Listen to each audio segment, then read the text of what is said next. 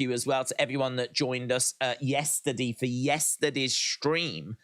We was live on a Sunday, and we will continue to do that. There isn't a Sunday stream this Sunday because we are doing a stream, but it's Wrestle Dream, I believe. So we are streaming, but it'll be Wrestle Dream. So I don't think we're doing like the Sunday streams that we've been doing. That'll just be on the Sundays, most Sundays where there is no wrestling. So the next Sunday stream will be in a couple of weeks' time. And as we said, that's because Wrestle Dream is this Sunday. We need to have a look at Wrestle Dream, actually. We need to look at the cards. We've also got No Mercy on Saturday. So No Mercy on Saturday, Wrestle Dream on Sunday. We've got Raw tonight, NXT tomorrow. There's a members stream on Thursday, AEW on Wednesday. There's SmackDown on Friday. I mean, it is. So I hope everyone is good. Let's just run down the cards and then we'll jump into the chat and see what people are talking about. Not really much in the way of news today. A little bit of a quieter day today. There's just a few little whispers and rumors and things like that, but nothing really too big and juicy. We tackled a lot of things yesterday, but as we said, you know, we can get our teeth into whatever you want to talk about. So the card tonight, don't know the full card, of course, but we've got a good idea. There's actually a few bits on the Raw preview. We've got Kevin Owens and Sami taking on Finn Balor and Damian Priest. I know. I know. I hear you. I know. It's the never-ending battle. It reminds me of New Day against Brawling Brutes. It never seems to stop. I don't think we're ever going to get out of this. It is Groundhog Day. I can only hope that by the time we're in our 70s and, you know, we are retired and knocking at death's door, I can only hope at some point then this series of matches will have finished. I can only hope at some point then WWE will give us a week where we don't have Kevin Owens and Sami against the Judgment Day in some sort of description. I don't know. I dream of that day. I think that day will come. I'm optimistic that we will see that day one day, but it's not today. And it's probably not next week either. So Kevin Owens and Sami against Finn Balor and Damian Priest. Someone actually did a graphic. I got sent a graphic online, and it showed how many times these teams had faced each other. And it is mental. It is mental. This graphic showed like how many times these two teams had gone off. And like it's, I don't know, it's around about 10 times, something like that. It is mental. Well, actually more than 10 times. This thing was just full of graphics. Must have been 15 times, something like that. That would be like 15 weeks, like one a week. I mean, it's just mental. So, yes, they faced a lot. Then we've got Dominik taking on Dragon Lee for the North American Championship. Don't expect Dominik to get the win. Don't expect Dragon Lee to get the win because Dominik was meant to be facing Mustafa Ali on Saturday. Obviously, Mustafa Ali has been released now, so it means that that's not going to happen. But surely the plan was Dominik was leaving with the title. They could obviously change direction, go in a new direction now, but I don't think they will. I think that Dominik will keep a hold of the title, and then either we do the rematch with Dragon Lee on Saturday or we find a new opponent, right? So either way, it looks like Dominik's going to be leaving as champ here. I expect Finn and Damian to leave as champs as well. 2 title matches tonight. I forgot to say that was for the tag titles. But tag title match, North American Championship match. Then we've got Nakamura responding to Seth. So obviously we're just, you know, progressing with that story. I really like that feud. I really like Nakamura. I've always liked Nakamura. I've always felt that he deserved more than he was getting from Vince, and I think I did have hopes that when Triple H took over, we would start to make some moves. And you might remember for the longest time this year, we just didn't see him. He just wasn't around, wasn't involved at WrestleMania, just wasn't around. Then he came back, and since he's come back, we've started to do some stuff with him. He was around Money in the Bank and the whole like qualifying for that. Him, Bronson, Ricochet, there was a whole thing. And now we've kind of moved him towards the world title picture, and it's been brilliant.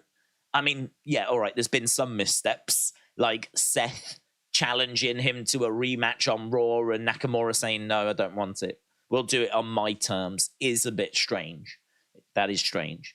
But as I said in like the ups and downs videos, maybe Nakamura was injured and we didn't quite know, or maybe he knew he wasn't 100% as well. And so, you know, it can be explained, but you have to kind of fill in some of the gaps yourself. So certainly some of the story has been a little bit clunky maybe in places, but I really like Nakamura. I really like how we're presenting him. I'm really engaged in the story. I'm looking forward to that segment. Should be decent. Otis against the Big Bronson Reed. So Otis against Big Bronson Reed.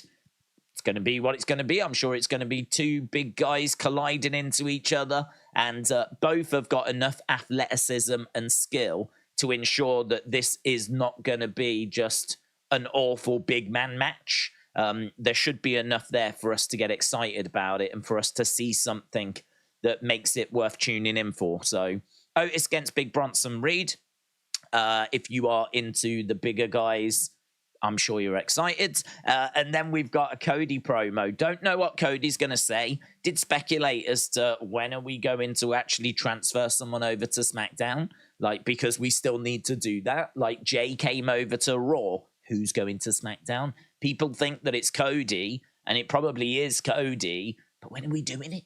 Right? So is he going to talk about that?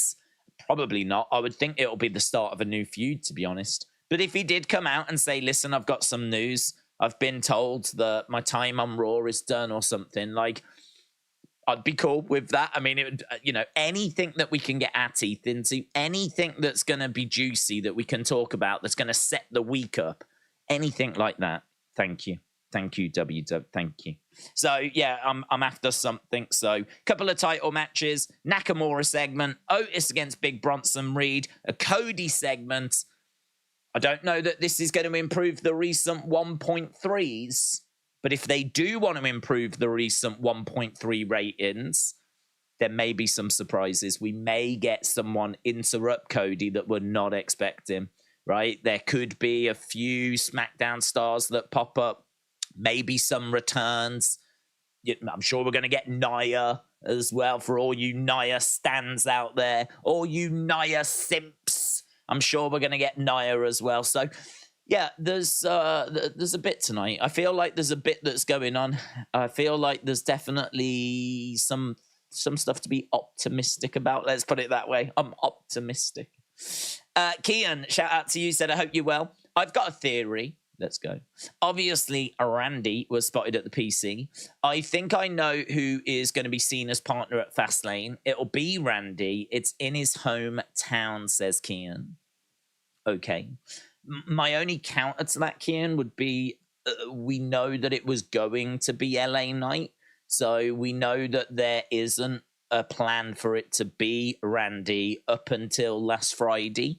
So could they now look at it as of this weekend and today and decide? I mean, first of all, we don't know that LA Knight is still not going to make it. He might make it, right? LA Knight might make it. LA Knight, I think, is still the most likely outcome. But could they look at it if LA Knight is out and go, that would be the perfect place to bring back Randy Orton? Maybe they could. Maybe they could. But I am just struggling with the fact that as of Friday, it wasn't Randy. As of Friday, according to Sean Rossap, it was LA Knight. So I'm thinking that LA Knight is still the pick, is still the play. But as we said, if he has been ruled out, because apparently he had COVID, if he has been ruled out, I think the Randy Orton suggestion is a fair suggestion. It's hard to know how far away he is, or even if he's there training to return at all, you know? It's very difficult to know because he could be down there, as we said, just working out and just working with the doctors and just trying to see what's possible. It could be that his doctors have said no, an in-ring return's not possible, but Randy's not accepting that. So he's gone to the PC to use their gym, talk with the WWE medics, try and find a way forward, see if, like, you know, okay, put me through my paces. How do I respond? Let's do just a barrage of tests. Let's just see, like, where am I with my recovery? And it could be that we're doing that more than getting ready for a return, which might not even have been discussed and might not even have been planned. So it's a difficult one. It's a difficult one. I don't think it's the worst suggestion I've ever heard in the world. I do label it unlikely because I think there's just so much unknown there. I think there's so much unknown. Liv Morgan, New Jersey, said, I heard The Rock could be wrestling at Elimination Chamber a few months before WrestleMania. Jordan said, I'm hearing it's going to be a last man standing for the World Heavyweight Championship at Fastlane. Okay. Yeah, I could see that. I mean, last week Seth did say, name the place, name the time, name the place, name the stipulation. So, yeah, I think the fact that Nakamura now could come out and go, I think we're all expecting Fastlane. I don't think he'll name the time. I think he'll just be like, Fastlane. And, yeah, if someone said name the stipulation, you're probably going to give a stipulation some thought, aren't you? So, yeah, last man standing could definitely be that way. Have you seen Jay simping over Rhea with his Instagram stories? I haven't. No, I haven't. I mean, Jay made his feelings very clear about the Judgment Day. And so I don't know if we're going to try and do a little bit of a story there still. I did say that it was a bit disappointing last week because it would have been nice if we could have done a little bit of Jay, Rhea, Dominik, jealousy. Like, there's something there. There's definitely something there. You know, Rhea trying to reassure Dominik that I'm not interested in Jay. But then when Jay's around, she acts a little bit different. And we could have got some good few weeks out of that type of content. Maybe we could still salvage something. So if Jay is going online and simping after Rhea, maybe we could bring that into a story. Maybe Rhea could still show a little bit of interest, but reassure Dominik, of course I'm not interested. I'm with you. I'm Judgment Day. Of course I'm not interested. Don't be ridiculous. But then her body language should suggest otherwise. Like, that could be really fun. That could be really fun. Misfit Wrestling Podcast said Io versus Asuka drew 2.4 million viewers. That is incredible. I agree with William. I think John Cena could show up. What, tonight? Maybe. I mean, they do need to improve that 1.3. Word on the street is that USA Network have asked for them to bring over some stars from SmackDown. If you want someone to move a number for you, do a number, move a rating, like bringing John Cena out at the start of the show or near the start of the show or advertising him for later in the show or however you want to do it, would definitely do that. Whether like John would be able to get there if it wasn't planned, I don't know. I feel like, yeah. I mean, if USA Network said to you last week, like last Tuesday when the ratings came out, like, we need to turn this around, like, you could have already had that conversation with John. So hopefully, yes, I think it's a decent shout, because if you want to move the number, you've got to be thinking a Roman or a Cena, or would an LA Knight? I don't even know if an LA Knight would do anything, to be honest. I don't think LA Knight's interesting, isn't he? Because he's over, but does that translate to ratings? If people know LA Knight's going to be on Raw and you advertise it, would that draw extra people to Raw? Maybe it would. Maybe he's so over now that he would move the dial on ratings, but I don't know. I don't know if it would, and I don't know how much it would. I feel a lot better that Roman would and Cena would. But LA Knight, we're still sort of building. I think he's over with the WWE fans, but I don't know how many casual fans, people that just dip in every now and again. I don't know how many of them would tune in for LA Knight. So, yeah, maybe it's not the longest of lists. Maybe it's actually not a long list of people that would, like, really move the dial from SmackDown. I mean, I'm trying to think who else. Austin Theory wouldn't. Grayson Waller wouldn't. Brawling Brutes wouldn't. I don't think Asuka would.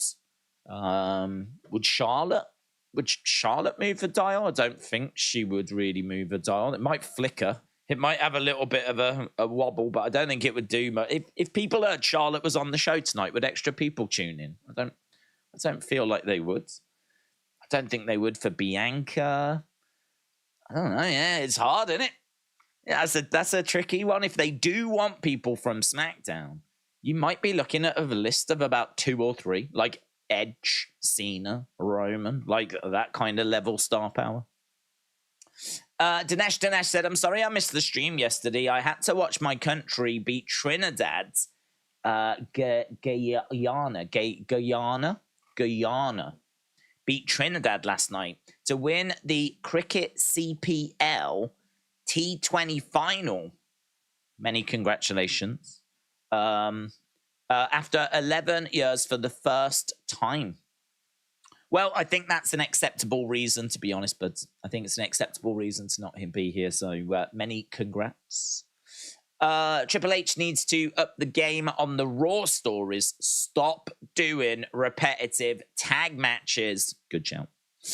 Aseeb said, now that Riddle has left Void on TV, who will replace him? Has he left the Void? Is there a Void? We've actually gone most of this year without Riddle.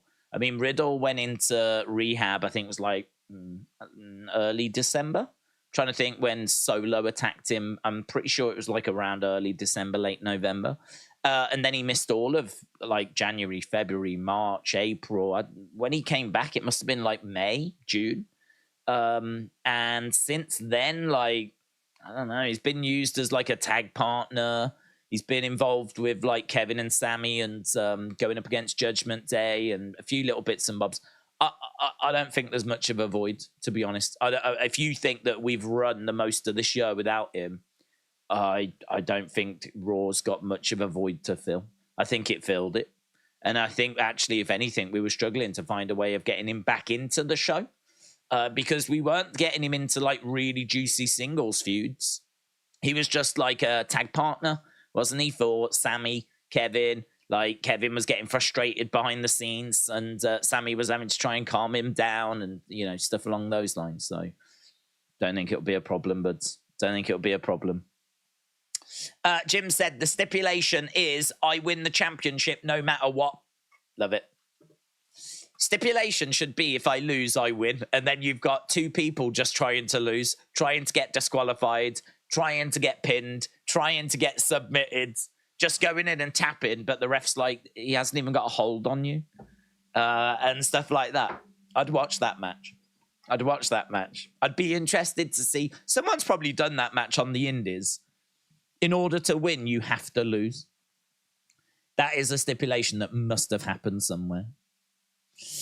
Coach Co said, my much is the caution with a client with emotion, Filipino smoking, weed smoking, Mississippi sippy, in the stomach sick, you sick. Koji Co, you sick. Shout out to you. WWE wants release WWE superstars brought back, says Warrior Gaming. Kevin said, did you see Kurt Angle on Joe Rogan? I didn't watch all of it. But I saw clips and it was good. I mean, the clip about him talking about Vince was, I didn't really learn anything there. I mean, he was just talking about how much of a savage Vince is. Yeah, I've only seen clips, so I can't really talk too much on it. There was a clip I saw where he was talking about Brock. He said that he had wrestled Brock. I mean, I knew that he had wrestled Brock, and I knew that he had won, like for real. But I had never heard the story as to how it came about or where it happened or anything. So that was interesting. Apparently, he was in the ring wrestling with, I forget, someone Brock was, wrestling with someone for real. And then in slid Kurt, tapped Brock on the back and went, let's go. And so they did wrestle. And Kurt said he took Brock down twice and Brock didn't take him down. So he said, like, in that regard, he won, but there was a big but here. He said it was not a domination. The boys will tell you that I, like, smashed Brock and all this kind of... I didn't. I managed to get him down twice. So if it was a proper wrestling contest, I would have won. But it's not one that, like, I destroyed him or anything. He said, I'm amazed he didn't go for like the Olympics, because he was a freak athlete and, so explosive and everything that I think he definitely would have medaled at the Olympics. I mean, who knows? He could have got gold, but, it could have got gold. But yeah, Kurt went as far as to say, I think he would have got a medal of some description at the Olympics after being in there with him. So, yeah, that kind of who would win between Kurt and Brock conversation, apparently we know the answer to that. But as I said, that's a story that I'd heard before, that Kurt had beaten Brock for real. But I just never knew how it came about. So I saw that clip. I saw the clip on Vince, and when he was talking about Vince, but I haven't seen anything else. I certainly haven't sat down and watched the whole thing. I should. I've no doubt there'd be some good stuff in there. It seemed like a really fun, relaxed interview. I think Joe Rogan's such a good interviewer. He does, he asks questions, but they're questions that it feels like he genuinely is interested in. Like, his interview style doesn't feel like he's got loads of pre-planned questions. I reckon there are, and I reckon there is some sort of like structure that he's working to, but it really feels like he's just, man, did you, what about, oh God, what about this? Yeah, what about that? You feel like you're watching two people in a bar, just having a conversation. Joe Rogan having a chat with Kurt, and, one conversation will just naturally lead to another conversation. And, you just get this interesting stuff coming out. So yeah, I like it. I like it. I could believe that being a very interesting watch. I feel bad for Riddle. I liked RK Bro, says A. Jobson. Dinesh said, Crown Jewel, Roman versus Rock. We all know Saudi Arabia gets the world of money for that match. Well, I think they would have to pay extra. I think that WWE will provide them a show for the money that, Saudi is paying them. But if you want The Rock, that is... it's a little bit like if you go to an all-you-can-eat restaurant. There are certain dishes, there are certain things that may just cost like an extra $1 on top, right? If you want to unlock the grill, the steak part like that, you just got to pay that little bit extra. It could be that we'll give you the show, and if you want The Rock, you're going to have to give us this little bit more, because all of that is going to go to him to get him to agree. Because we can't make him have a match because he's not under that kind of contract with us, unfortunately. I think he's under like a Legends deal. So they can't just go, right, you come in here. Like, that's clearly not how it works with The Rock. So if Saudi Arabia want him, then they are going to have to pay that little bit more, which they absolutely could do. But that's going to be a bit tricky because The Rock's always busy, isn't he, with his schedule? I mean, if The Rock has to choose between a absolute ton of money or doing like a certain film project, like, I don't know, that might be a difficult choice. It depends on the film, doesn't it? If it's like, I don't know, Black Adam 2 or whatever, and it's a big deal for him in his movie career. I'm sure there is an amount of money that would get him to postpone that. But it might have to be like a serious amount of money, because otherwise, like, he might choose the movie project. This is why getting The Rock is so difficult. So difficult. Because sometimes, like, money isn't everything. But I reckon there still would be a figure that would get him to choose doing the match over doing the project. But as I said, it's going to have to be somewhat serious. Serious. There's apparent a rumor that Tony Don't Lunge at Me Khan is buying New Japan, hence why he mentioned about the end of an era in a recent interview. Tony wants to buy New Japan. Wow, I mean, strategically, that would be very good. I mean, that would give him a base in Japan. It would give him access to all the talent they've got. Obviously, talent only goes so far, because talent is going to grow old, it's going to leave. We're probably there or thereabouts done with Tanahashi. Naito has said that he hasn't got much longer left to go. So, you know, you could be losing Naito relatively soon. You could be losing Tanahashi relatively soon. If you're buying New Japan, you're buying it for its established fan base and its footprint in Japan and its standing in the world of wrestling. Like, it's kind of regarded as probably the biggest international promotion and probably third. I was going to say maybe second biggest promotion, but I think AEW definitely beats it. I don't know of like numbers that New Japan gets in Japan, but I don't believe them to be higher than what AEW get in North America. So I think they're third, but yeah, for him to buy them, that would give him a permanent foothold in Japan. It would give him an established fan base. It would allow him to do cross-promotion shows on a regular basis, do tours. You know, he'd be able to, like, you know, bring AEW stars over to Japan and, like, you know, really, like, supersize that market. You would have a promotion in America and a promotion based in Japan. And you would have the second and third biggest promotions in the world. You know, if you're Tony, you probably heard that, I don't know if you heard this news, but apparently WWE wanted to buy RevPro for $1 million. And apparently it got turned down. So WWE seemed to want to have a promotion in the UK, which is funny because they had flipping NXT UK, right? They had NXT UK, which was a promotion that was on TV and was a promotion that had the WWE name, had the NXT name attached to it, had BT Studios like showing it on TV. Like you would think there would be value in that. And they got rid of that.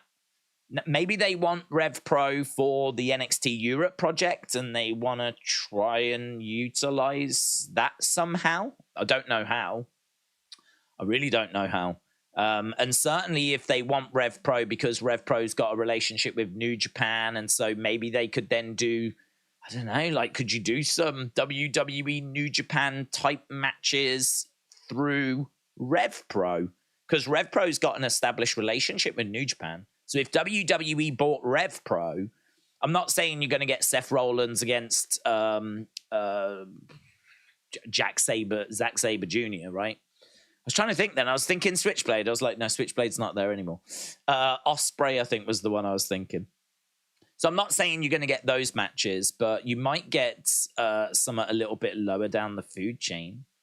I don't know. I don't know what their plans would be with RevPro. I found it a very interesting development, but I suppose in a way WWE need to have some sort of footmark in the UK.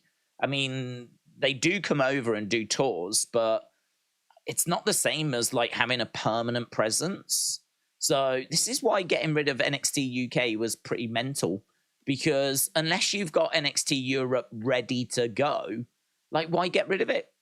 To be honest, I think they got rid of NXT UK because I don't think it was doing it in the ratings. And I think the writing was on the wall. And I think they got rid of it as because it was failing. And I think they've said NXT Europe as an excuse. Because if it was working, you wouldn't sack it off unless you had NXT Europe ready to replace it. It's a little bit like when they got rid of ECW and replaced it with NXT. We didn't wait ages. It was like the following week or a few weeks later, ECW ended, NXT began. And so, like, you know, that transition was fairly seamless. It's been over a year. How long are we meant to wait? I'm sure they shut down NXT UK like last August. It was around that time. So it's been over 12 months since we got rid of NXT UK. And now they want to go back into the UK market and buy RevPro. I mean, what you're buying is you're buying an established brand in the UK, well-respected, that has a relationship with New Japan. So it is interesting. It is interesting. They wanted it for $1 million. I mean, RevPro, it might be on like one of those indie platform things. But it's not something that you can watch on TV. So, you know, what are you buying, really? You're buying certain wrestler contracts, maybe, certain agreements that are in place, maybe that relationship with New Japan. Although I would imagine that would be under review if it fell under new owners. I mean, New Japan aren't just going to want to work with anyone. So even that might have been at risk anyway. I think if you're buying it because you want a permanent footmark in the UK, which, as I said, is just mental because you had one and you got rid of it. You had NXT UK and you was on TV. And if it was failing, why didn't you put some bigger stars in there and have some like main roster stars go over and like, just pop the ratings like what you've been doing with NXT? Why didn't you just do that? Why did you sack it off? It's a question I can't answer, to be honest. I think that it was failing, and I think rather than try and put work into turning it round, I think they decided to make the saving, which now they might be looking at 12 months later, and now they might have realised, we dropped the ball there, We dropped the ball there, because we really could do with being in the UK now that AEW are going over and smashing Wembley. Like, we probably could do with having a permanent presence in the UK rather than just going over like once or twice a year to do a little mini tour and to do like 3 or 4 dates in a couple of house shows like Sheffield, Manchester, maybe do a Raw in London or something like that. Like, it's just not enough for the market that's here, There is a market that's clearly here that clearly wants wrestling, that doesn't have a big nationwide promotion. It's just got RevPro and Progress and whatever down in London, right? His promotion, Trent Seven's promotion, was bringing over the likes of the Young Bucks and Kenny and people like that, So that was a great little promotion, but they're not all over the country, unfortunately. They are a little bit few and far between. But yeah, there's a big conversation to be had there. Gig Worker said, I want to talk about getting rid of rematches every week. Go ahead. I mean, we have been getting Kevin Owens and Sami against Finn and Damian way too many times. I completely agree. And actually, one of the things that we had praise for from Triple H was the fact that when he first started, we weren't seeing those endless rematches. And this is definitely one that we do keep seeing a lot of.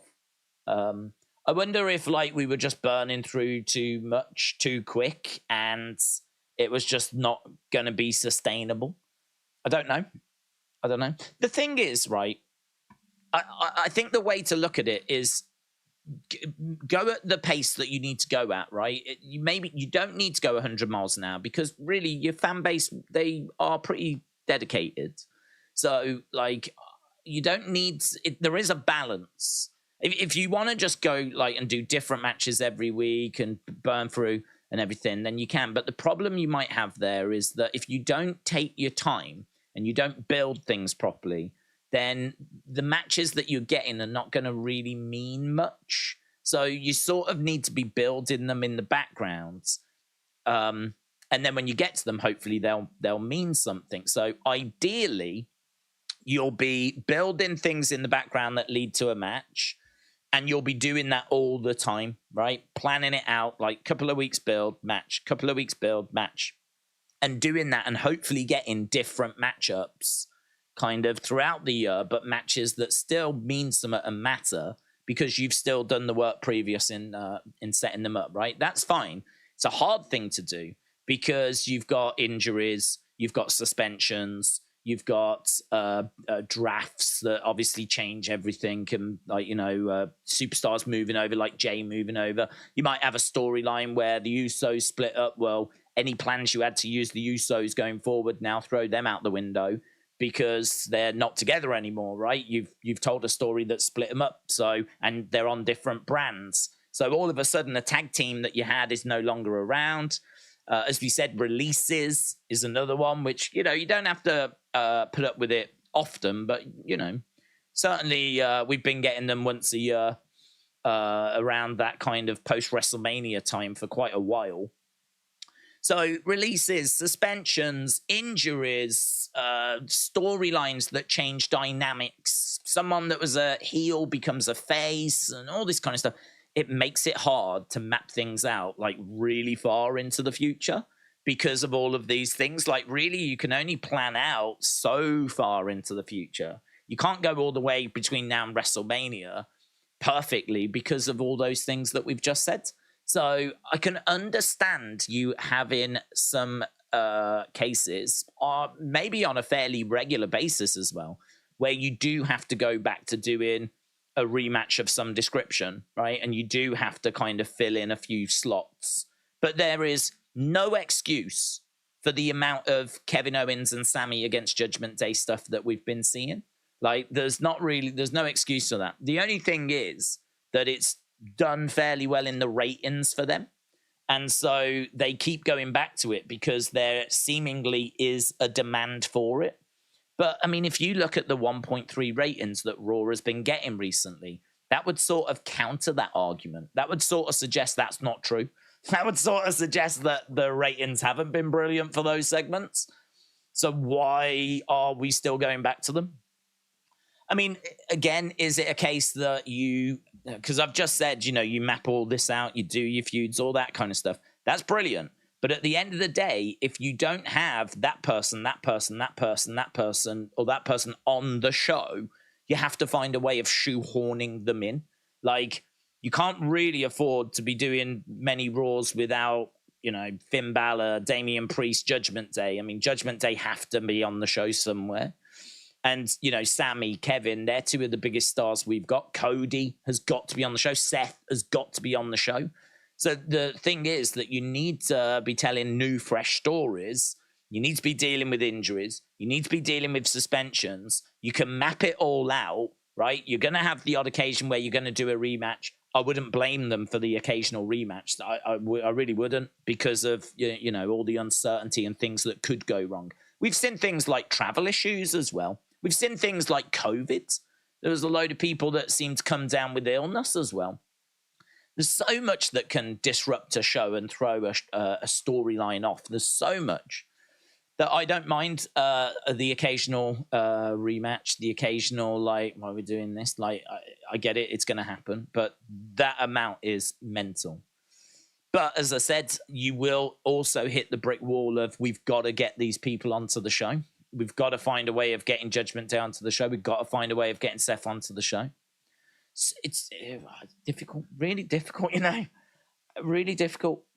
I think if you look at all the moving parts that are at play, you can sort of really understand why the creative and that side of it, why it would be as hard as what it, I think you can make it as hard or as easy as you want it to be. I think you can make it easier on yourself, and you can make it harder on yourself as well.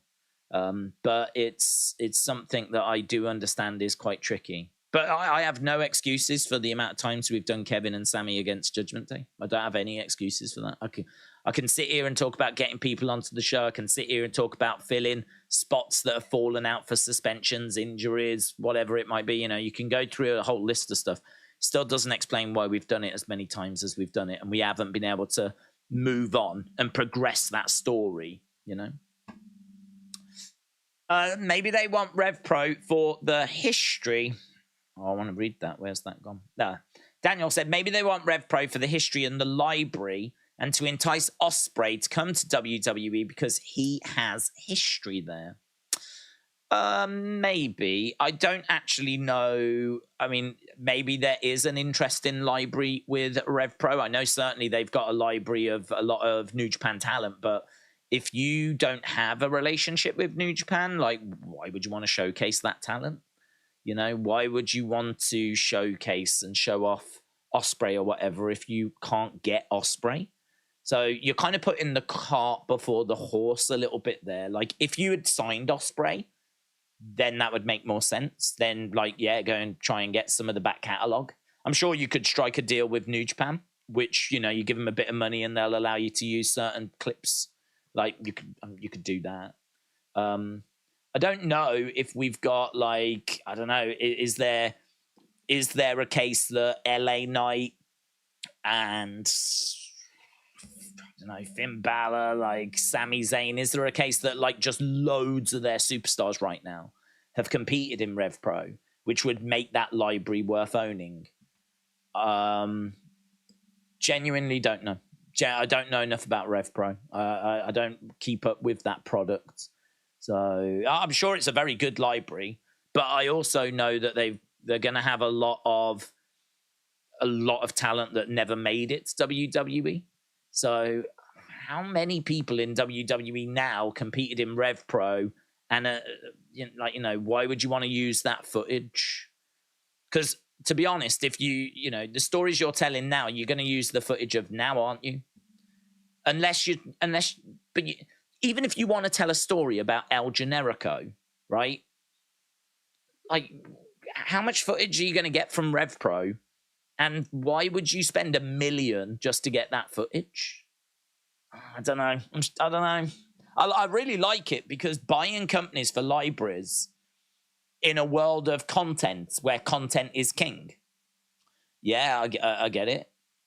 Another thing, actually, talking of content, is maybe they were thinking of buying it so that they had a promotion they could put on the network as maybe another reason to tune into the network or something. Maybe another something else for Peacock. Maybe there's something there. Peacock want a bit more live action on, and it's better to just buy a promotion that already exists than produce another show. Don't know. Maybe there's something along those lines where Peacock want, a little bit more for what they're getting, and maybe it's something that gets chucked onto the network. We have seen Progress and ICW and a few other promotions that went onto the network. So maybe you're right. Maybe there is something in just the content side of it as well, rather than the name and the fan base. Maybe there's something in the content side. Gig Worker says, Mommy above the ring ladder match. Winner gets the key to open the door to the shark cage.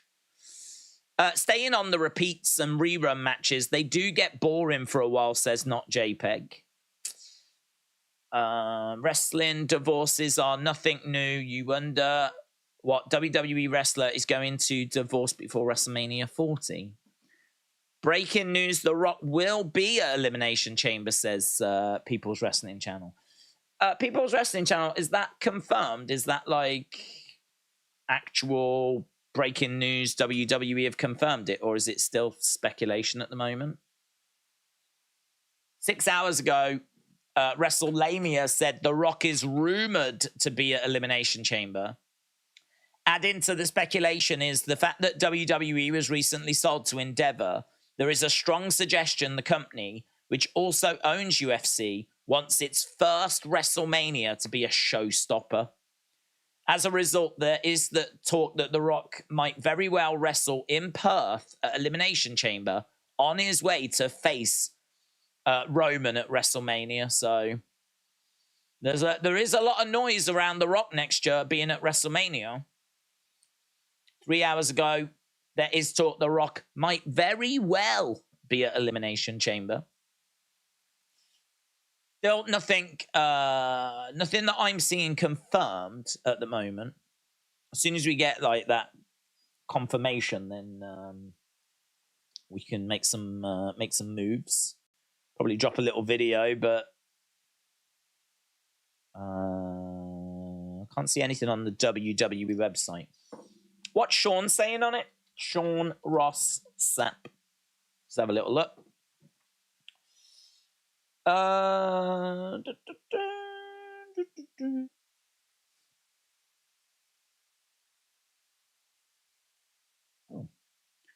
Well, Sean put a message out 24 minutes ago, but it's not about that.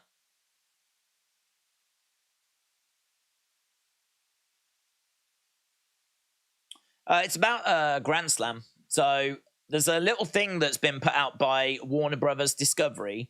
Dynamite's third Grand Slam, which was last week, reached 2.8 million total viewers. 2.8 million total viewers. What does that mean? Around the world. Reached 2.8 million total viewers. What's that? And was cable's number one in 18 to 49 and men 25 to 54 on Wednesday. It ranked number two with men 18 to 34, blah, blah, blah. As the strongest performing episode of the year, the telecast delivered a 1.11 L3 rating. It's an increase of 18% over the past 6 weeks. Yeah, but I mean, it was basically a pay-per-view. It was stacked, wasn't it? Arthur Ashe Stadium. MJF in a championship defense with AEW Women's Championship defense on there as well. Chris Jericho competing against Sami Guevara. There was Ring of Honor World Championship on the line against a New Japan Strong Openweight Championship. Jon Moxley defended the AEW International Championship. So, I mean, there's a reason as to why that was your strongest performance. But I'm interested in that 2.8 million. Is that like, I wonder if that's around the world? I wonder if that's everyone that tuned in for it. I wonder what SmackDown's world viewership is if we count UK and Mexico and count all of that. I wonder what that would come out as. I'm not comparing. I'm just wondering as to what that number would be, because we know that it's like 2.2, 2.3 in the US alone. I couldn't even speculate. Couldn't even speculate as to what that number would come out as around the world, like 4 million, 4 point something along those lines, maybe. Right, let's get back, see what people are saying. There's a report that Triple H and Stephanie are seeking a divorce. Oh, really? Really? Well, that would be interesting. There are 2,000...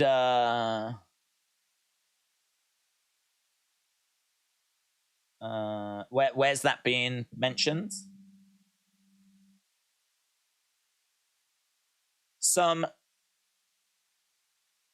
Where's that being mentioned? Is it on Slice?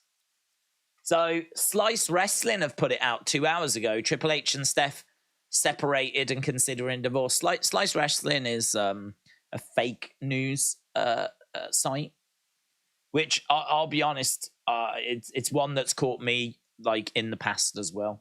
Because I don't know, this is why I stick now to Dave Meltzer, Sean Rossap, and I'm very wary of like, you know, Better Wrestling Experience and Zero News and all that kind of stuff, because there are fake accounts that are out there. There are people that just do nothing but post fake news, and you know, they're people that you might not have heard of before, and so it's hard to know if they have got sources or what it is. Like, really, people need to build up a reputation. You need to build a reputation. You need to prove that you can get some stuff right. And then, you know, people will start listening to what you're saying. I would say that if someone puts something out like that, if you've not got like experience with them before, you don't know quite what they have put out before previous, then I would always err on the side of caution. But what's the mentality of WWE? What's the mentality of WWE when repeatedly doing the same match over and over again? It's not fun for us. The wrestlers want to move on and ratings are sinking. No one's winning. What's the mentality of doing it again and again? Well, no, I don't disagree.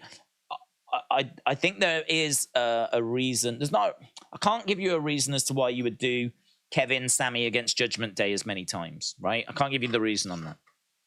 But as I said, I think if you're booking stuff and plans change and you've got a gap, like I think it's an easy default. Let's put it that way.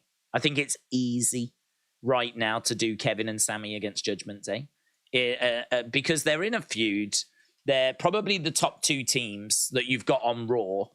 It absolutely makes sense to, you know, have them in a feud. Like, I don't think anyone was down on it when it first started. Like, that was like, okay, yeah, this is what we're going to do now and could be a lot of fun. But I think if you get injuries, suspensions, if you are trying to get somewhere, but this is another one as well. Like, say you want to do something with Sami, but you don't want to do it till November. And so that sort of means like we got to spin our wheels a little bit, or you know how Judgment Day looked like they're probably going to split, but it ain't going to be yet. So we got to spin our wheels a little bit. Like there is going to be some times where you're going to need to just kill a week, where you're going to need to just do that match again. Because we know where we're going, but we're just not quite there yet. Like, we can't really start it now because we're too far away from the Saudi show, or we're too far out from Survivor Series. Like, it's going to be too difficult to book it. There's enough on the show already. So there's enough for people to tune in for. So let's just do Kevin Sami against Judgment Day again. Like, I feel like that's probably happened at times as well. Is that, you know, you default to that sort of setting of that kind of like, look, just do that. There's enough on the show for them already. It ain't going to matter. Look, there'll be people that'll just be pleased to see Kevin and Sami and Finn and Damian on the show. And, you know, we'll do something interesting in the match. You know, we'll tease a little turn between them or something. We'll just do a little thing where like Finn and Damian look like they might turn. Maybe we just go back to that. Like, maybe they lose by count out and, you know, they just have a little look at each other. Like, that'll do. I think there's probably some of that that's gone on as well. Spurs Gamer said, do you think that Becky could take Lyra Valkyria with her to Raw when she loses the NXT Women's Championship and helps her become a main on Raw? I don't think so. Just because I don't think she would take her with her. I think that she would be willing to certainly help her out when she does arrive. I think Lyra is someone that could probably benefit from having a run with the title first. So I think that actually Lyra's maybe my pick to win the title from Becky. I think that the reason why I say that is because I think having the weight of the belt on your shoulder, being the face of a division, and being the top girl or the top guy or the top tag team or whatever, right? You are in a different point in the card. I mean, you are maybe main eventing shows, right? Closing shows. Your match is going to be the thing people are going to see last. And so, you know, you've got an extra pressure there that maybe is not there if you're just opening the card or in the middle of the card, right? I'm not saying that they phone it in, right? But I'm saying that there's not really anywhere to hide if you are the champion, right? Because you are, back in the day, people would thank the champs for drawing the house. Like, you know, people would go up to Hogan and thank Hogan for, you know, for bringing so many people to the show. Because back in the day, the champ used to be the main draw. Back in the day, the champ was the one that people really came to see. And so, you know, you would get paid by how well attended the show was. If the show wasn't that well attended, your pay would be so much. If there was loads of people there, it would be higher, right? So if the champ was red hot and doing some good stuff, it meant that your pay would be better. So there's plenty of occasions where people would go up and, you know, go and thank people for the house. Actually, I remember Cody telling I think it was Stone Cold, said that when he main evented night one of WrestleMania 38, Cody came up to him and thanked him for the house. Came up to him and said, thanks for drawing. I mean, like, it's old school, man. It's really old school, because Cody won't have been paid by how many people attended. Like, I'm pretty sure he's got a set number, you know? And there may have been a little bonus that got put in there. Maybe his bonus was affected by how many people came. They did advertise that Stone Cold was going to be there, and Stone Cold was the main draw for that first night. And Cody apparently went up to him and thanked him for the house, thanked him for like drawing that many people to the show. So it's an old school mentality, that is. It's an old school mentality where the champ or the big name like is thanked for drawing the people. There is an extra pressure to being in that position, and there is an extra pressure to being the champion, and there is an extra weight and responsibility, and, you know, you are going to be on the premium live events. Like, it's not really too much of a question. Like, you are, because you're going to be defending that title, and you are going to be in the highest profile feuds, and you are going to have to deliver because you are representing the women's division. So your matches are going to be really judged, you know, they're going to be really scored by people, they're going to be really scrutinized. Like if Kalani Jordan gets in the ring and has a match, no one's going to, you know, people will watch, but, you know, who cares? But if it's going to be Tiffany Stratton, Becky going for the title at No Mercy, like they are this Saturday, like that match is going to be much more heavily scrutinized. So I would say that Lyra Valkyria needs that heat, needs that responsibility. She needs that weight on her shoulders. Because really her in-ring is very good. And I think her promos are fine. I think they're good. I think everything about her works. I like her character work as well. We might be able to dig into her character a little more. You know, we've seen her in the woods with wings, not actually flying, but you know, she's very kind of Irish, or was Irish mythology in her approach. Like when she first came, we've sort of took a little step away from that. Didn't she also used to come out with like a storm and rain CGI? Do you remember that? Pretty sure when she first arrived, she used to have like rain CGI coming down. And there was just a few times it didn't look quite right. And so I think they binned it off now. She doesn't come out to that anymore. But yeah, I think she's there or thereabouts, but she could probably do with a little run with the title. So I don't know that it'll be a case that when Becky comes back, she'll be bringing Lyra with her. But I do think that she could be putting Lyra over so that Lyra could be getting some experience with that title. So Spurs Gamer, shout out to you. It's a really good question because I think Lyra is someone that they've definitely got high hopes for. And she's good in ring. She's really good. Daniel said, AEW put the same matches on all the time, 10, 15 minutes, where even the obvious losing competition has a few near falls, add a few false finishes, and done. What about the Priest cashes in on Dirty Dom, says Michael. What about this? Priest cashes in on Dirty Dom. I wouldn't do it. I wouldn't do it because, like, for me, if you've got money in the bank, then you are going to be cashing in on a world title, a top title. I don't understand why you would ever want to cash in on anything less. I thought the Austin Theory cash-in was garbage. And it was proven to be garbage because I think the title was created, wasn't it, before Money in the Bank? So like he could have gone for Seth's title. He could have. There was a whole separate title he could have gone after. And to be honest, if he'd have tried and failed to get Roman's, like I could understand him going for a mid-card title if he had tried and failed loads of times to get Roman's, right? He still had like a good 6-7 months to go. Austin Theory did, of attempts to try and get Roman's belt, right? So he could have kept doing that.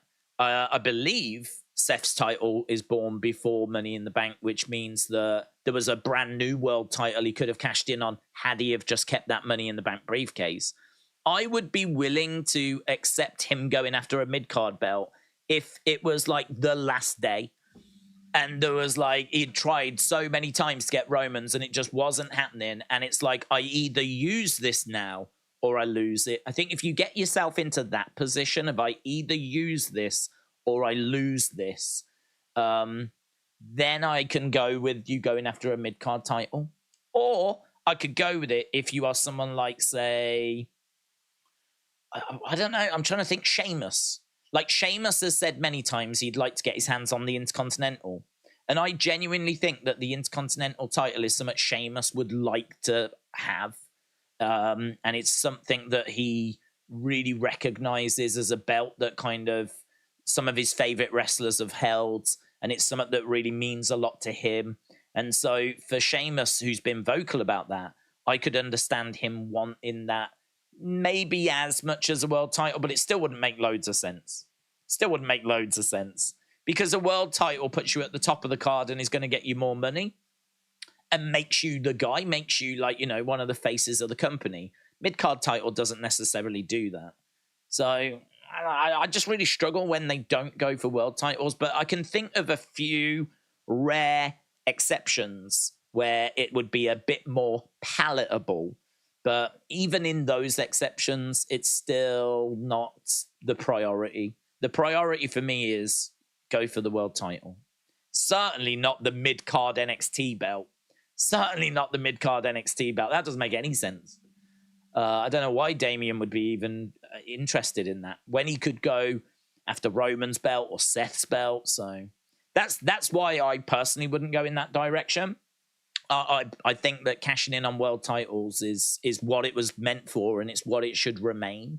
I think it's kind of hard for people to accept that a wrestler would want anything less than a world title when a world title is available to you. And we've seen that cash-ins are so successful as well. I mean, you've got a good chance of being successful if you cash in for a world title, because obviously you get to do it at the best moment possible. So, I'm not a big fan of us faffing around with these Money in the Banks. But what about... Oh, we read that. Seth was US champ. Theory tease going for Roman. Tyson Fury hit him, says Daniel. He did. Clash at the Castle, yeah. Let's all celebrate Miss Clown Day. My favorite Miss Clown moment. I was super down, mentally fatigued, reading comments. I came across the comment, let's be sexy. And I laughed. Let's go. Let's go. Miss Clown. God bless him. Steve said, the TNT title is the best title out there now. The GOAT Christian is officially holding it. Omos is meant to be feuding with Cody next, says Jim. Jeez. Michael said, Cena needs to get an IC so that he's held all the major belts. Do you know what? Cena's name popped into my head as I was talking about that. It's a really good shout. Because you're right, he does. So you're not wrong. But Cena also needs just one more world title to beat Ric Flair. And to then be like a 17-time champion. So even if Cena got Money in the Bank, for me, it still wouldn't make sense for him to go for an Intercontinental over a world title. When a world title would make him 17-time champion. Which would be the most decorated world champion in the history of wrestling. So even for Cena, I think like him not going for a world title would be a bit strange.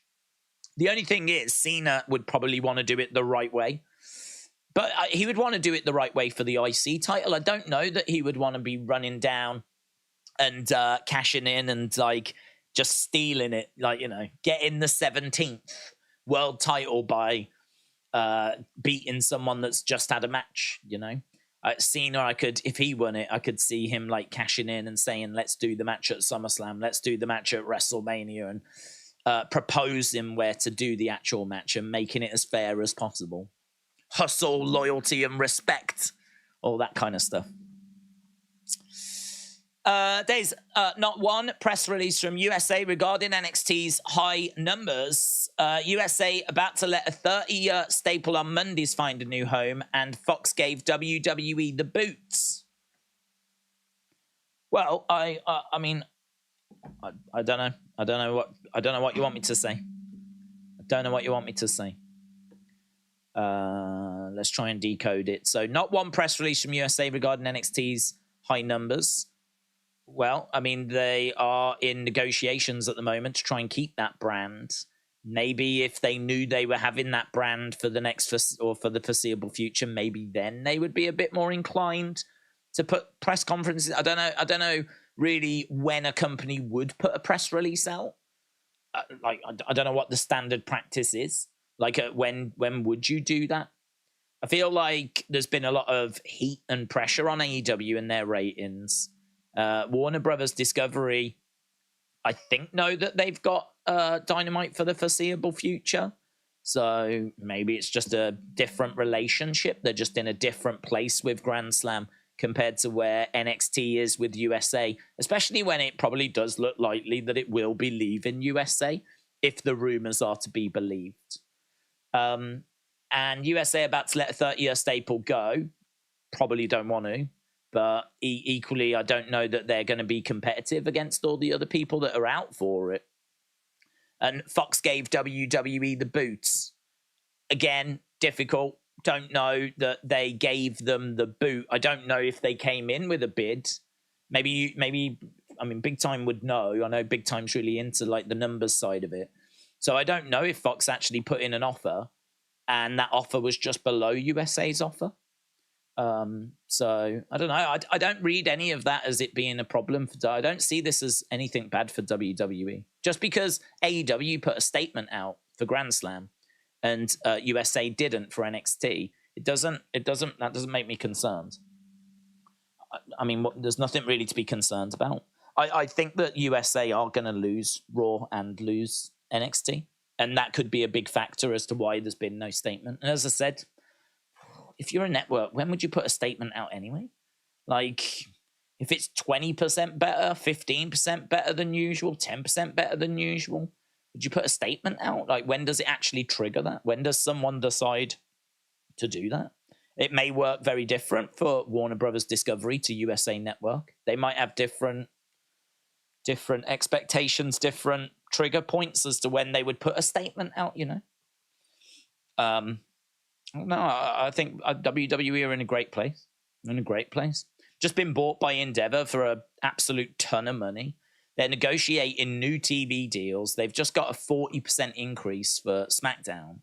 And apparently there's a lot of interest in Raw and NXT. I mean, if you want to be down on Summer, they were, I think, hoping to get more than just a 40% increase for SmackDown. I think they were hoping for a bit more than what they ended up getting. But outside of that, it's, you know, goods.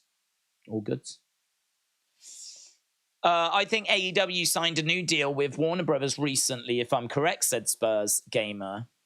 Not JPEG said, are you thinking of going to any pro wrestling conventions next year? We don't really have them. I mean, we've got For the Love of Wrestling, and that might be the only one I'm aware of in the UK. So there's one that takes place like March, April time. I've never actually been to it because I think it's predominantly meet wrestlers, and I'm certainly not against meeting wrestlers, but I don't know. I think there's probably not the longest of list when it comes to like wrestlers that I want to meet. When I was younger, I was very much into that. I was very much into like, oh my God, like meeting them, that'd be amazing. Just getting a picture and all of that. But I don't know if it's as you get older. I don't know. But that is cool. And you definitely would do it. But I don't know, as I've got older, it's become something that's just not quite as appealing. Not because like I don't like love watching the wrestlers or have respect for the wrestlers. I don't know. It's just a weird little thing that's happened to me. When I was young, the idea of meeting a WWF wrestler or E-wrestler was mind-blowing, right? Like going to Smith's or going and meeting someone, getting a pitch, getting an autograph. Oh my God, amazing, right? I wouldn't care who it was. Virgil, I'm there, right? Bang, I'm there, right? Wouldn't matter. I don't care if they'd only been in for 5 seconds. I'd be there. But I don't know if it's because like the world's got a bit smaller and like these things happen on a more regular basis now. I mean, like we had wrestlers that were down at Telford, which is only 20 minutes down the road, and there's like, you know, Scarlett and Britt Baker and a few other people were like doing like, you know, you could go and meet them and whatever. So like I don't know if it's because it's just more frequent and it just doesn't feel quite as special anymore. I don't know. I genuinely, I don't know. It's just something, maybe it's one of those that as you get older, you kind of start to focus a little bit more on, like, you know, I've only got so much time left. So what mark am I going to leave on the world? When you're young, you probably don't think about that. When you're young, you probably like just idolizing people. I think as well, when you're young, I don't think you quite know who you are. And so when you're young, you are looking for inspiration. And so like you look up to people that are in wrestling or musicians or celebrities or famous TikTokers or whoever it might be, because they're making the kind of content or talking about the kind of things that you are into, and they represent things that you love. And so I think like there's an appreciation there, respect there, but I also think there's a little bit of like maybe you haven't figured out like what you're gonna do. So at that point in your life, it's very easy to kind of hero worship. And, this is why I think you see a lot of like screaming teenage fans. And this is why like kids in particular tend to do a lot of idolizing, whereas you don't see it quite as much from adults. Like, again, the Beatlemania was a lot of screaming girls. You didn't get loads of 70-year-old women going and screaming their heads off, right? So I think there probably is some in the age. As you get older, you kind of maybe settle that part of yourself down a little bit. It's a really interesting one because it's not something I've really thought about before, but it is true. Go back to when I was young. I loved meeting people. I mean, I used to like get to venues like early to see if I could see the bands I like arriving. I remember sticking around after a Yeah Yeah Yeahs concert when they played in Birmingham, and I was desperate to meet them because like that was a big band for me when I was growing up, the Yeah Yeah Yeahs. And I absolutely love their music, love their first album. I love all their albums. But I was desperate to try and to meet them. So I mean, and I remember getting to a shop so I could meet another band and try and meet those guys. And I didn't know kind of how it worked. So I was like, I definitely don't want to make the like not see them. So I got there super early, earlier than I needed to be there. I was like first in the queue and everything. But I was under the impression like, well, they're only going to be there like half an hour. And if I'm not seen, but in that half an hour, I won't see them. So I was like, okay, I need to get there early then to make sure I definitely see them. So I was there like, 8 o'clock in the morning. They were doing the signing at 1. There was no one else around.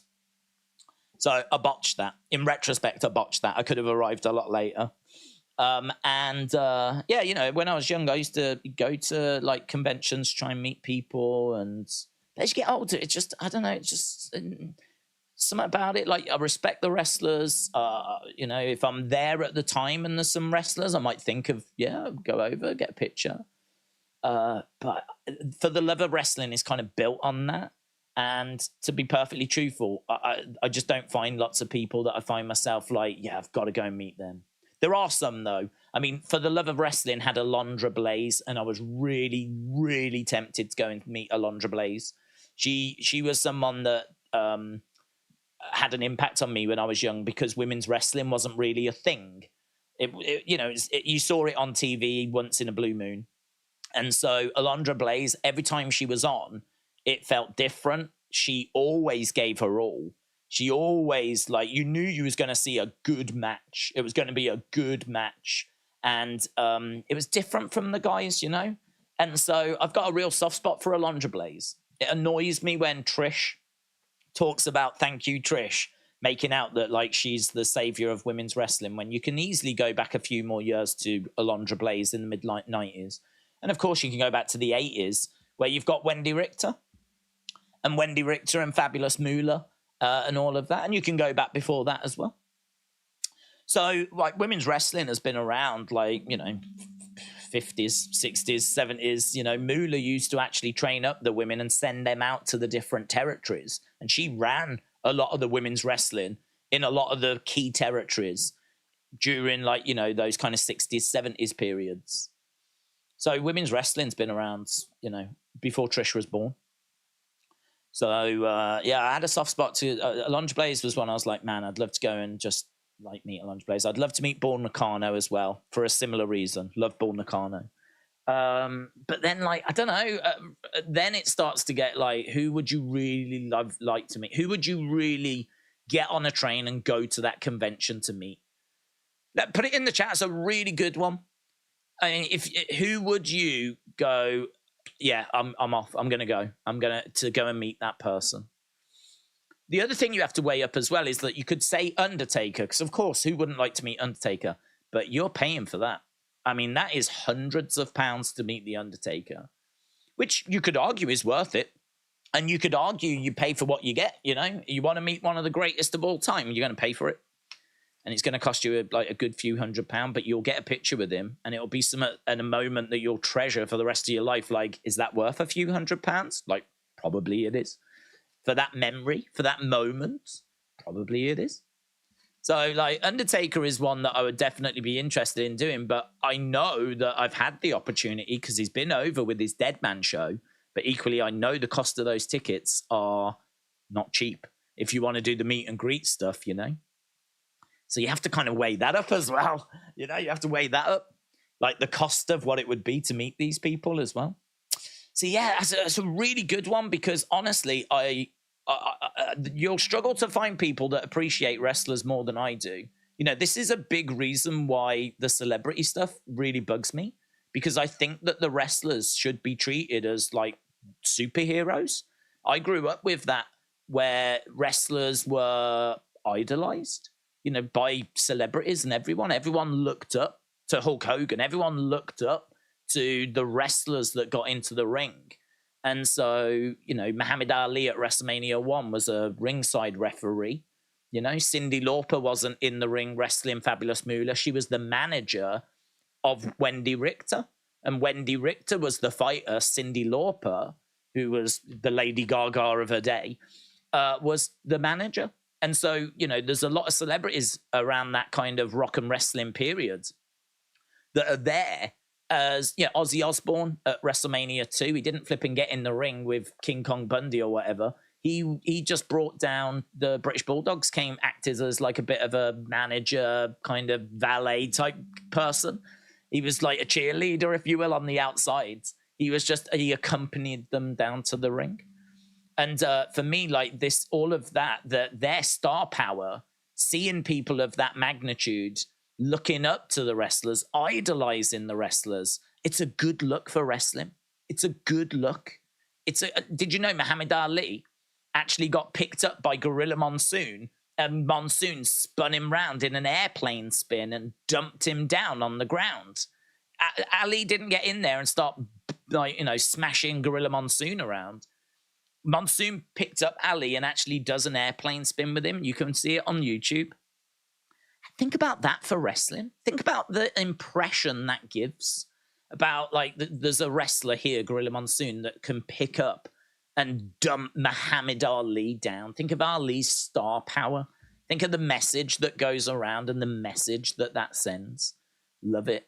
For me, that's how the celebrities should be used. Their star power, if they really love wrestling, should be used to make the wrestlers seem bigger, to make the wrestlers seem like more impressive. Like if Taylor Swift goes to a wrestling show and she's in awe of the wrestlers, like doesn't dare step in the ring, and she's just in awe of what they do, and they're so good, they're so strong, so impressive.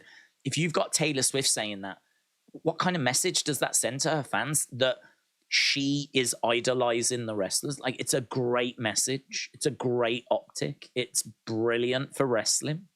And we've moved away from that now. And now we've got to the point where the celebrities are getting in and trying and beating the wrestlers. They're getting in and smashing the wrestlers around. Yeah, I'm looking at you, Bad Bunny. I'm looking at you. Beating Damian Priest in a flipping street fight.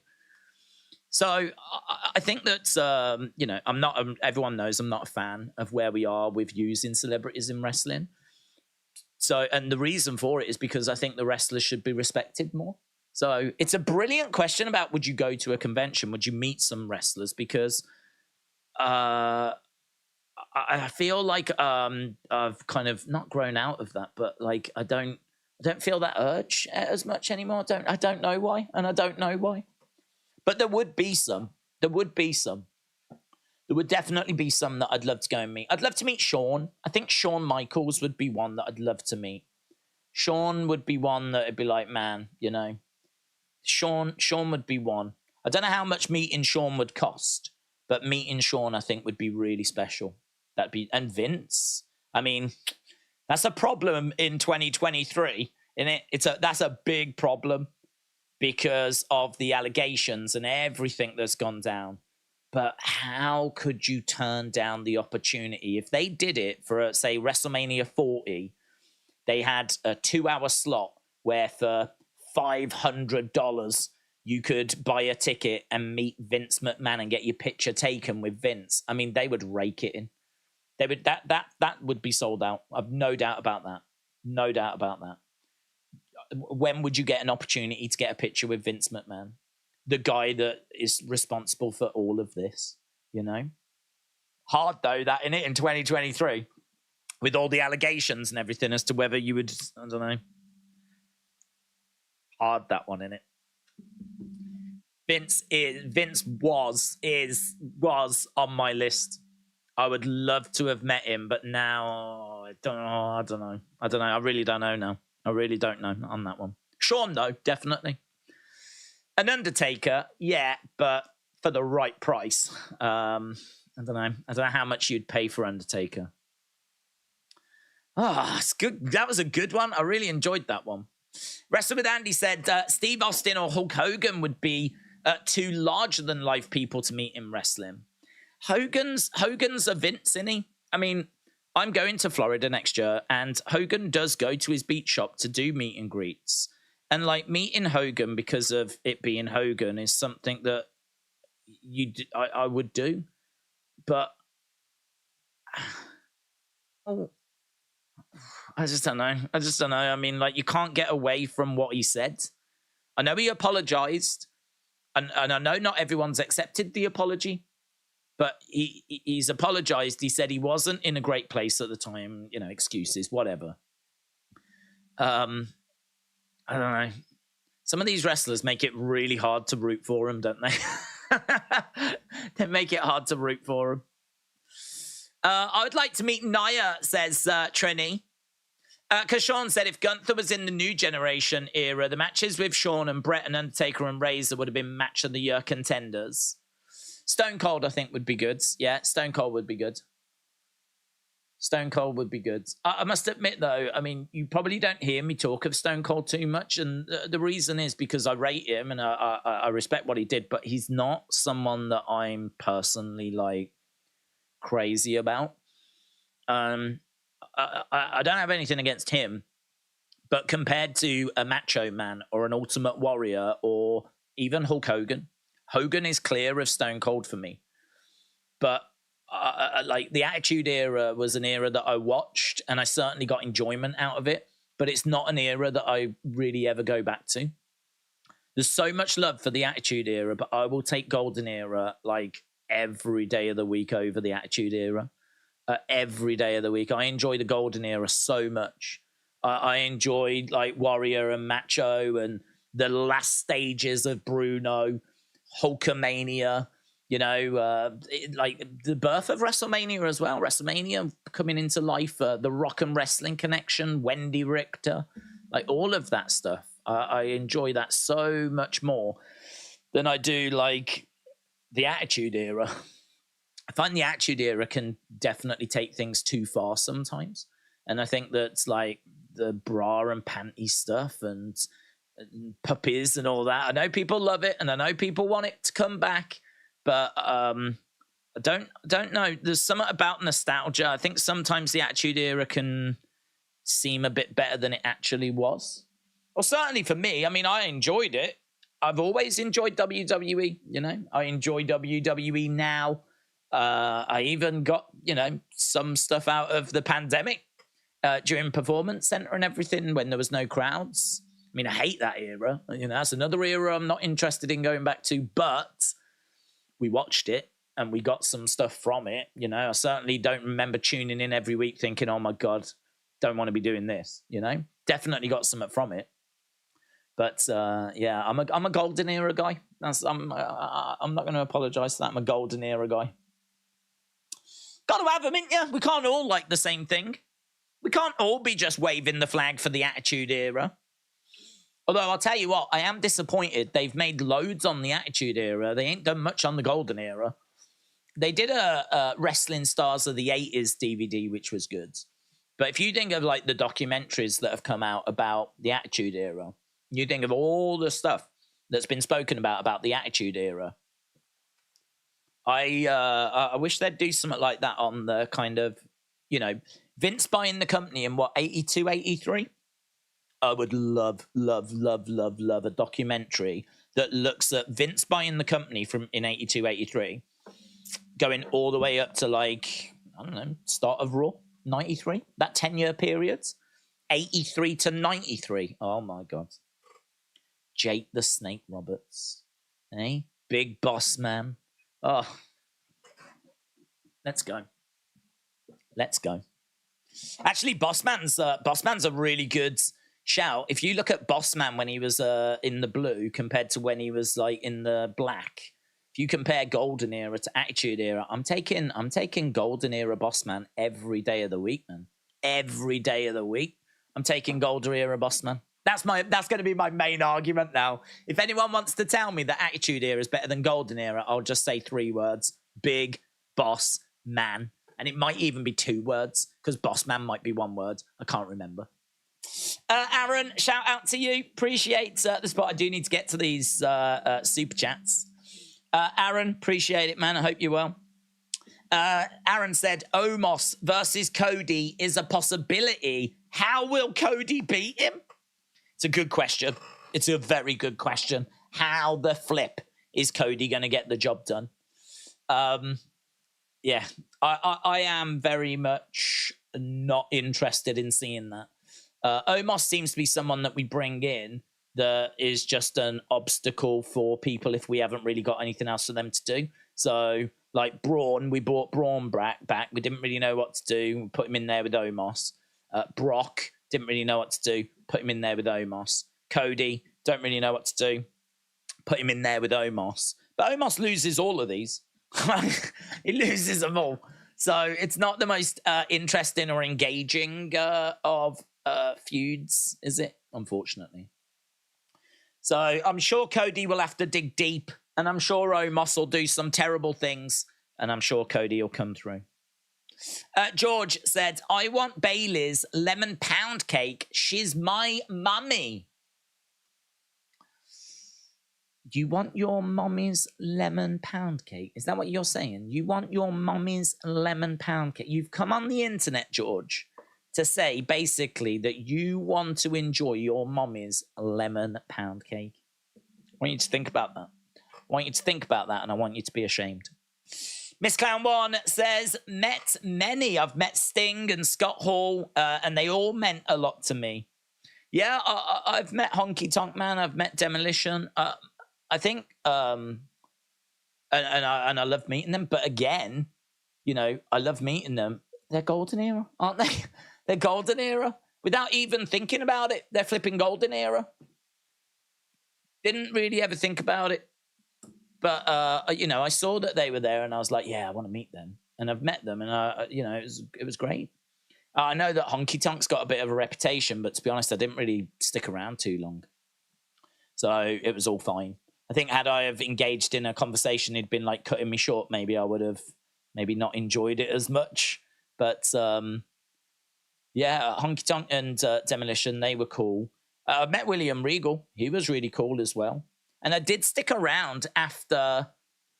I suppose in a way, it might come down to like, who's going to get me to jump on a train and actually like go and actually spend the day going to wherever this place is. Because when I went to a convention down in London, I did meet William Regal and loved it. And it was brilliant. And, you know, but I didn't specifically go to meet William Regal. It just was that he was there at the time. And so I was like, yeah, I'm definitely doing that. So if I was to go for the love of wrestling, I've no doubt I would end up meeting like a good chunk of people because I'm there. Why not?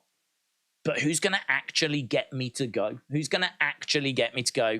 I'm going to go. I'm going to go. I have actually looked for the love of wrestling. I have looked to see who they are booking and who they're looking to bring over. And I'll be honest, I really don't know who I'm waiting for. I really don't know who it is that I would get on a train and I would meet Wendy Richter. Wendy Richter won the women's title at WrestleMania 1. Was a big part of Rock and Wrestling. She was the female Hulk Hogan, or at least they were trying to make her like the female Hulk Hogan, not like America, but just the big star, the big, you know, here's the top guy, here's the top girl. There's even a famous magazine, WWF magazine cover that has them both holding hands. Like, you've got Wendy this side, you got Hogan that side, and they were trying to build them up. The Rock and Wrestling cartoon from the 80s had Wendy Richter in it as well. So, and obviously Cyndi Lauper was her manager. So they were, you know, Mr. T was with Hogan, Cyndi Lauper was with Wendy Richter. So, like, the problem was, though, that Wendy wanted a new contract and wanted, like, a certain amount of money that Vince wasn't going to go to. And so she ended up getting screwed in the original screw job when the Fabulous Moolah, who was the Spider Lady, took the title off her when that wasn't the plan. And so Wendy got screwed. She just went to the back, grabbed her stuff and left, and that was it. She was done. And that, I want to say that was late in 85. Late in 85, I believe that was. So she goes through, like, 84, the build to the first WrestleMania. We get to WrestleMania. She wins the title. Pretty sure by the late 85, she was out. She was done. She walked. And such a shame. I really don't know what we would have done if she had have stuck around. I don't know what, like, women's wrestling would have looked like. Probably similar, to be perfectly truthful. I don't know that it would have been drastically different than what we ended up getting. But I think it would have, her star power would have been a lot bigger had she have stuck around that bit longer. Because she sort of gets to, like, this really high point and then it all just comes falling down, crumbling down. So had she have stayed there a bit longer, like, you know, I think she would have been a much more recognized name. Because Wendy Richter now, I don't know how much that really resonates with people anymore. But I would get on a train to go and meet Wendy Richter, definitely. I've got a lot of respect for what she was doing for women's wrestling in that kind of mid-80s period. Sting's an interesting one. Yeah, Sting's an interesting one. Sting's an interesting one. If Sting was there, would I get on a train to meet Sting? That's an interesting one. That is one that would be a thinker, let me tell you. Mitchell says, much love, Days and the chat. Mitchell, hope you're well, buds. Shout out to you, my friend. Shout out to everyone that's joining us. I know we get into conversations. I know we talk. I know I don't get into the chat enough. I know that I'm flawed as a human being. But, yeah, I really appreciate people, like, hanging out and stopping by. And as we said, we started even earlier this week. So that I can't say we're going to do that all the time, but we always start at least an hour before the show or before kickoff shows. So we always start at least an hour. I mean, I haven't looked to see when the kickoff show is for No Mercy, but we will start at least an hour, probably 2 hours before the kickoff show, because I'm not doing any other stream on Saturday. My full focus is on that NXT stream. So Becky is defending the women's title against Tiffany Stratton. We got Ilya Dragunov against Carmelo Hayes. As well as that, we got Noam Dar maybe against Butch. We're not sure yet. We need to wait till tomorrow to find out. But it's a good-looking card so far. It's a decent-looking card. Dominik Mysterio should be on it as well. We'll find that out tonight. Depends if he loses to Dragon Lee. But I expect there to be some star power on that card. So we'll be starting early on Saturday. Obviously, we're back tomorrow for NXT as well. Around on Wednesday for AEW. Around on Thursday, we'll do a member stream. Around on Friday for SmackDown. Then we've got No Mercy. Then we've got Wrestle Dream. Knowing AEW and their pay-per-views, it might turn into a Wrestle Nightmare, but it is Wrestle Dream for now. And that, I believe, is headlined by Danielson and Zack Sabre Jr. I think that's the headline. It's the match I'm probably most interested in. So that's on Sunday, and then we're right back to flipping Monday again, aren't we? So it's a busy time, isn't it? It's a busy time.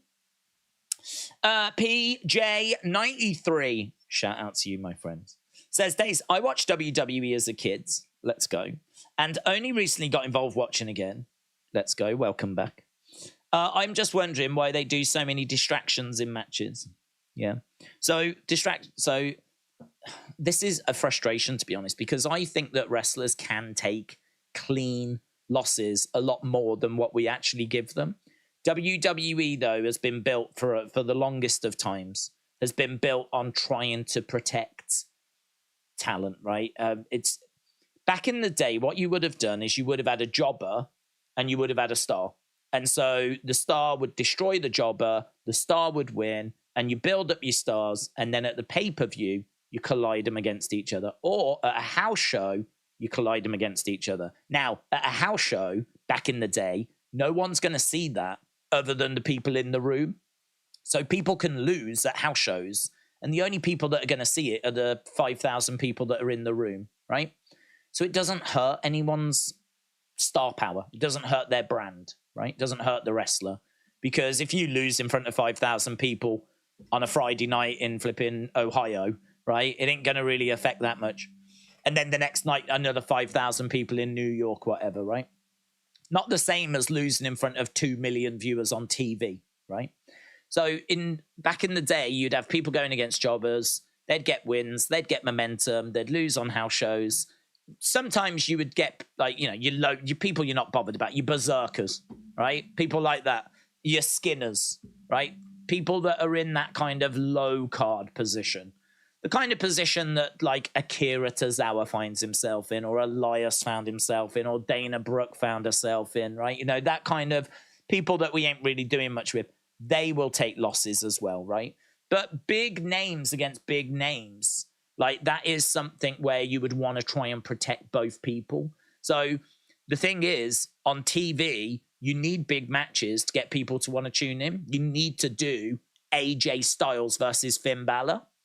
You need to do matches like that. You need to do Sami Zayn versus Jay Uso, right? You need to do matches like that. But these are big stars, right, that have got drawing power, drawing ability, that can get ratings for you, that have got fans, and you've invested in them, right?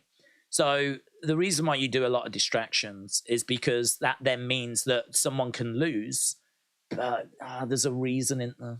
I mean, they've lost, but you know, if that thing hadn't have happened, they would have won. If it weren't for that thing, they would have got the win, wouldn't they? So, like, you do it to protect the wrestlers. I understand why we do it, but I think that they do it too much, way too much.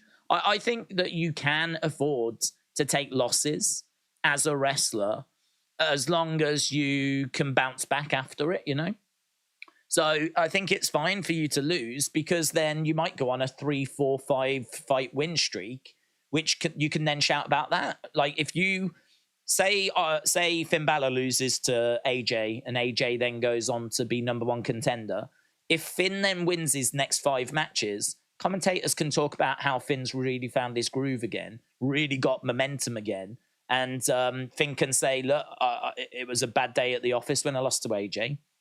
If I was to face him now, I've got 5 wins in a row. I'm in a great place. I know what I did wrong. I would beat him now. And honestly, I think most people would be like, yeah, I think he could. And I think that you would be able to push the story forwards. And I don't think there's a need for so much distraction and so much protecting. It's protection, isn't it? It's protection. We've said before, WWE could, if they wanted, put a rule in that says anyone at ringside is banned. And if you come down to ringside, you'll be suspended. And if you do it, like, on a regular basis, you'll be fired. And that would completely get rid of outside interference. But WWE don't do that. They don't do that in kayfabe, and they don't do it for real, because it just adds a little extra drama, adds a few other wrinkles, like, why is that person getting involved? But it, you know, it can be really frustrating when you go into a match knowing that, like, this person ain't going to win, and it's probably going to be because of this, and, like, you can pick it all out in advance. You can see it coming just a mile away, you know?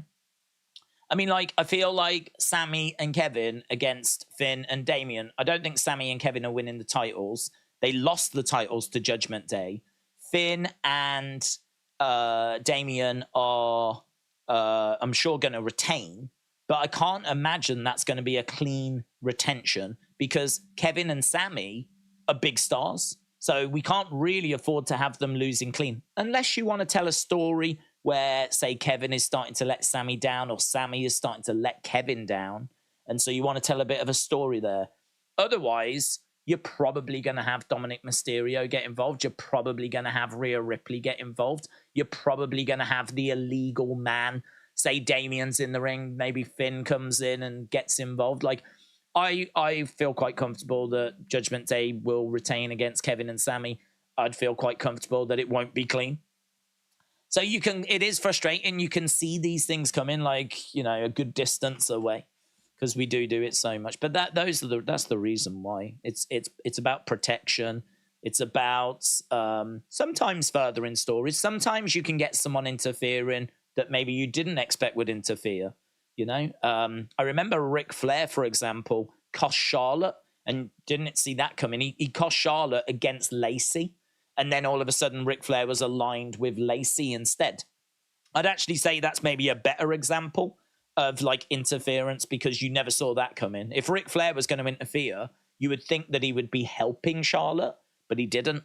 He cost Charlotte and then aligned himself with Lacey. So there's rare occasions where I think it can work quite well.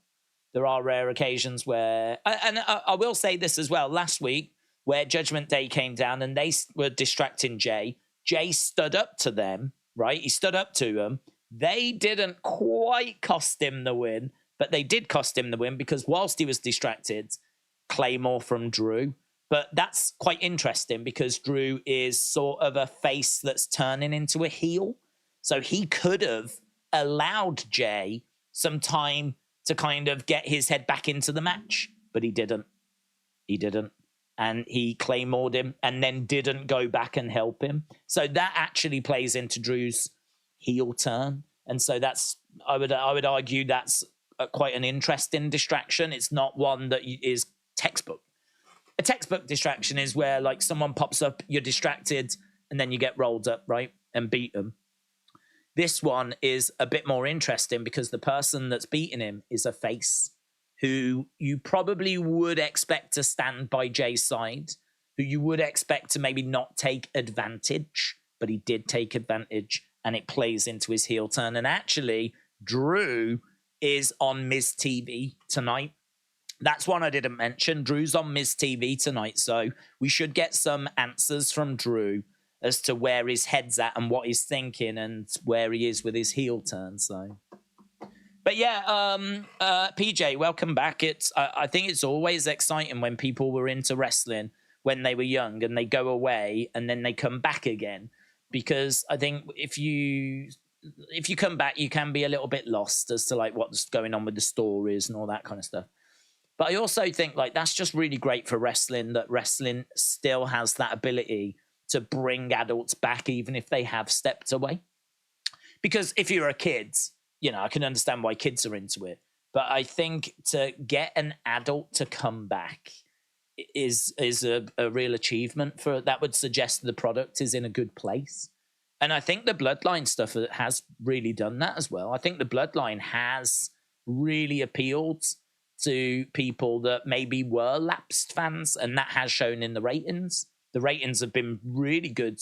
We've seen some growth in the ratings since like the Bloodline story was really popping off. Maybe struggling a little bit at the moment because I think I don't know that it's run out of steam, but I think we've certainly come to the end of a chapter. I think we've come to an end of a chapter and we're trying to set up a new chapter in that story, with the Usos like not really being a part of it now and Jay being over on a different brand. This new chapter is really about Jimmy. Is he in? Is he not in? What's his relationship with Roman? How does Roman feel about him? What's his relationship with Solo? How does Solo feel about him? How does Solo feel with Roman? There's been some teases where they've not been on the same page. Roman's been away for a little bit. So I think we're into just a new chapter. So it's just taken a little bit of time to kind of set up this new story. But, you know, we're still in an interesting place. And I think that has brought quite a few people back. Wayne, shout out to you, said, will WWE release more superstars? They could do. I don't know that they will. They did a few years ago do it in like batches. And we didn't get all 100 in one go. We got like, batches of 20. And so there could be another batch of superstars that gets released. So I can't say that it's done. There are no reports of more that are on the way. There's no awareness. But if we get to, I don't know, Thursday or whatever, and it starts happening again, it wouldn't be the biggest shock. Let's put it that way. It wouldn't be the biggest surprise, because that's what they've done in the past. They've done it in batches. So this could just have been the first batch, and then we get another load like next week. Equally, because this is a new company, Endeavor, they might want to just take the pain in one go. They might have gone, let's just release everyone that we're going to release, get it done, and then we can start, like, you know, moving forwards, building, getting to, you know, a better place. What was interesting was, I don't know if you noticed this, but I mean, what a coincidence. This is such a coincidence. You're going to find this crazy. You're going to find this crazy. But did you know that on the same day that the wrestlers got released, this is crazy. This is one of those, you'll tell your friends, right? On the same day that the wrestlers got released was the same day that they announced the SmackDown deal, that SmackDown was moving to USA Network, and that they'd just got 80 million more, 40% increase. Like, what are the chances of that news coming out on the same day? Like, bad news, but also like this good news on the same day. That's crazy, isn't it? Crazy. It's almost as if, hear me out. It's almost as if they thought to themselves, well, we've got some bad news. What if we put some good news out there, in the hope that people will be kind of distracted by the good news a little bit? Obviously, they'll be talking about the bad news. There's no way they won't. But they will also have to talk about the good news. So if you are going to talk about the releases, you're going to have to talk about SmackDown as well. And will it just distract a little bit, maybe lessen the impact? So it's not 100% focus on the bad news, not 100% focus on the releases. Because all of a sudden now channels are going to have to talk about SmackDown. What does it mean for Raw? What does it mean for NXT? 80 million increase, is that what they wanted? 40%, is that good? Like, that's going to have to be a conversation amongst wrestling fans, just as much as the releases are going to have to be a conversation. Like, does make you think, did they maybe do that at the same time for that reason? But the reason I'm saying that is because we have yet to find out what's happening with Raw. And so if that is a strategy that they employed, does that mean that when the Raw news comes out, they will bring some bad news with it as well? Will it be that when the Raw and NXT news comes out, that we'll get a load of releases and release information, and the Raw and the NXT news will be used to kind of bury that release news? Or it'll never bury it, but it will certainly dilute it. The impact of it will not be as hard or as sharp, because you are throwing a lot at wrestling fans. If you go, here's releases, and that's all the wrestling fans got to focus on, that's going to be loud. If you go, here's releases, but here's this and here's this and here's this, wrestling fans were like, right, we need to talk about that. But that's, and all of a sudden, there's a lot more going on, isn't there? All of a sudden, there's a lot more in the conversation. And so, again, I can't say it's the end of the releases. It could be that when the Raw news comes out, that is also used to bury some bad news. And that is also used to kind of bury some more releases. Or it could be like it was, as we said, back in like 2020, I think it was 2020, 2021, where we were getting like releases on a weekly basis. And we get another batch that drops like later this week. I hope not. I hope it's done. But there's no words on that. I'm not expecting it, but I wouldn't be surprised by it. Mitchell said, what's the Florida of Europe? What's the Florida of Europe? Don't know. What's the Florida of Europe? You see, when you say Florida to me, I think like great sun and Disney, theme parks, tourism. That's what I think when I think of Florida. So, I mean, I think, don't know is the answer. I don't know. I mean, there are places in Europe where you can get good sun, but it's not all year round. Is it all year round in Florida, though? I mean, you do get rain. I've been there when it's been raining. I've been there when it's been a bit of an off day as well. But by and large, it's lovely weather whenever I've been. Maybe in the winter, it's a bit... I've never been in December. Don't know what Florida's like in December. Maybe a bit chilly, maybe a bit moody. It's always lovely when I've gone, but then I've always gone at lovely times.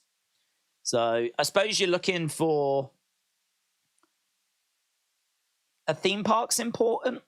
I mean, I don't think there is anywhere in Europe like Miami, for example. Although you do have the south of France, which is beautiful, but it's not Miami. I don't know, I don't think we've got one. But then I would counter it, right? I would counter it by saying where in Florida is somewhere like Rome? Where in Florida have you got a Rome? Or somewhere like that that's got like, all that kind of Roman ruins and all that history and everything. Maybe I could expand that out into America and say where in America is that. So I think Florida is a very special place. I don't know that we've got somewhere that I can say is like it, but I could counter it by saying, has America got anywhere like this, like that, like this? It drops down to 50s at night, says A.B. Jobson. PJ93 said, thank you, Days. I enjoyed WWE as a kid. I'm trying to understand and also enjoy it as an adult. I didn't want to ask stupid questions. No, I honestly, I don't think there are stupid questions. I think that, and certainly if you're someone that's just getting back into it, I think if you're just getting back into it or you're trying to get your head around it, or you are just completely new to it, I really, really, really would not worry about asking any sort of question that might be deemed like stupid, because one thing that wrestling fans love more than anything else is being able to answer questions like that. Like, I suppose it's the same in most communities. Like, if I don't know anything about Star Wars, if I was to go onto a Star Wars stream and go, listen, don't know much about Star Wars, right? I'm putting this out there. Can you explain this to me, right? I would imagine that Star Wars fans would love the opportunity to, like, not show off, but just kind of, you know what I mean? I've got this. I can answer this for you. It's not really showing off, but it's more just like, I don't know. I suppose in a way, like, it's always great to see people coming back to wrestling, and it's always great to see that wrestling's doing something good, clearly, if it's still attracting people to it. And it is doing some good stuff at the moment. There is a reason to be excited about wrestling at the moment. And I don't think you can ask a stupid question, because I think that there will be plenty of people queuing up that will be eager to answer those questions. Certainly, I would think on here, very much so, very much so. So, yeah, no, why are there so many distractions, or...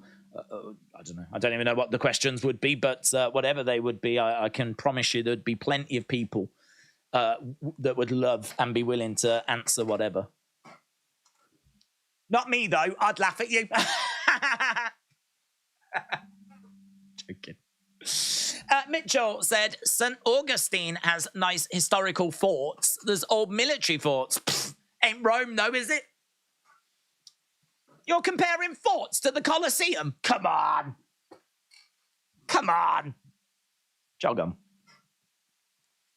Ain't got nowhere like Florence, with all the flipping art and all the architecture that's got, and the history and everything. Listen, you asked me a question, about where the Florida of Europe was, and I couldn't think of a strong enough answer, right? That upset me, and it made me very defensive. Right? So now I've fired back, and I am not going to accept you trying to find an answer, right? Because I've made my point.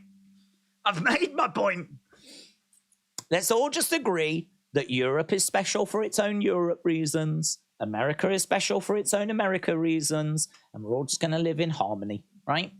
We're just going to all reach around the world, holding hands, just appreciating what each other have got. I'm still trying to figure out what England has got. I'll get there. I will definitely get there. Sausage rolls. That's what we've got. Sausage rolls. Anything outside of that, and I'm going to struggle. We do have sausage rolls, though. If you like polo, go to West Palm, says A. Jobson. Go down by the pool at night in Italia. It's lots of fun. I want Samoa Joe back in WWE, said Terry. I like Samoa Joe, yeah. England has pretty English ladies. Pfft, I ain't never seen any. I'm joking. Dylan said, what's your opinion on Bronson? I think he could be a future champ. I think a feud between him and Seth could be interesting. Yeah. I like Bronson. Bronson's got a good size, right? Bronson is, I mean, it's lazy in it to say Bam Bam and Vader and all of that stuff, but it's also not wrong because he is someone that is really big. He's got a real size to him. Looks like a professional. I mean, if Bronson was at a party and you went over and said, hello, what do you do? And you went, I'm a professional wrestler, you'd go, yeah, no, checks out, yeah. If you went, I play NFL, you'd go, yeah, okay, I could see that. Or I play, like, you know, whatever, like rugby, or I'm a professional wrestler, you go, yeah. I'd be more surprised if he was to turn around and say, oh, I'm a ballet dancer or something. You'd go, okay. Struggling to see it, but sure. So he looks the part. He's got a big size to him. He looks like a monster. They've actually got him like acting a bit like a monster as well. Yeah, he would be good in that new Hurt Business. I mean, I've seen him backstage a few times in a suit. He looks good. He looks sharp. Do you know what I mean? Him going after a mid-card title as Bobby goes after a big main title, and then you got the Street Profits going after the tag titles. Like, he would fit in that group perfectly. So, but they're on different brands, so they can't do it. Oh, well, they could. They could always draft Bronson over to be the replacement for Jay, but I doubt they'll do that. Anyway, I like him. I think he looks good in a suit. I think that whenever he has a match, it tends to be quite, you know, an interesting watch, physical. His splashes look really good as well. Some of his striking looks pretty good. So yeah, I like him. We haven't seen much in the way of promos. We've seen a few backstage things. I'd like to see him in ring with the microphone, or see him on Miz TV, or, do you know what I mean? Like, get him out there doing some stuff in front of the live crowds. So we haven't seen much of that. But yeah, I could definitely see. I don't see him beating Roman. I mean, I don't see us anywhere near that level. But him being an opponent for Seth, definitely. I don't even think that would take too long to do, to be honest. I mean, like, I feel like if Seth gets past Shinsuke, I think you could have Bronson attack Seth, and that would be a viable, believable feud. Right now, even now, it would be like something you could do. Whether now you could pull the trigger and put the title onto him, don't know. You could, but it would be a bit like building him up whilst he's got the belt, you know? We haven't really done loads of building. He hasn't had that like mid-card title run or anything. So yeah, it would there'd have to be some work done whilst he was champion, but I don't know, that could be quite exciting. That kind of like, whoa, Bronson has arrived type situation, you know? Bronson's here now. Bronson's the champ now. Let's go. I'm here for this. Let's see how this goes. It would feel fresh. It would be I'd be down for it. I really would. I really wouldn't have too much of a problem with Bronson winning the world title. I'd be down for it. Even now, I think that him being a world champ doesn't feel crazy at all. The only thing I don't know, as I said, is I don't know his promo ability. I don't know what he's like with the live promo, but look-wise, he's got it. Look-wise, I think he looks great. But I love that Bam Bam Vader look, you know? I love that style. Right, let's try and go. We are going over to the show very soon. Time is ticking. Bronson Otis tonight. That'll be tasty. LA Dark Knight said England has got Alan Turing, who helped break the Germans' Enigma codes. Let's go.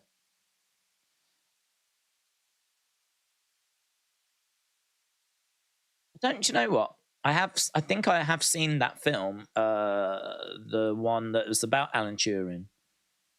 but can't remember much about it. Did we only break the Enigma code because we got an Enigma machine? I mean, I think still breaking the code is very impressive. Even if you've got the machine, it doesn't mean that you can flipping work out from that. But I'm not playing down Alan Turing's achievements. I'm just saying that I think getting the machine played a big part in it as well. So we might also have to applaud the Germans for being useless and allowing one of their machines to get into our hands. I don't know how much credit we can take for that. But I need to watch the film because I can't remember. It had Benedict Cumberbatch in, didn't it? I can't remember what it was called. But I did see it. Right, I skipped school to be at Raw. We're starting with Cody straight out of the gates. Let's go. Let's go. La la la la la la la la la. Adrenaline in my soul. So, what do you want to talk about? Turing. Because I can't quite remember the film.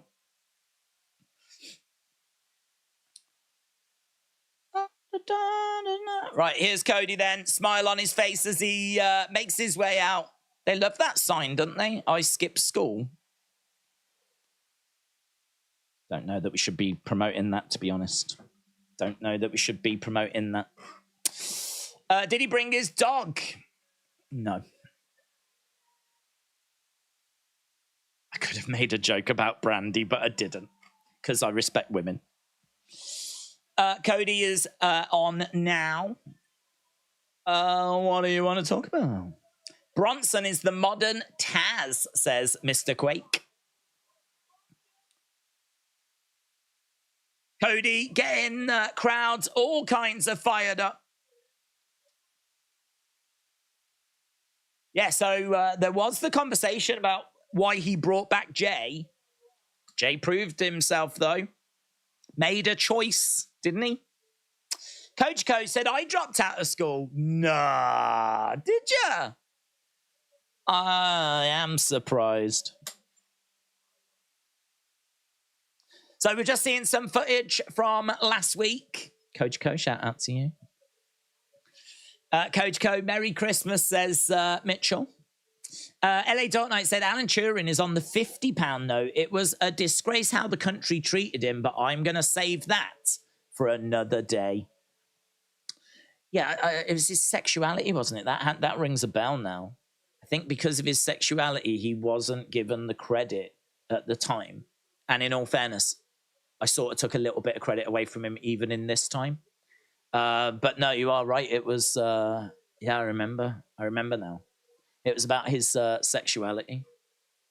Well, I'm glad that he made it onto the £50 note. That's the big one as well, isn't it? Big time. Big time Alan. Big time Alan made it onto the, not the £5 note, or the £10 note, or the £20 note. £50 note. Don't get bigger than that. We ain't got a £100 note. We should have should we have a £100 note? Should we have a £100 note? You have $100 bills, don't you? You have $100 bills. Theft, I would imagine, is why we don't have a £100 note. Never thought about that. Never. I'm thinking about it right now. I'm thinking about it. Do I want a £100 note? I don't think I do. I'd be devastated if I lost a £50 note. If I lost a £100 note, I'd just quit YouTube and cry in the corner of the room. Yeah, Benjamin Franklin's on the $100 note. Oh, big time Benjamin. Big time Ben. Whoa. Big time Benjamin. Finn is, we're just watching Judgment Day beat up Jay Uso from last week. Hicks coming in there by the Judgment Day, and Drew doesn't return to the ring because he's a really bad person. Really bad person. Kick coming in by Jay Uso. Boom. Trying to fight off the Judgment Day as Cody came to his aid. So they're really trying to progress with this story. There's Cody helping Jay back up to his feet. Did we see any of this? I don't think we saw some of this. I remember Cody coming down and the brawl breaking out, but I don't know that we saw kind of how that brawl ended.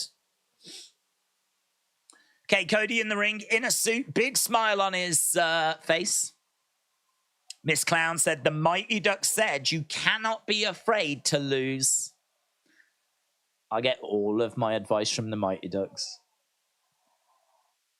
My go-to. Here's Cody. For those watching at home, please indulge me for 1 second. I want to see everyone here.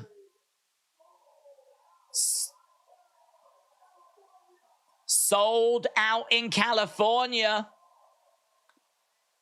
Sold out in California. Look at that wide shot.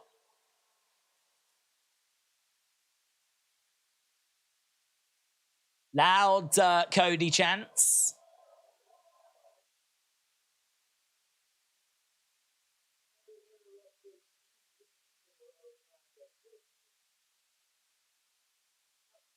I'm going to cut to the chase.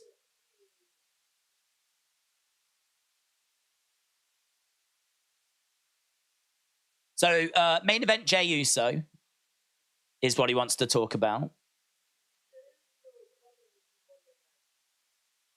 Okay.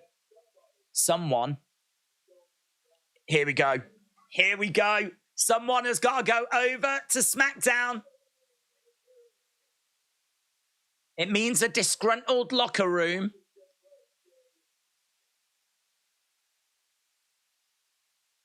That's not me. I'm not going to let Jay sink. Jay Uso and I are not best friends.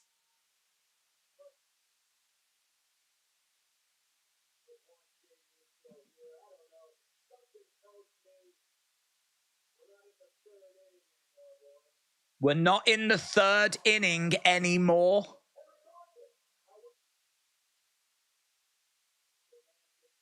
That's good, innit?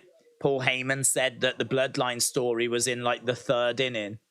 Cody says we ain't in the third inning anymore.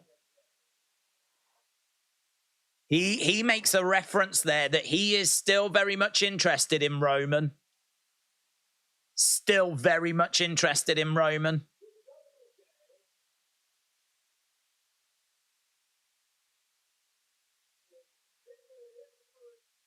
Judgment Day, the most toxic faction. That we ain't in the third innings line is so interesting.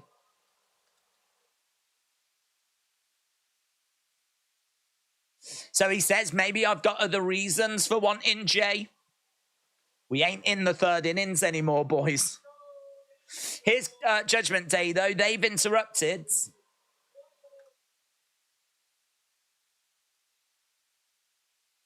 So Judgment Day making their way down to the ring. Dripping in gold. No Rhea Ripley. We gave Jay the opportunity to join.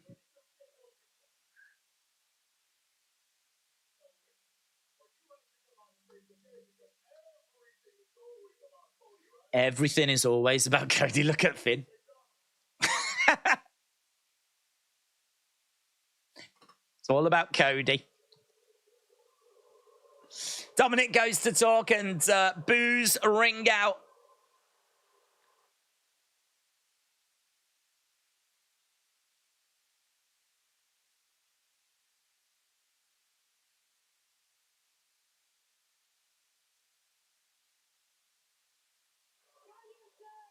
Boos. Oh, man, loud boos as well. Cody is a great promo, says LS Dub. It differentiates him from other mics Jax on the roster. Right.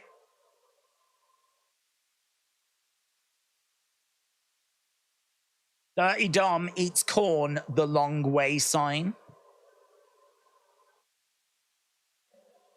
Nah, yeah, just can't hear him. Just can't hear a word he's saying.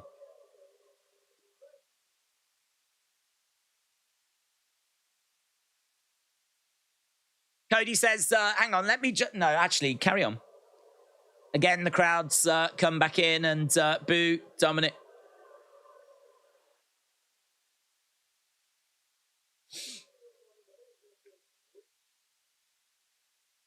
Okay, so right now we got Cody in the ring. We got Judgment Day on the outside. We just had a period of not hearing anything because of Dominik talking.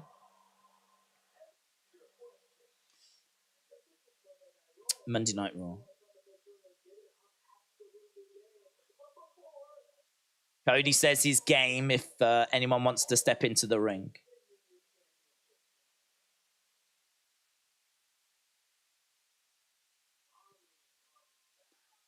What happens when Mommy comes back? When Rhea returns and you guys are empty-handed. So Cody's asking what's going to happen when Rhea returns and you're empty-handed, suggesting what happens if you all lose your titles tonight? Good question. Damian chucks the microphone down in a very aggressive manner, puts the belts down, puts the Money in the Bank briefcase down. Got to think that, is Jay going to be by his sides? Could Jay come through the crowds? There's Jay. Jay in the ring. Jay in the ring.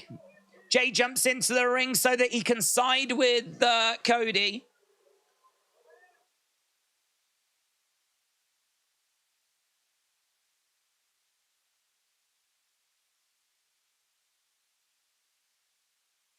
So they're saying, look, this is 3-on-2. Who would be the third?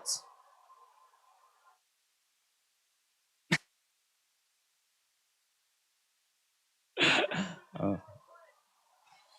In my head, I was thinking, Dragon Lee? I mean, he is facing Dominik. It's actually Sami and Kevin. So it's now 4-on-3. Judgment Day don't like those numbers. Judgment Day don't like those numbers.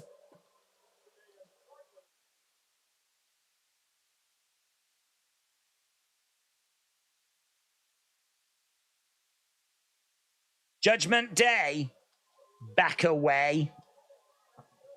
Judgment Day in retreat. Mitchell said, it has to be Hogan. He's the third man.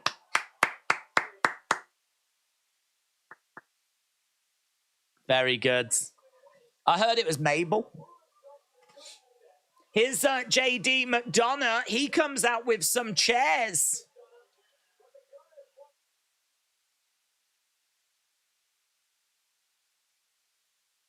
Okay, so now Dominik's going back. Why does Damian not want to fight?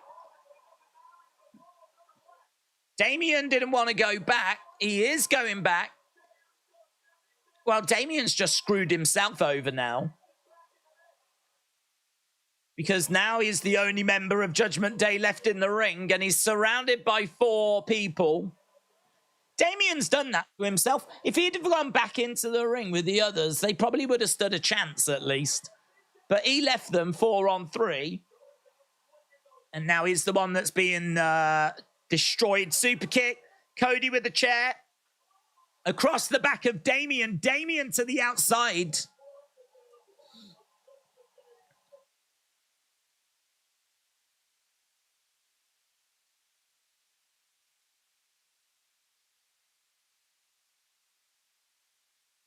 He doesn't look happy. He needs to look at the man in the mirror, in the words of Michael Jackson, because that's on him.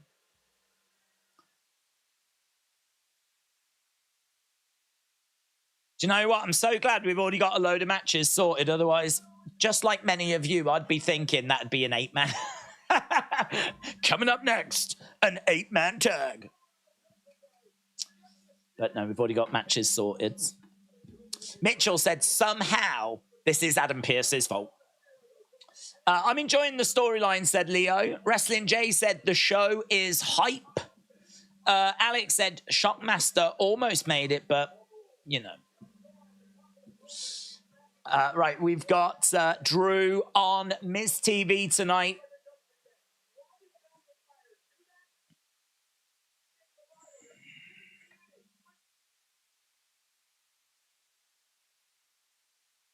Okay, I think we might be going to our first match. Everyone's left the ring. It's not the pre-show anymore. It is. I'm guessing this is going to be Otis against Bronson Reed. No Chad Gable. Where's Chad? Otis making his way down with Maxine. Tail of the tape. Both weighing 330. Both can bench press 600 pounds.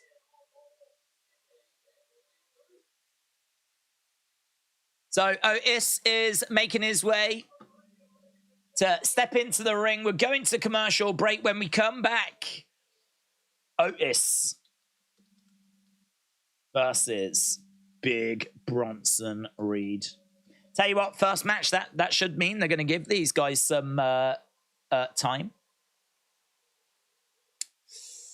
So, if you are just joining us, Cody opened the show, talks about Jay coming over, says that there might be other reasons why he brought him to Raw, suggesting that he could be the one that goes to SmackDown. Judgment Day interrupt. They said they dealt with Jay, but Cody always has to get involved. Dominik tries to talk, the crowd boo him. They go to go after Cody. Jay jumps in the ring. Judgment Day like their chances 3-on-2, but then Sami and Kevin Owens come out. That makes it 4-on-3, and Judgment Day back away. JD McDonough comes out with chairs. That makes it 4-on-4 with chairs.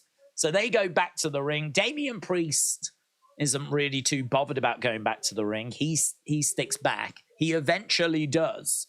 But because he was so flipping behind, the other three had been dealt with. That then meant Damian was on his own. He gets beaten down. He ain't pleased about it. And the segment comes to an end. So that was the opening segment. Now we've got Otis against Big Bronson Reed, a match that had been announced beforehand.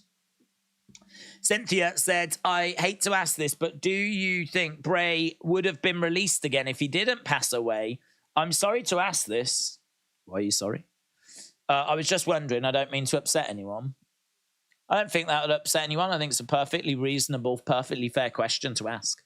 You know, he got released last time he was with WWE. And, you know, this time, if he was still around, would he have been a victim of these releases? The obvious answer is I don't know.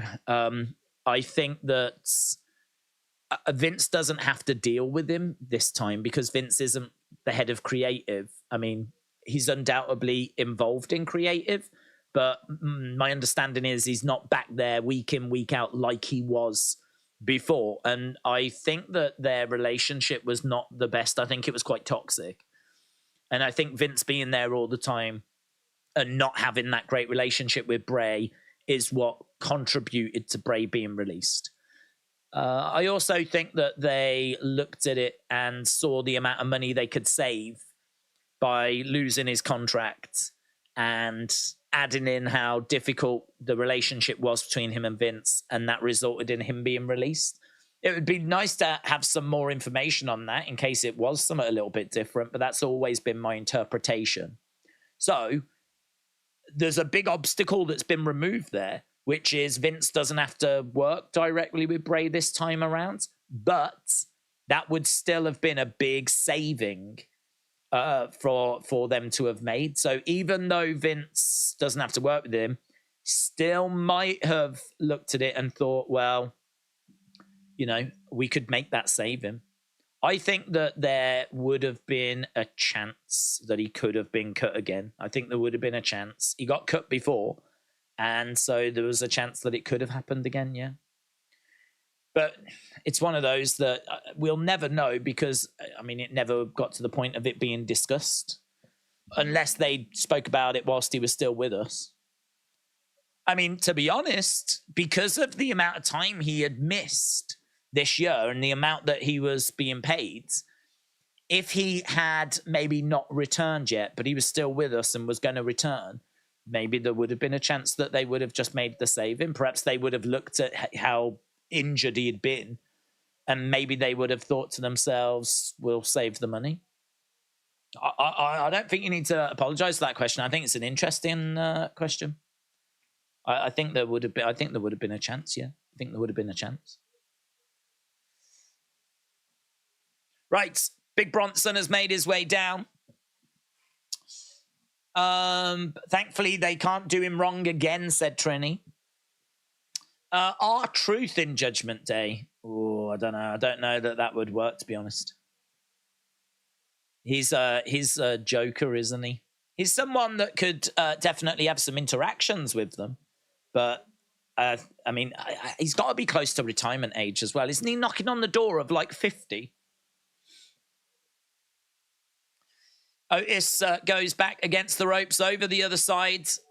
Shoulder tackle. I think he's a Vince guy, to be honest. I think R-Truth is, you know, he's someone that I think's got a good relationship with Vince. He'll do whatever he's asked to do. I think he's well liked. Business is business.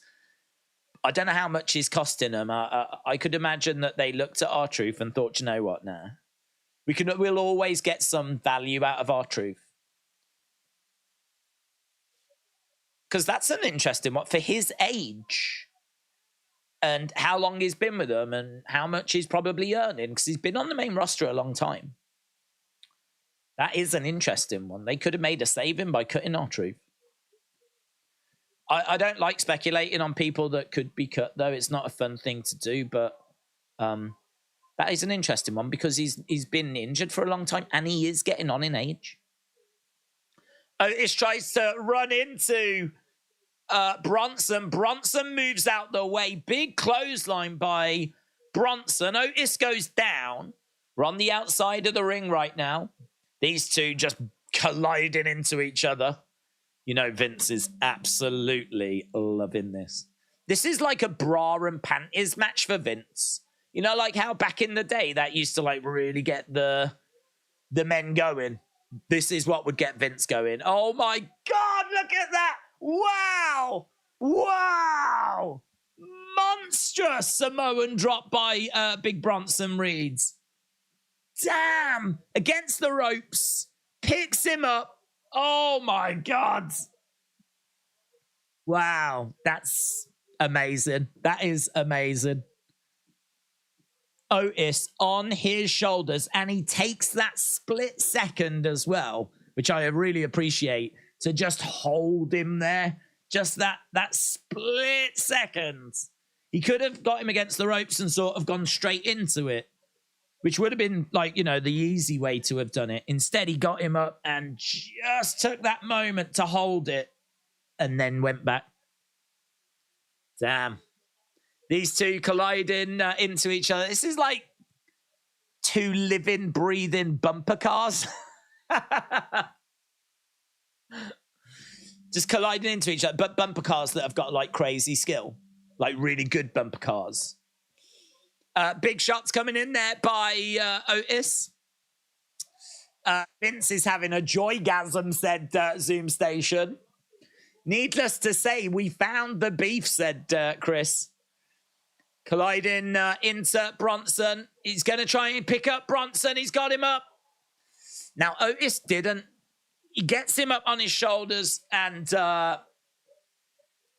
goes to put him down. He didn't take that split second to hold him. I think Bronson's looked a little better. Could we be seeing the caterpillar now as Otis is ripping the shirt?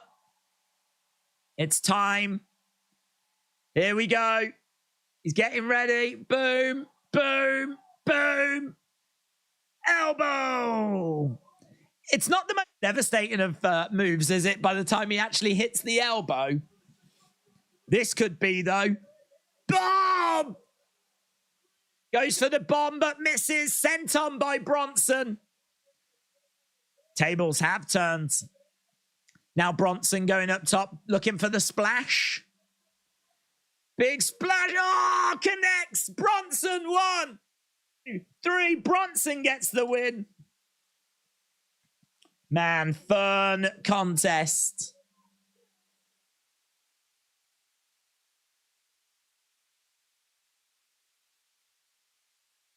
You know what? That match, it didn't need to be longer than that. That's great.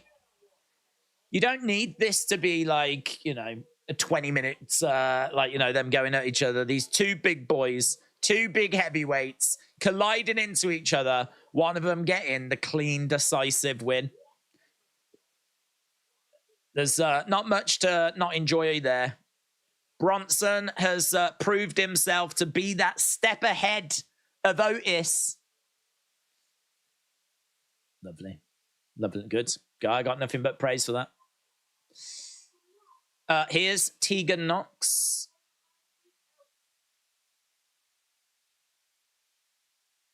I had someone like you in mind last week. I saw you at the curtain.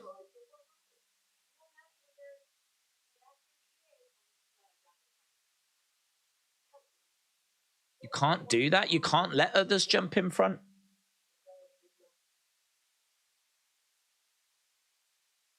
I want you to be next.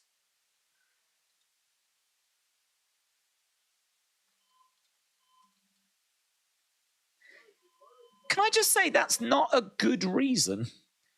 Can I just say that, like, of all the things that she could have said that she got jumped from behind, or she could have said, like, a whole number of things. Instead, she said, well, you know, Natalia's a veteran. I let her jump in front of me. Becky went, well, you can't do that. Could we not have thought of something better? There was nothing better. There was nothing better than, oh, I just thought I'd let Natalya have that opportunity. Okay. Way to really sell it that you're desperate to get your hands on that title. No, I am. I'm desperate to be champion. But if anyone comes up and says that they want it more, I will let them go first. Okay. Cool. So Becky Lynch tells Tegan, I want you to be next. You're next. Elshawn says, give Vince what he likes to see. Now while he rests, let the rest of get a good show. Big Al said, respect the boomers, respect your elders. It makes as much sense as giving your seat to a veteran, says Dark Angel. This doesn't make any sense. Come on, let's be real. If you're in this business, it's a dog-eat-dog world. Like, you're battling, you're competing. You know, Natalya, who's had world titles. I mean, what the flip? Tegan Knox needed to come out with something better there. She needed to come out with something that was like, I got jumped, man. I know I need to be better prepared. I was ready. I'm hungry for this. I want this title. I want to show what I can do. I want to show what I can bring. Not like, go ahead. After you. I think we could have done better there. Corey said, Bronson Reed getting pushed strong. Tommaso getting a push. Supposed plans for Tegan tonight. It feels like Triple H is fully at the helm. Yeah, I think he's been fully at the helm since he took over. I think there's definitely been occasions where Vince has been in town. And I don't think we'll ever get away from Vince having words with Triple H, because it is his son-in-law. And, you know, Vince is a workaholic, and even though he's not head of creative anymore, I think that he's always going to be able to pick up the phone and get his point across. So I don't know that we'll ever get away from Vince 100%, but I feel pretty good that we've been away from Vince, you know, considerably away from Vince since Triple H took over. But, you know, people will point to different things and say, well, Vince was there. Yeah, he's been involved, definitely. But I don't think that goes away.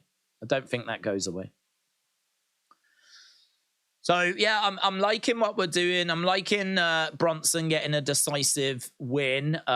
Tegan getting her shot next week. Yeah. I suppose the downside is that Tegan now is being set up for next week.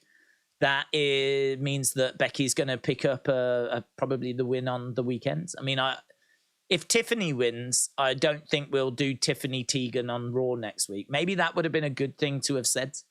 You know, I will make sure that you get an NXT title shot next week, whether I'm champion or not.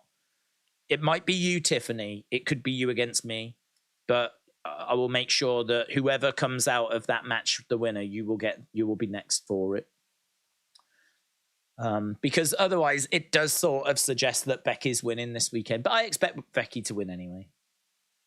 Here's Adam Pearce. Let's see what Adam Pearce has got to say. Here's Tegan. Oh, she's back again. Wondering, can I get the winner? Didn't Becky already sort of say that she wants that?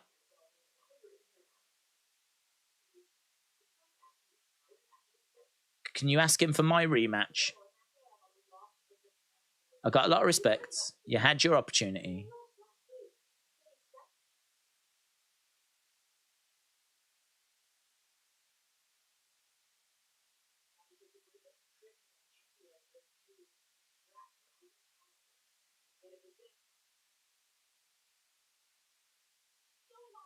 Okay, so I think we're setting up a match here between Tegan and Natalya.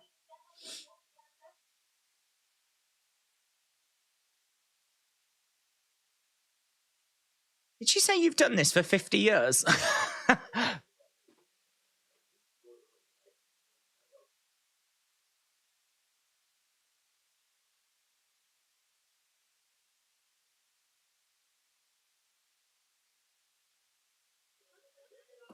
I'm a bit confused by this. I'm a bit confused. So we're going to get Tegan and Natalya tonight. That's fine. But didn't Becky say, I want you to be next? Like, I don't know. Does Tegan have to go and get that sorted with Adam Pearce? Can't Becky just go to Adam Pearce and say, I want Tegan next week? If I win at the weekend, I want Tegan next week. I suppose Tegan going to Adam saying, I want the winner would be a bit like what we were saying. That way, you know, if it is Tiffany that wins, then at least Tegan would get the match with Tiffany. So I suppose you could make, I suppose it does make sense her going to Adam Pearce to try and secure the match in case Tiffany wins. Corey said, the breast there was, the breast there is, the breast there ever will be. Al Sean said, as long as Vince lives, he will consider himself the final authority on creative. If he doesn't like what he sees, he will reassert his vision. Here's Ludwig. Ludwig making his way down to the ring. So Ludwig against Tommaso Ciampa is what we've got now.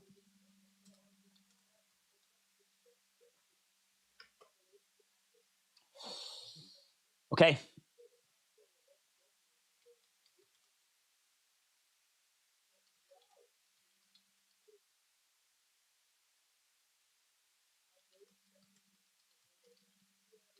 Okay, we are underway with match number 2. How long have we been? Just 35 minutes in so far.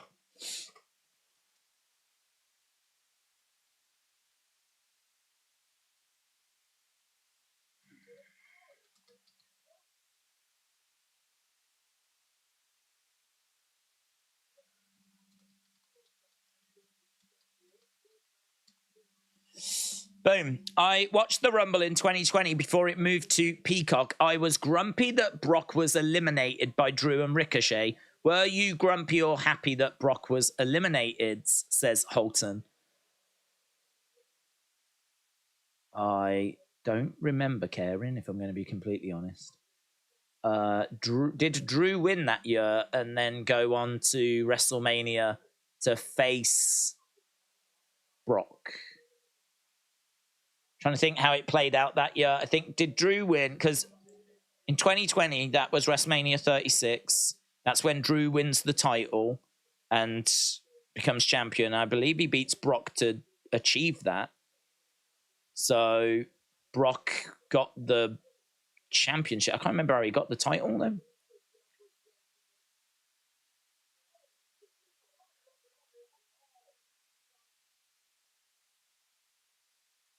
Yeah, I don't remember being bothered at all about Brock being eliminated. I think when it comes to winning the Rumble, I always like to see someone win it that's like an emerging talent, to be honest. I think there's certain people like Brock and there's certain people that your big names, your John Cena's, your Stone Colds. I just sort of feel like they are going to be in the main event of WrestleMania. Like, they're going to find a way of getting there regardless. I suppose it's a bit like Money in the Bank. Like, I don't like it when Brock or someone wins Money in the Bank because they're going to get title opportunities. I like Damian winning Money in the Bank because Damian is not someone that you expect to get a world title shot anytime soon. He's not someone I expect will be on Roman's radar or be going up against Seth. Maybe we can build him and get him there. But he makes a lot more sense for getting Money in the Bank because he is definitely someone that needs that to help him get to that next level or could certainly use it to get to that next level. Whereas, a Becky, John Cena, or Brock Lesnar, like they're going to be in the main event matches anyway. They're some of the biggest stars we've got. So I sort of feel like you're wasting Money in the Bank if you put it on them. And I sort of feel like you could sort of make the same argument for Royal Rumble. Like, we're wasting the Rumble if we put it on those big names that we know are going to be at WrestleMania. I much prefer it being like when Nakamura won. And it's like, oh, okay, now we're doing something interesting. This is different. This is interesting. So, yeah, Brock winning the Rumble, I'm not bothered because if my memory serves me correct, he was in one of those big key matches and was the champ anyway. So, him not winning the Rumble, I mean, he's won the Rumble before. So, it's not like he's never won the Rumble and it's like an achievement that he needs. And with those big names, they make it anyway. They find a way of getting to the show regardless. Maybe you could make an argument for someone like Bayley, who is a big name, but seems to struggle to actually get to WrestleMania and compete. I mean, she wasn't competing at... Did she compete at this year's WrestleMania? Did Bayley have a match at this year's WrestleMania? I've got a feeling that we haven't seen Bayley. I remember WrestleMania 37. Everyone wanted to see Bayley in a match, but she wasn't put on the card. She was just faffing around. Just interrupting and doing a bit of hosting and stuff like that. So Bayley, for whatever reason, seems to struggle to get onto WrestleMania cards. So actually, if there was a big name I wouldn't mind seeing win the Rumble, it would be Bayley. I'd be all right with Bayley winning the Rumble. There are rumors that it's going to be Liv Morgan this year. And I don't really know why. I don't know where they've come from. There's clearly like some plans or there's some discussion that they're going to start doing something with Liv when she gets back. And I'm seeing a lot of people predicting that it'll be Gunther and Liv that win the Rumble next year. I don't know. I feel like Raquel is definitely a shout. I feel like Raquel is someone that I could see winning the Rumble. But as I said, I wouldn't mind Bayley. Certainly if EO is still champion as well. EO's champ and then Bayley wins the Rumble and you set up Bayley versus EO, and you do it like, yeah, no, we're good, we're friends. And as you get closer to it, like that friendship is really strained and maybe even broken. Like that could be good. That could be fun. So I'm blowing out that Brooklyn Brawler, said Godfather's Hope. Brooklyn Brawler had the dirtiest shirt I think he was a slob. What is the best accessory that a manager had? A cane, an urn, a tennis racket, etc. Best accessory that a manager had. The one that comes to mind straight away is Mr. Fuji's salt. Was always an interesting one. I don't know if that classes as his accessory or Yokozuna's accessory, but we saw that get blown into people's faces quite a few times. I think any object that just does the same thing is pretty much the same. A tennis racket, a cane, those kind of objects just kind of serve the same purpose. You just hit someone with them, don't you, when they're going against the ropes, or chuck it into the ring and hope your guy catches it and can use it. So I think that some of those are a little bit samey, a little bit similar. But the salt that Mr. Fuji had was kind of interesting. Do you remember the head shrinkers? Didn't Afa, when he used to come down, didn't he used to have a shrunken head? Do you remember that? I don't know if it ever got used as a weapon, but I seem to remember like Afa coming down with like a shrunken head. That's pretty interesting. It's a pretty wild accessory to have. And then, of course, the urn. I mean, probably the urn would be the best. 1, 2, Ciampa, kick out by Ludwig. Yeah, I think you'd probably go the urn because the urn was a motivational tool for The Undertaker, but also could be used as a weapon and was used as a weapon. Stuff you could do, it was held with such, the urn was good. Bang, lovely. What do you think? Damian and Finn lose tonight, and Dominik says Maca Rice. I don't think so. Vinci trying to get in, knee strike there by Tommaso. Oh, Vinci distracts, but accidentally is still distracting the ref when Ludwig had the pin. Wow, he just shoves him out the ring there. Kaiser just shoves Vinci out the ring. We saw Kaiser shouting at Vinci last week. 2, 3, Ciampa wins. We could be looking at Imperium splitting here. Maybe not this week. So Vinci distracts, allowing Ludwig to get the pin. But Vinci was still down.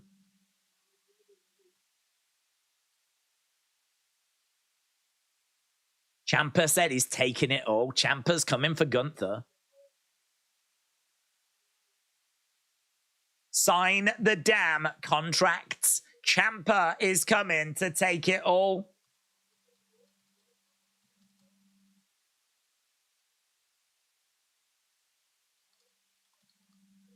I want to see Ciampa taking on Gunther. We've seen it before, and it banged, man. It banged.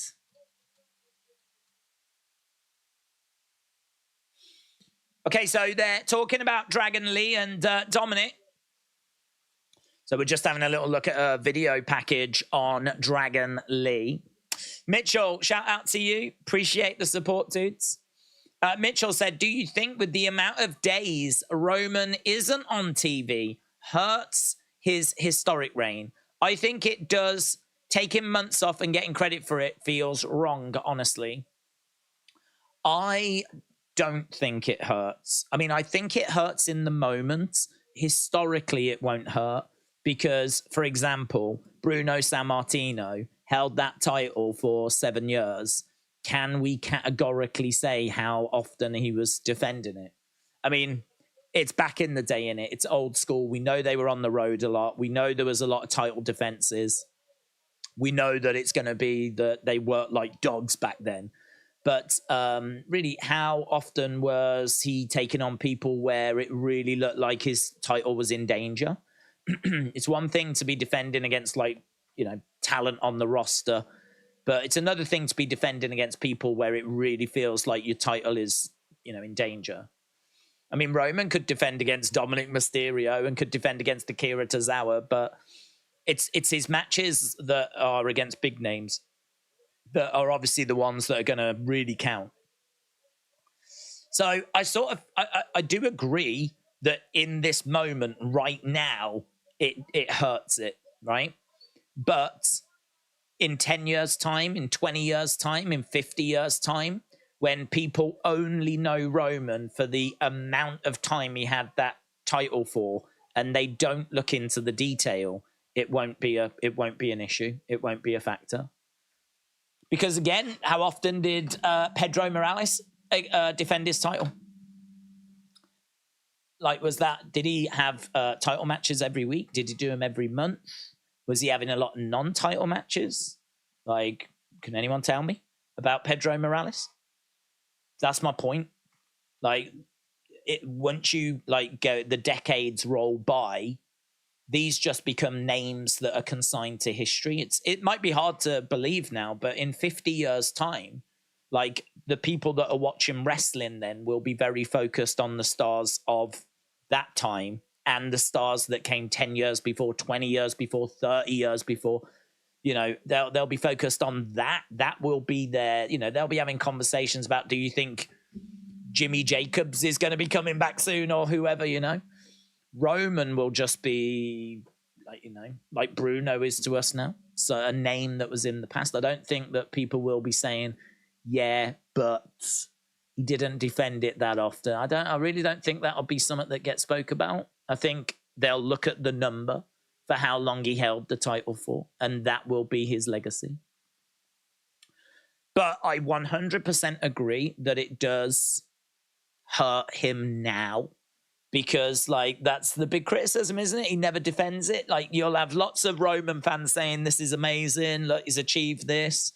But then you'll have plenty of people going, yeah, but between WrestleMania and SummerSlam, he never defended the title. Hogan did that, though. I'm pretty sure Hogan was guilty of doing that as well, going, like, for part of one of his runs, going from WrestleMania to SummerSlam and not defending the title. So, and Hogan, again, you know, he was involved in, like, tag matches, Warrior, in tag matches, like when it was Hogan Warrior against Sergeant Slaughter and Colonel Mustafa at SummerSlam. Like, they were guilty as well of, look at WrestleMania 1. WrestleMania 1 was Hogan in a tag match. He didn't defend the title. I'm not trying to defend Roman, because I agree. But I'm just thinking in the future, I don't think it'll be a factor. I don't think it'll be a problem.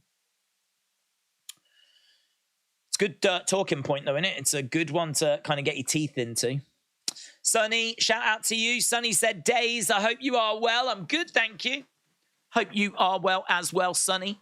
Sonny said, I've sold 15 books so far. Very good. That is very good. That is very good. 15 books. That is very good. Like, considering that, like, this is your first book and it's kind of come out of nowhere with very little warning, and, like, you've put it on Amazon and now you've managed to sell, like, 15 copies of it. That is very, very good.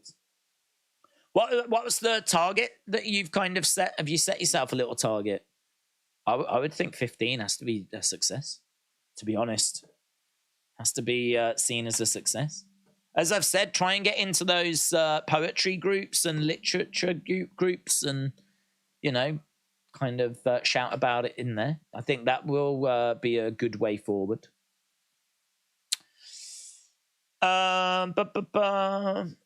Moondog Spot had a bone that he carried with him, says A. Jobson. Do you remember wrestling books as a kid, said Wrestling Jay? No, I remember magazines. I don't think I was ever really around wrestling books as a kid, no. I mean, like, the thing is, like, we didn't have, like, loads of money. We were fine. Food was on the table, you know, a roof was over our head. We had clothes, right? We were good in all of that regards, but we didn't have, like, money for a lot of the luxuries, you know? We didn't have, like, cable TV when I was young. And, it was a case of we covered the bills, we paid for foods, you know, we weren't going out for meals when I was young and stuff like that. But I think that was a sign of the times as well. I don't think we were really any different to anyone else. Like, you covered your bills, you covered your bills, and at Christmas, you got some toys. It was just, you know, everything was normal, but it was, I wasn't going out and getting brand new videotapes of wrestling. I would have to get them from like car boot sales and whatever. Never did I see a wrestling book. They were probably out and they were probably available, but never did I get or see a wrestling. But I saw some wrestling annuals, but they're not really the same, are they? As a kid, I was really only getting whatever I could find at garage sales, car boot sales, you know, the flea market stuff, charity shops, stuff like that, you know. Okay, Becky is on commentary. We've got Tegan against Natalya.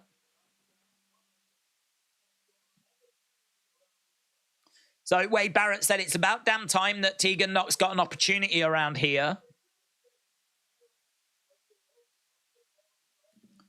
Are they chanting for Becky, the crowd?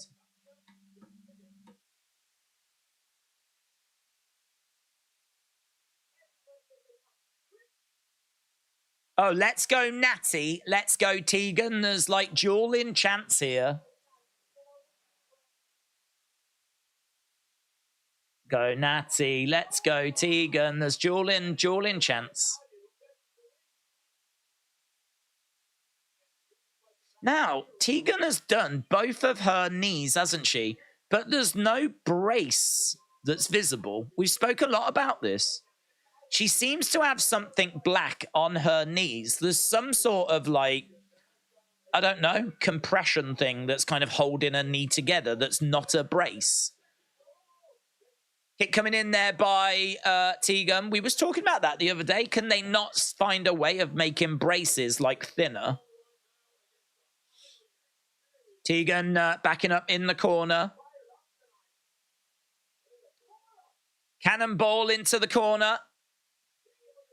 Dragging Natalya. 1, 2. Shoulder up.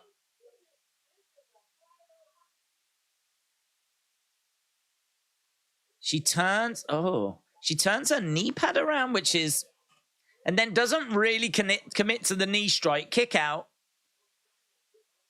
Kick coming in. Oof. Powerbomb 2. Tegan kicks out. Tegan kicks out. So we've had dueling chants here. Let's go Natty. Let's go Tegan.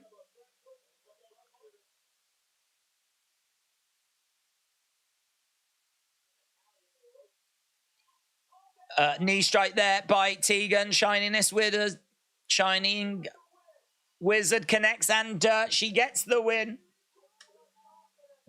The girl with the shiniest wizard. So,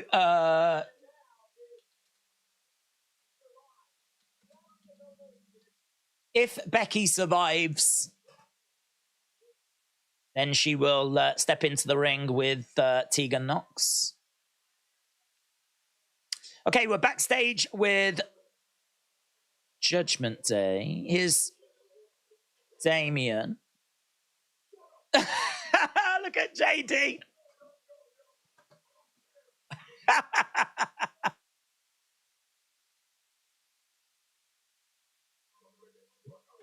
I took a beating because of you. Damian tells JD, you won't be in the Judgment Day.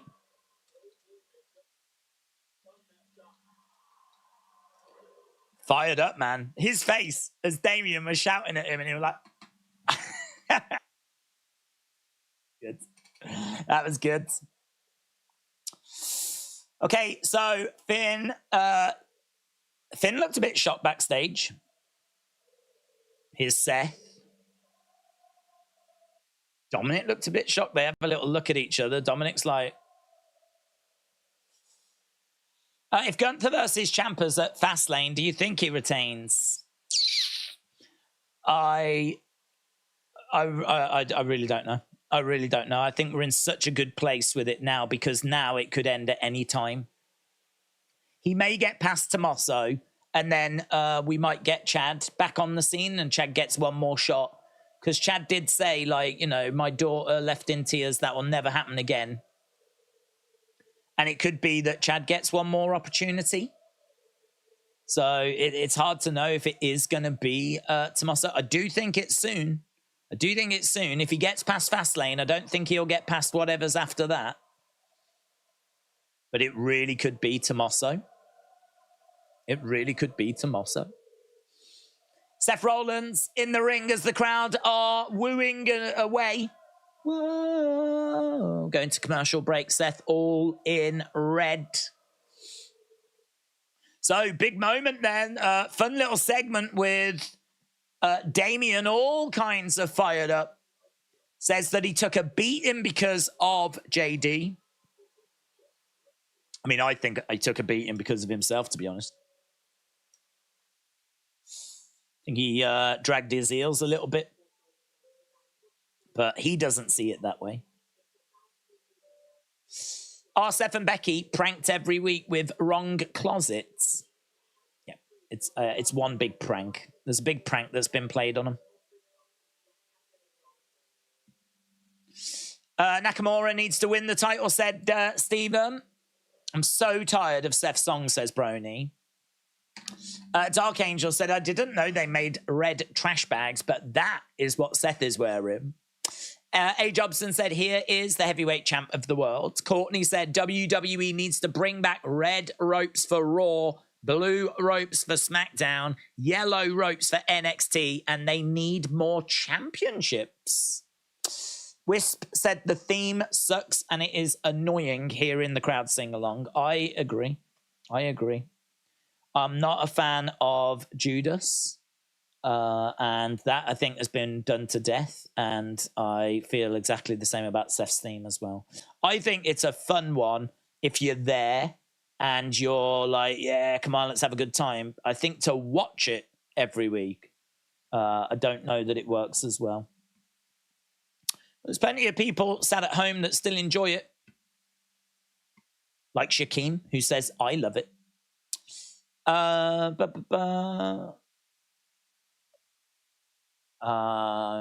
Didn't know they made. Oh, we read that. Everyone that attends loves the theme. I dare you to go and not sing, says Jamie. AJG said, Days, what are your thoughts on what happened to John Moxley? Yeah, well, those things happen. I mean, you know, you're going to have those kinds of incidents happen. So I think for Phoenix to do the move twice and seemingly drop him on his head twice. I mean, the word is that apparently it wasn't that did it, although it looked like it was that did it. Apparently it was some earlier in the match, but I don't know, man. Those drivers definitely look like his head is getting all kinds of smushed up against the mat, right? So I'm not sure how much I'm buying that. For me, I think that those things happen. Like this is my argument with Naya. This isn't ballet. You are going to get moments where people get injured. Like, you know, the Ridge situation is going to happen. The Naya situations are going to happen. The Phoenix situation's going to happen. Botches are going to happen. It's all about timing. And, you know, you're doing moves where you're a bit slippy, you're a bit fatigued, you're a bit tired. Like it's going to happen. It's going to happen. So I'm not so down on the fact that it happened, right? What I am down on is the fact that he got driven on his head. The ref counted 2 and didn't count the 3. So, you know, the reason why the ref didn't do the 3 is because there's some sort of rule whereby, I don't know, the ref has to try and make some up, make it seem like John Moxley kicked out. The only thing that happened, though, is that Moxley then got dropped on his head again and still lost the match anyway. Even if he wasn't meant to, he still ended up losing. So it does make you just go, why didn't the ref just count the 3 in the first place? They've got to change that rule. They've got to change that rule. And maybe they will now after this incident. But this incident shouldn't have happened. If that rule was in place, he wouldn't have got dropped on his head twice. It would have just been the once. Okay, Seth is in the ring.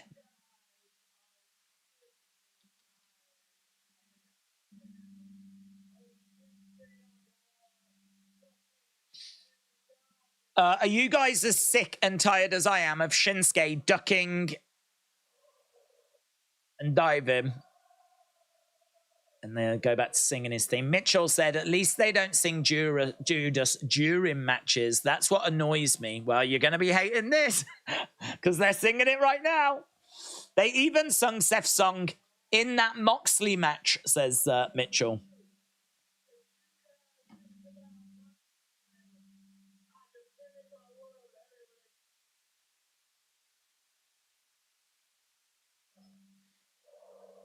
If you think that it's time for me to defend my championship, then sing the song again and do it louder.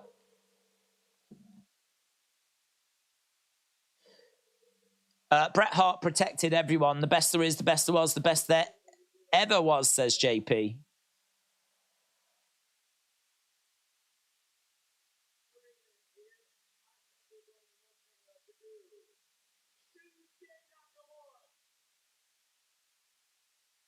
Shinsuke.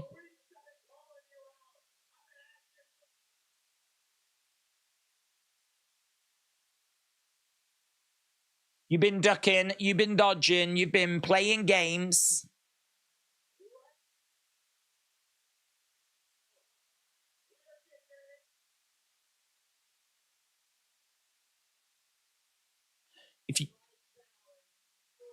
If you don't accept my challenge, I'm pulling the opportunity. We're going to move on.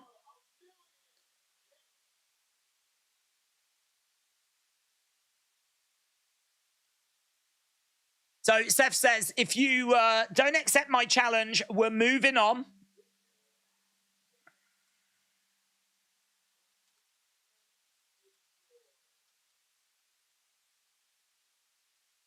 So Seth comes out and tells Nakamura, if you don't accept my challenge, we're moving on. Oh, I love these video packages. Let's go. Name the place. You have so many demands. No wonder your body fails you. I want nothing more than to be the straw that finally breaks your back, mangles you until there's nothing left but dust. But I have restraint. Your stamina is admirable. I love the little music in the background, but you have no patience, only impulse. I dealt the hand, and you showed me all your cards. I have yet to show you mine. Let me make it clear. A match so brutal, so barbaric, you never walk again.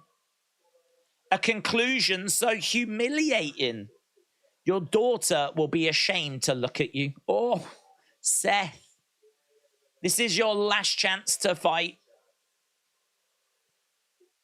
Last chance to hear your song.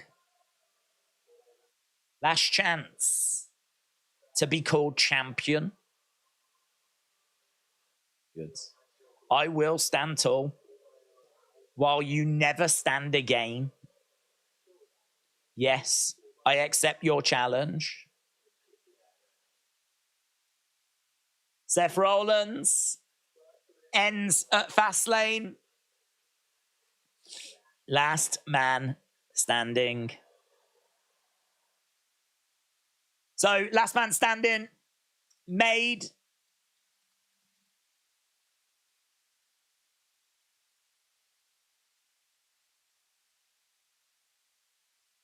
So, challenge accepted. Last man standing.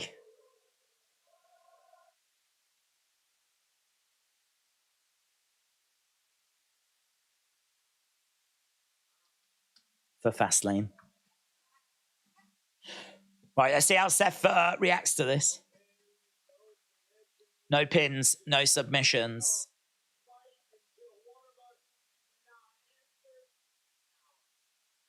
No pins, no submissions, a full-on fight till one of us can't answer the 10 count.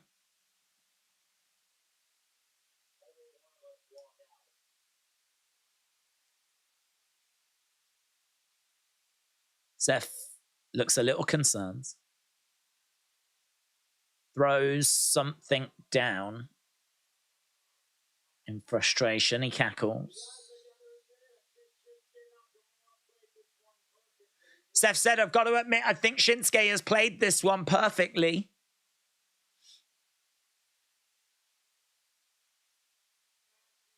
He got the match he wanted.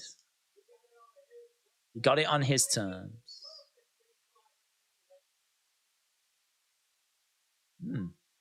He's made one critical mistake. So he's played it perfectly, but he's made one critical mistake.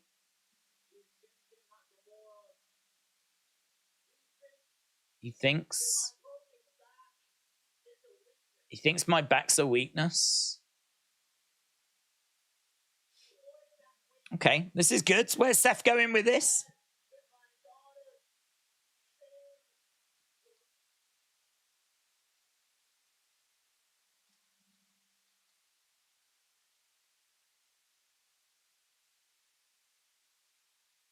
Yeah. This broken back is not a weakness. For me, it's a strength. Go on. I'm sorry. A strength, you say?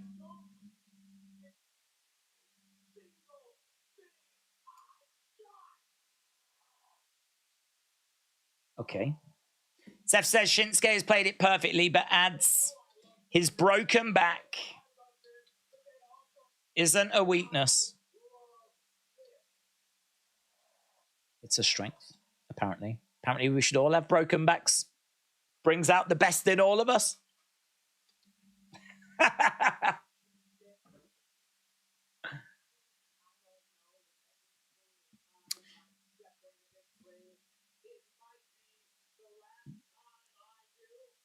Do you think that I don't know already that every time I step in this ring might be the last time?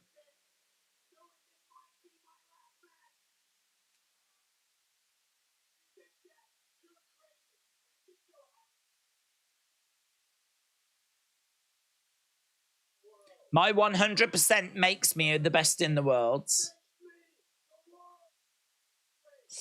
Watch out for Primo's Disney.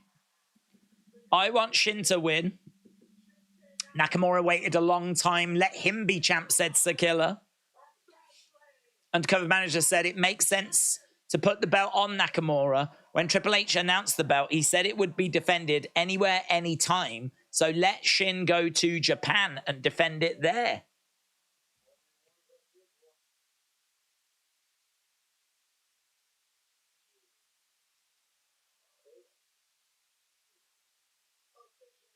So Seth said he'll be walking out. I must admit, I was quite interested about his promo, but that's a hard sell, isn't it? My broken back's not a weakness, it's a strength. It's going to make me dig deeper. I'm always aware that this match could be my last match. Which way is it going to go? Why is Seth's broken back a strength is the new who was behind GTV. Yes, answers on a postcard on that. Answers on a postcard. Right, we're backstage with Jackie Redmonds. Who she got?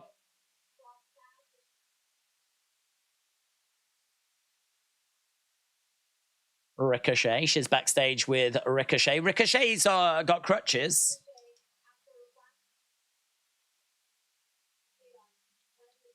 Okay, so Ricochet has got crutches.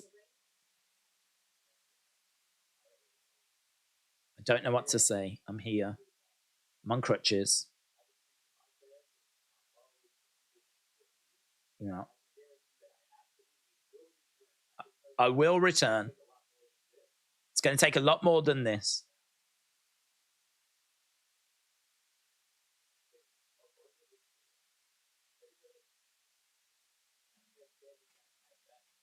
Right.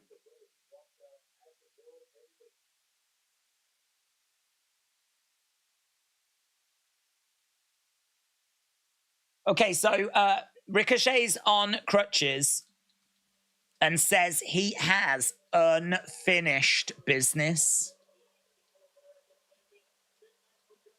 Could Ricochet get involved in that?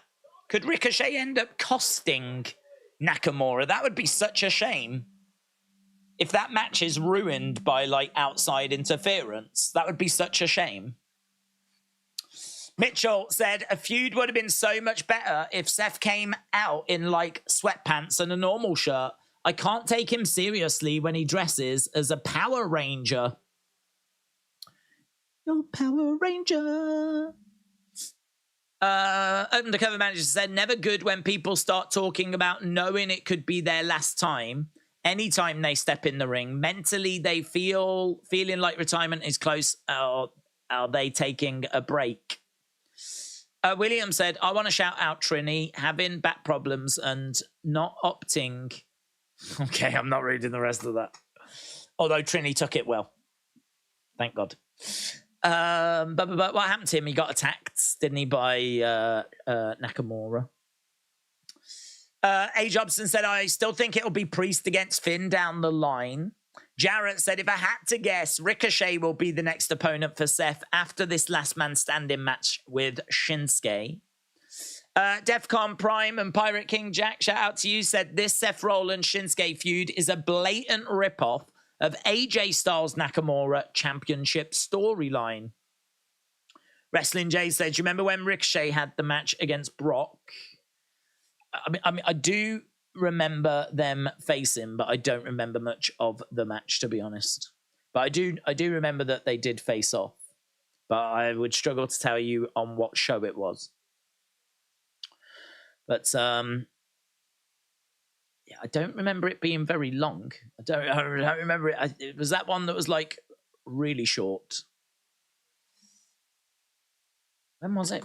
I need to have a look now. That's going to play in my mind.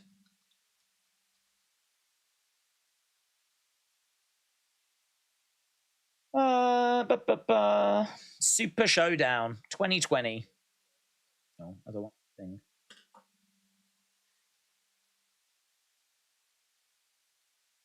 What was the time on that? Oh, that was the same show as Goldberg versus Fiend. A classic show. I wonder why I've never revisited this show. I wonder why this show's been erased from my memory. That's right. It was main evented by a 3-minute match where Goldberg beat the Fiend. Brock beat Ricochet in 1 minute 35. Let's go. What a time to be alive. God, what an awful show. Roman Reigns against King Corbin. Goldberg beating the Fiend. We've got Seth Rollins and Buddy Murphy taking on the Street Profits. That might have been okay, actually. Angel Garza beat Humberto Carrillo. Miz and Morrison against the New Day. Oh, Undertaker won the Mount Twake. Don't know how you pronounce it. Mountain Trophy. Do you remember that? The Gauntlet match. And Undertaker wasn't even in the Gauntlet. Oh my God. I'll tell you what though, there is Bayley against Naomi. That went for 11 minutes. I don't really remember that match.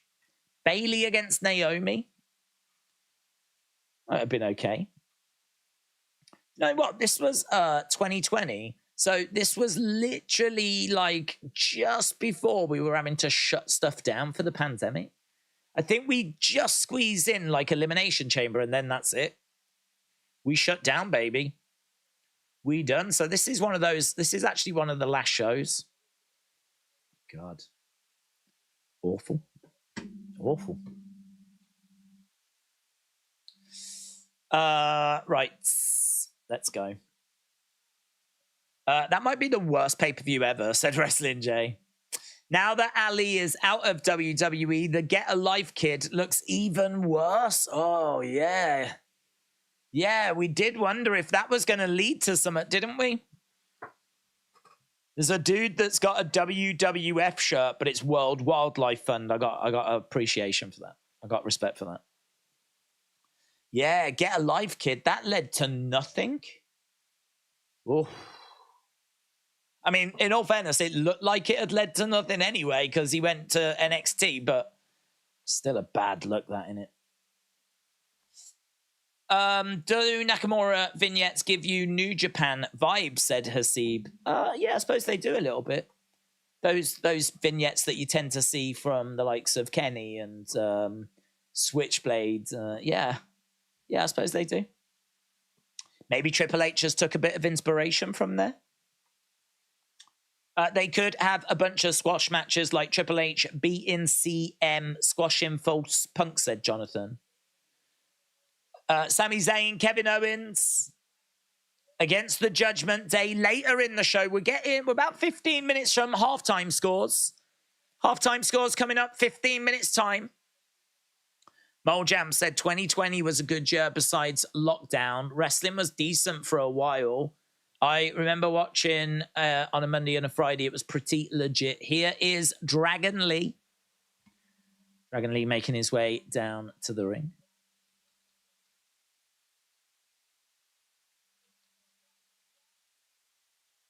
You are about to be wowed, says Michael Cole.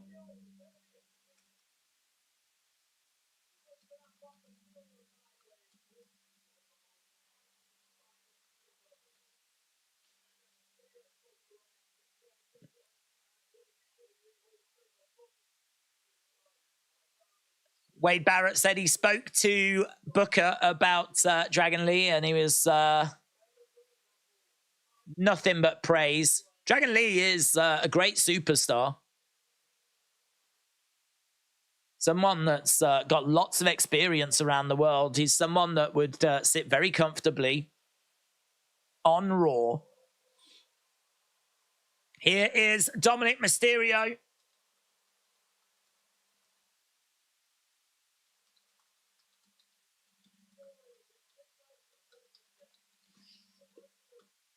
This is the first of their 2 title defenses, Judgment Day. So Dominik Mysterio defending the North American Championship against Dragon Lee.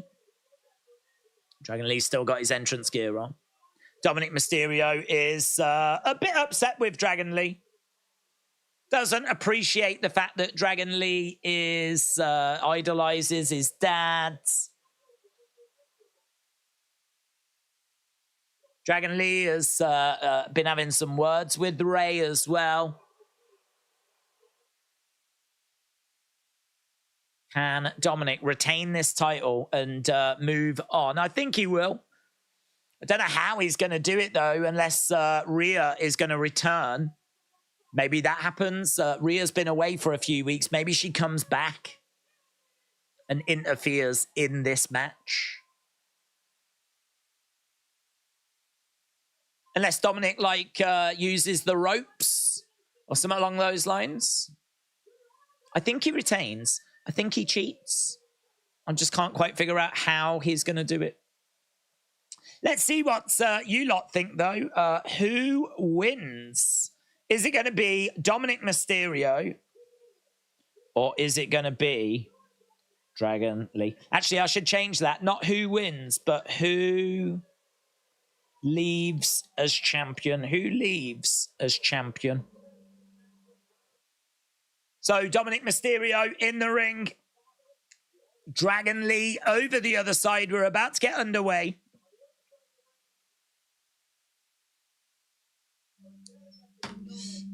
Will the Judgment Day lose all the titles tonight? Asks Hawkins Jr. He'll try and take his mask off, says Wisp. I'm going to go crazy and say Dragon Lee wins, said Dark Angel. Right, well, Dragon Lee will definitely do some stuff that will catch the eye here. Shot coming in there by Dominik. Dragon Lee going against the ropes. Duck underneath. Shoulder tackle. Down goes Dominik. Dragon Lee going against the ropes again. Over the top goes Dominik. Over the top goes Dragon Lee. Lands on his feet against the ropes. Head scissors, take over. Lovely. Dominik to the outside. Dragon Lee against the ropes. Over the top. Comes crashing down on Dominik. Tell you what, the nerves, they must be real, man. I know he's done this so many times, but to be on Raw and in front of all these people for like the first time. Against the ropes goes Dragon Lee. Dragon Lee gets taken down by Dominik. Single leg Boston Crab. Dragon Lee trying to get over to the ropes, and he grabs a hold of the ropes. Referee comes in to have a word. Dominik grabbing the mask of Dragon Lee so that he can pick him up, looking for a suplex. Dragon Lee gets Dominik to the edge of the ring, kick to the midsection. DDT! DDT, edge of the ring there by Dominik Mysterio. That may take us to commercial break. May take us to commercial break as Dragon Lee is down, holding onto his head. This is big for Lee. First Raw appearance. Yeah, the thing is as well, I think if you're just a normal wrestler, I would imagine it's nervy. But Dragon Lee is in a position where you're watching him waiting for the big moves. Like, he is someone that's there to provide that high-flying, like, you know, aerial, kind of fast-paced, that lucha style. And it's high risk, high reward, isn't it? So it must be nervy for, like, even people like Butch to be on Raw and, you know, not wanting to make a mistake. But if you're known for taking such high risk on such a regular basis, I would imagine you're probably thinking, like, oh, man, if anything's going to go wrong, please not now. Please not now. I was just watching him as he was, like, just taking that moment to go against the ropes to go over the top. And I was like, man, he must be feeling it. Unless he's got ice running through his veins, you know. Undercover Manager said, this is how I'd get Dragon Lee over or so for about 6 weeks on Raw. He needs to face different people. Not get in a feud, but each match needs to be a pay-per-view banger. He'd get over without being limited on TV for a few weeks. Big Time said, I'm getting Dynamite vibes with the crowd and this style of Lucha Libre. Yep. This is very, like, well, it is, isn't it? It's Phoenix, it's Penta, it's that sort of a thing. Vikingo. I mean, Dragon Lee definitely would have fitted in AEW. It's not a style that I've got, like, a lot of appreciation for. I think it can be very spot heavy. What I will say, though, is that we didn't get loads in that first little segment. You know, apart from him, like, going over the top to the outside and head scissors as well. I know there weren't loads of time there. We'll see what it's like when we go back. But, yeah, I would agree it's something that would sit on Dynamite. LS Dub said there are kids who will be seeing him for the first time.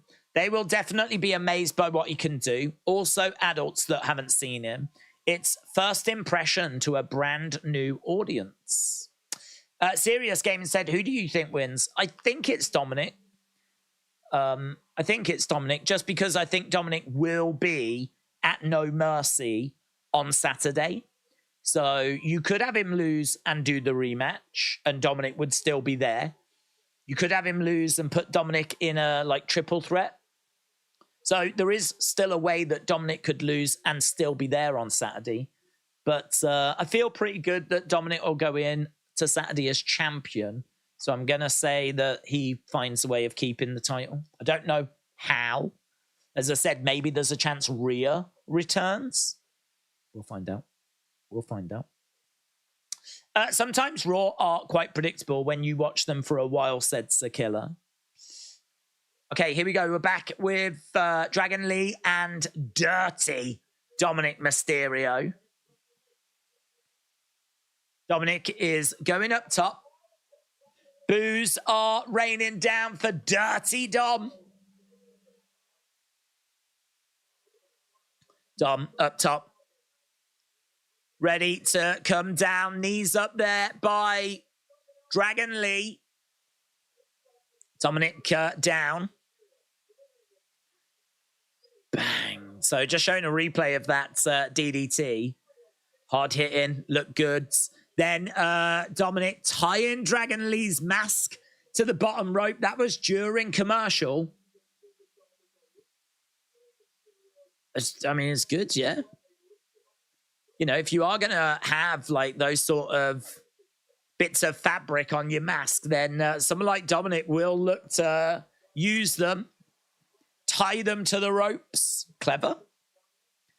Dragon Lee goes in the corner. Dominik up. Oh, wow. Kick coming in by Dragon Lee. Drop kick as well. Over the top. Oh, another kick. Yeah. Dominik in the corner. Down. Dragon Lee. Oh, my God. Wow. Oh, my God. That missile drop kick. Oh. That had to hurt. Look at this. There is... Oh, my God. Wow. He laid that in, man. That is Nia Jax. No half measures. Went for a power bomb. Couldn't quite get it. Into German. I love when I feel like I'm watching. Knee missed by a bit there, unfortunately. Dominik picks him up. Driver, lovely. 1, 2. Oh, kick out by Dragon Lee. I love it when I feel like I'm watching two people really going at it, really laying it in. And Dragon Lee, man, he was just really laying it in there. You could make the argument, maybe too much. You could make the argument that, you know, if you keep doing that, you're going to seriously injure someone at some point. But oh, it looked great. It looked great. 619 misses by Dominik. Duck underneath by Dragon Lee. Takes the legs away from Dominik. Knee to the side of the head. Goes for the cover. 2. Shoulder up by Dirty Dom. Shoulder up by Dirty Dom. 2 count. Yeah, I tell you, we're seeing him really mix in some of that high flying stuff. I mean, we haven't been seeing him like doing loads of springboard stuff. There's been a lot of striking by Dragon Lee.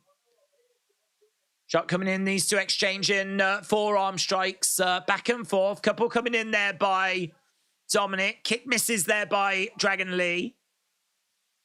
Dragon Lee back in the corner. Dominik up to the outsides. Shot coming in there by Dragon Lee. Against the ropes. Head scissors to the outsides. So Dominik goes crashing to the outsides. Throws him back into the ring. He's going for a big finish now. Picks up Dominik. Looking for... Oh, massive powerbomb. Kick out by Dirty Dom. Some of these moves, man, they're so impactful. Look at this. Bang. Oh, my God. Did you see the powerbomb? Oh. Crowd are chanting, this is awesome. Crowd are loving it. They're really into it. It's not just move, like big spot, big spot, big spot. It's really mixed. Look at that. Stomp. It's mixed in with some real impact. Dragon Lee charging over, gets picked up. Oh, gets caught on that top rope. Gets caught on that top rope. Dirty Dom climbing up. Dirty Dom. Big splash.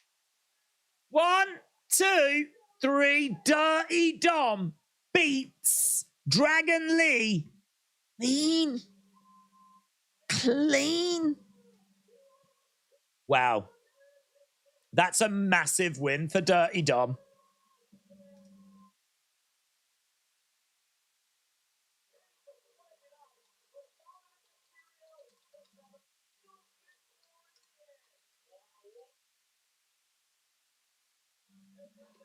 Brilliant.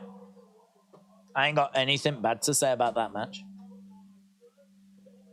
Apart from, I think there was a moment where like a knee looked like it just fell short, like it was a bad camera angle. There's a lovely blend there of impact with like high flying moves, but it's not. People will be like, "Oh, why was that good?" And like say Phoenix isn't, or why is that good but Penta isn't, or why is that good and the Young Bucks aren't?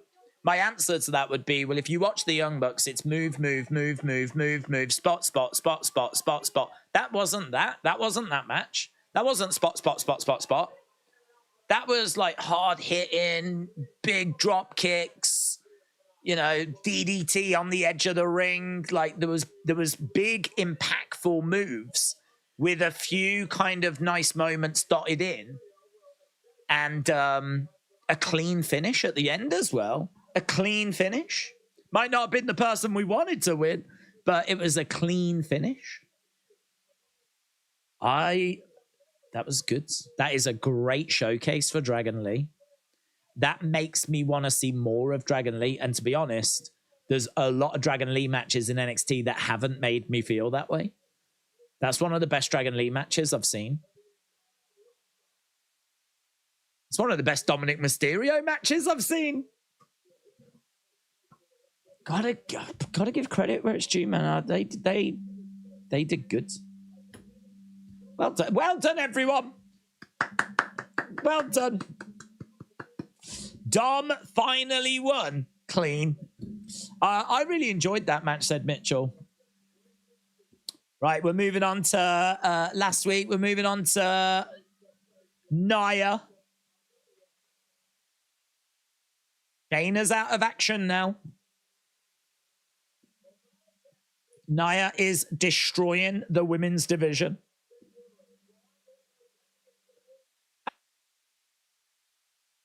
She walks past Akira Tozawa, and Akira Tozawa's like...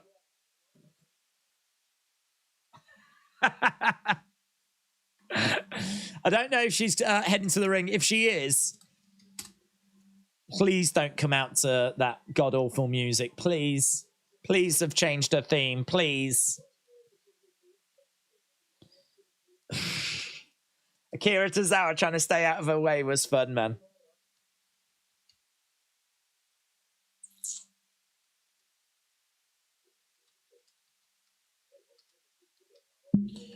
Right, let's go. My hole! Halftime scores, everybody. It's the halftime scores. I really want to know your halftime scores. Put it in the chat. Halftime scores, everybody. It's the halftime scores. Are you happy? It's the halftime scores. Are you happy or you sad? Halftime scores, everybody. It's the halftime scores. I should get that recorded. If I got it recorded, I could just press play then. Just sit here like this. Boom. Big Time says 7. Brian said 6. Green Bean said, it's been a good Raw. Ray said 7. Kieran said 7.5. LS Dub said, if you're going to put the North American title on Dom, at least you can do is give him and the title some sort of legitimacy. I like clean wins. The only necessary thing was that Dragon looked good. The Beach Kevin said, is it true Nia Jax is not like other girls? I have heard this. Liam said 7.5. John said 7. Donald said 6.5 out of 10 holes. Jess says 8. Justin said 9 for that match alone. Brandon said cringe. Serious Gaming said 7. I enjoyed Dom against Dragon. Erasure Mind said 7. Stone said 7. Gongcast said 7. Goat said 7. Alex Bliss Gamer says 7. Stuttering Steve said 7.2. People's Wrestling Channel said no Reigns, so -2. Reyes says 7. Trini says 7.5. Smurfy Tunes, shout out to you. Terry says 7. Michael said 7.75. I just wanted Lee to win. Nitro said 7.5. Trey Gaming says 6.5. Aaron says 7. Irish Rebel says 7. Big Time said WWE has been searching for the next Mysterio. This is the guy. The real Kyle said 6. Sean said Dom needed to lose. Joseph said 9 out of 10 for all the clean wins. 6.25 says Derek. Dinesh said Dragon Lee is effing amazing. 5.7. Wrestling fan said a 7-star AEW match. She injures most girls, said Serious Gaming. Logan, shout out to you, my friend. Appreciate the support. Logan says Judgment Day will lose the tag titles and Damian will cash in at Fastlane. How's this? Big prediction by Logan. I don't know what you're seeing, but what I'm seeing is an arena that is black. The lights are out, and there's like an advert on the Titantron for the Continental. Now we are seeing a trailer for the Continental. I think you know that in America, and you'll have to tell me if you do or you don't, but you know, as Wade Barrett was talking there, did you have a graphic on screen? Because we didn't. And I think there's a few moments where you get some stuff we don't get. What I just got there was an arena. All the lights were out. You could see the ring posts illuminated, and you could see on the Titantron this graphic for this Continental thing. They've clearly been paid to promote this program or film or whatever it is.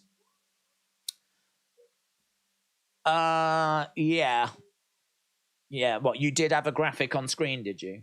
Yeah, we didn't. I think that happens when you're talking about football as well. I think you get graphics for like football games, and we don't get those. Okay, so Continental, for anyone interested. From the world of John Wick. It said it's on Peacock streaming now.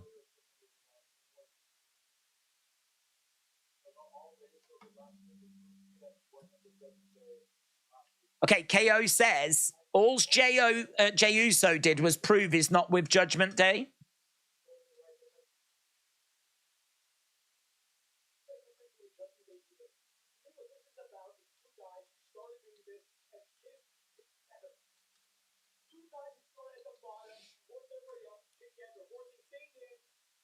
It's a cool shirt, isn't it, that Kevin's got? It's a Ray Eddie shirt. Looks really good.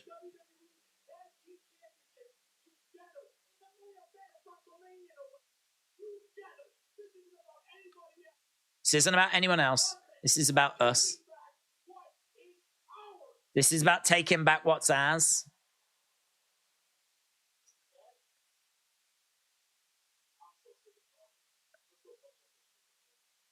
Kevin said he's sick of talking.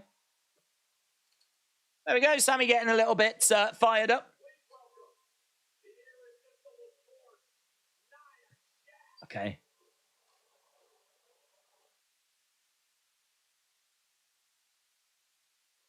This sounds new.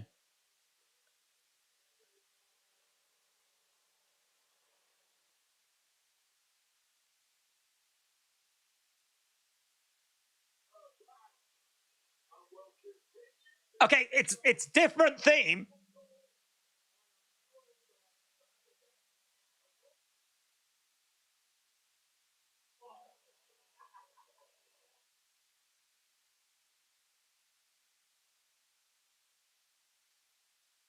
It's not. They've changed it. I'd say it sounds better. Yeah, it sounds better. It's got like some heavy drums in it. But it's still very much in that same sort of area, you know? I feel like we've changed it, but we've changed it for like a song that's not a million miles away. It's better. It's better. It's better. That's the headline. It's better. It's better. So Nia Jax talking to Michael Cole. The crowd are booing.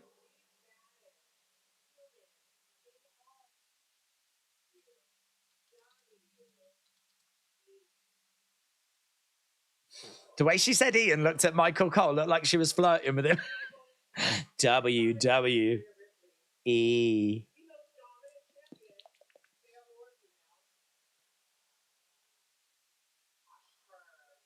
You suck, Chance.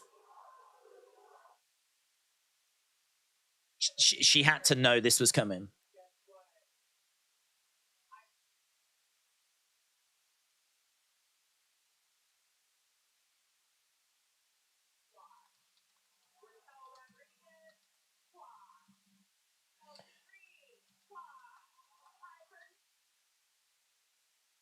She squashed all the women.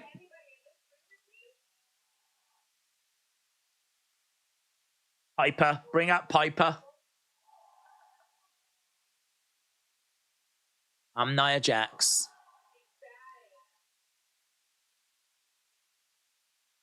The baddest human.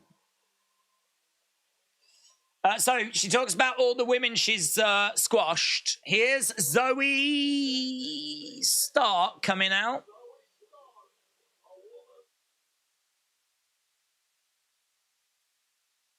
Okay, so Zoe Stark interrupts.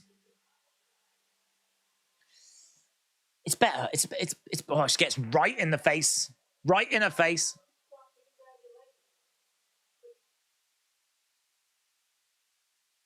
You squashed me. Congratulations, but you did it when my back was turned.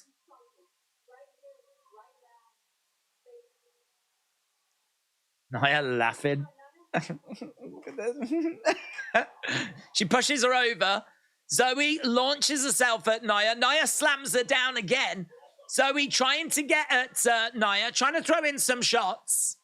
These two brawling away. Referees are going to separate them.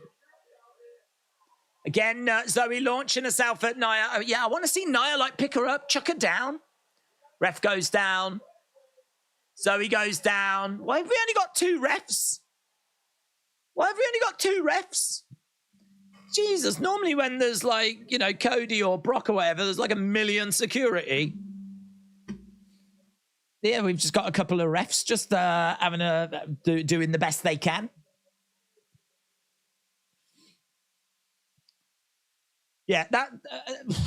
man, I feel like there's a lot to unpack there. My headlines are new theme. It's not a million miles away from where it was before. It's a step in the right direction. I think we could have gone a lot further, but I'll take it.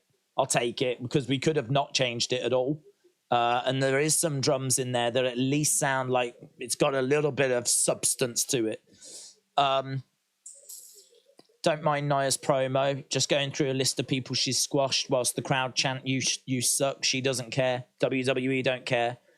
I think Zoe coming out, getting right in her face as well was a good visual. Thought it looked good. Nia pushing her down and Zoe getting right back up again. I like that.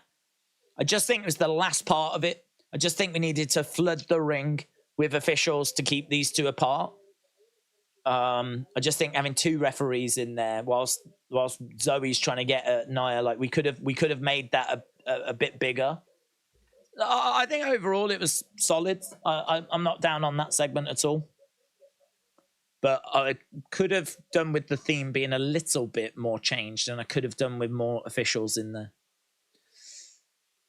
Let's try and get to the chat.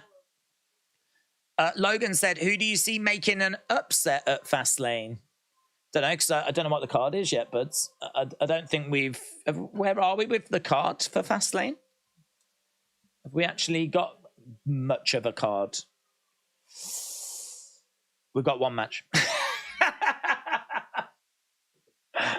So far, Fastlane is Seth Rollins against Shinsuke Nakamura. So if there is going to be an upset, I think Shinsuke wins. So, yeah, I think we need the rest of the card first. Serious Gaming said they're really going to have Nia squash Zoe again. They don't need to build her up. We already know what she does. Or maybe it's just me, said Serious Gaming. Hagendaz said, did Nia injure Rhea in real life? She didn't hold on to the ropes. We don't know if she injured her in real life. It could be that it was just storyline. New music for Naya. Can you hear a sax? Greetings and goodbye, said Gerard. Keep on rocking in the free, not economy worlds. Gerard, shout out to you, my friend. Naya also failed to mention that she squashes catering, said Chris.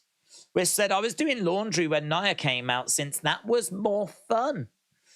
Mole Jam said, I hope Nakamura beats Rollins. But they haven't announced any matches for Fastlane.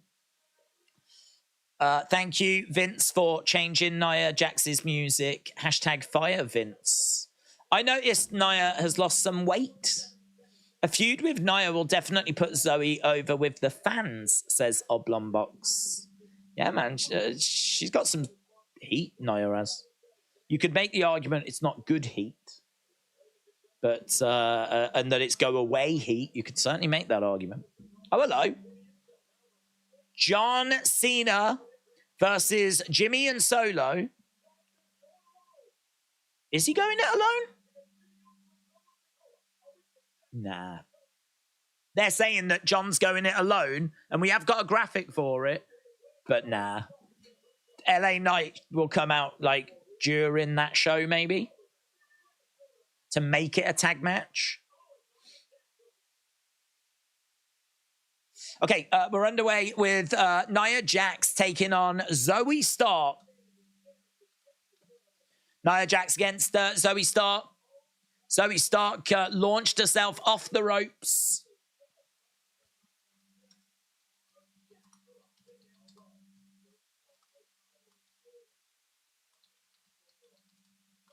I don't remember them announcing the handicap match before.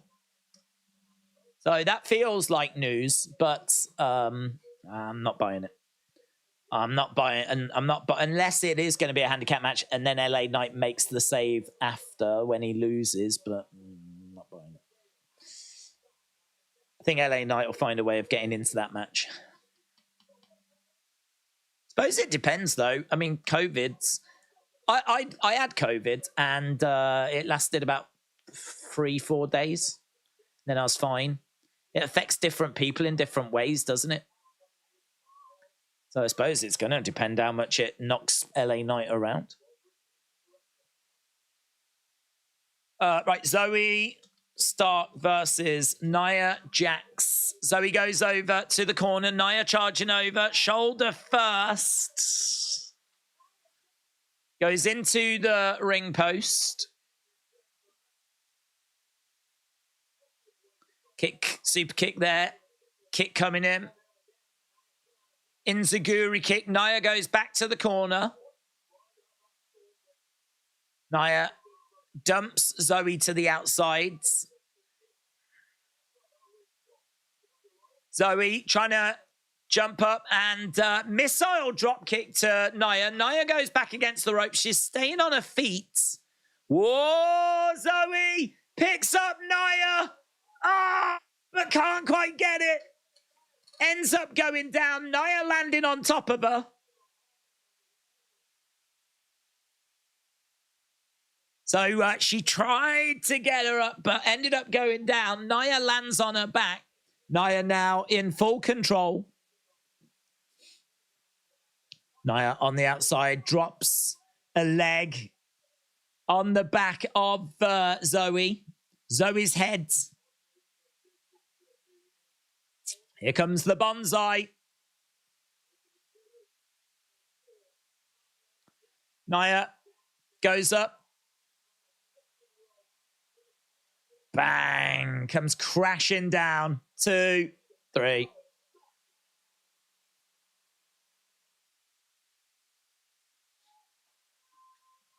Nia Jax wins.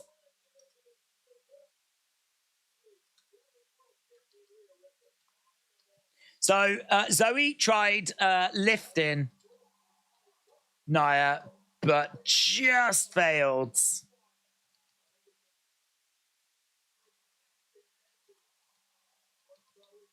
Are they calling it the bonsai?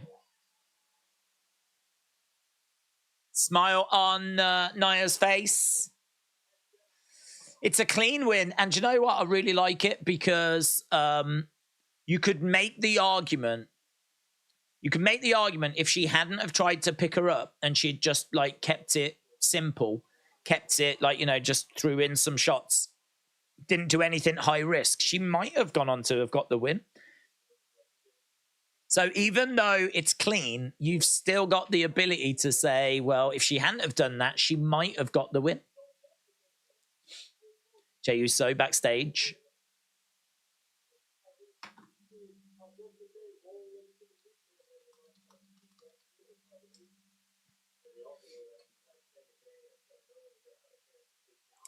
Sami and Kevin against Judgment Day. We got 1 hour, 10 minutes to go.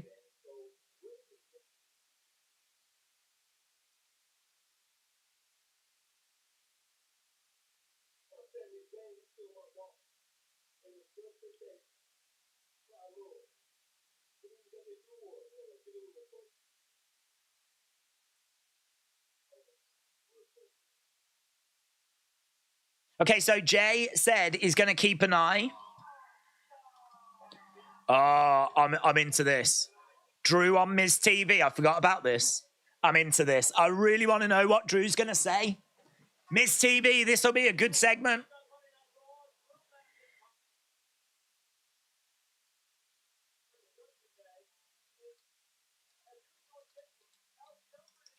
Okay, so Drew McIntyre on Miz TV. Let's go.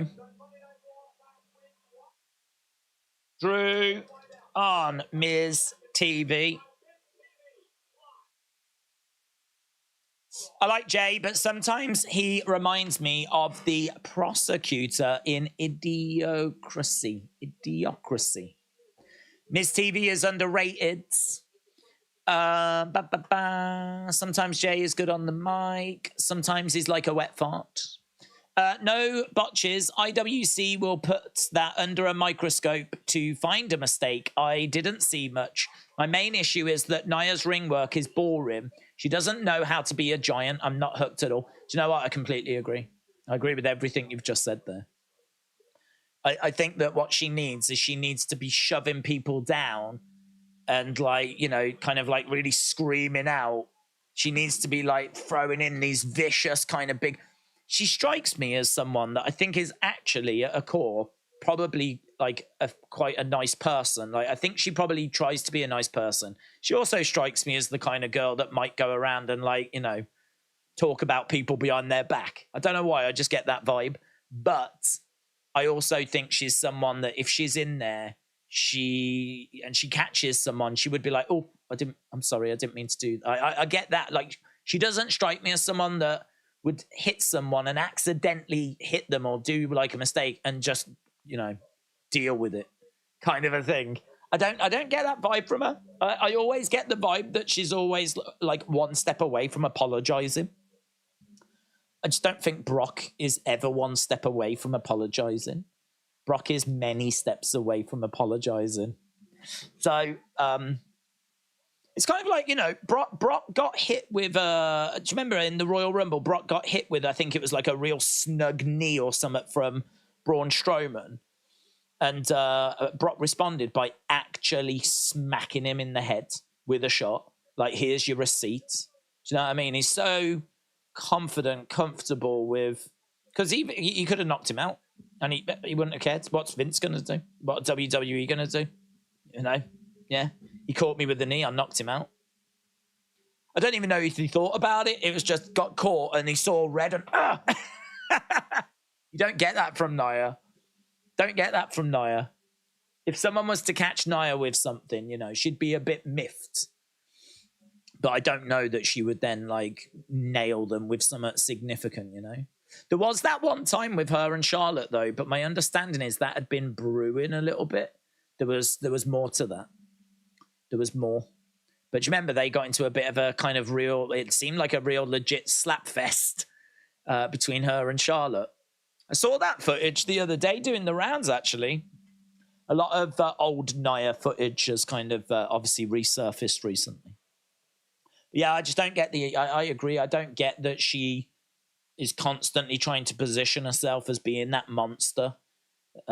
She gets a bit too stuck into the fight as well. So, like, even there, you know, where they're like brawling and they're grabbing hair and they're all like, you know, she's kind of hunched over, kind of getting stuck into it rather than standing tall and just pushing back, screaming out or gesturing. You know, Brock constantly doing this. You know, Naya hasn't really got anything like that she goes to. I agree. I think there's definitely little things like stay upright, don't get dragged into the fight, use big power moves, clotheslines, pushes, you know, scoop slams, whatever, and gesture to the crowd. Go with something that you can hit. You never see her like flashing off the biceps or anything, you know. I agree. Right, we've got an event in Australia. Let's see how this Miz TV segment's going to go.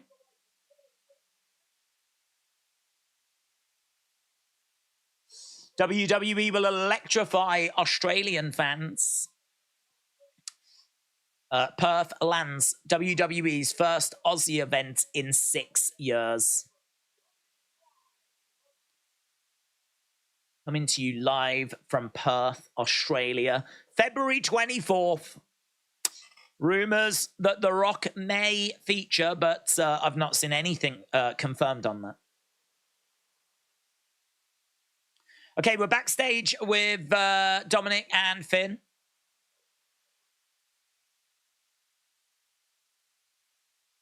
Okay, Finn says Damian needed to go and cool off.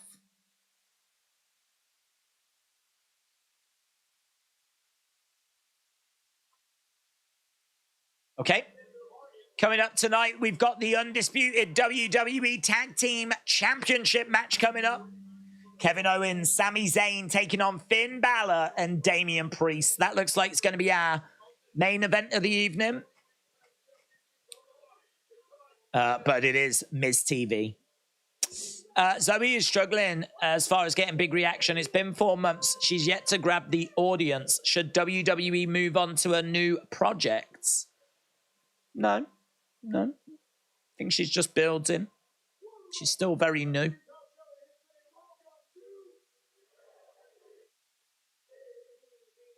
Okay, Miz TV.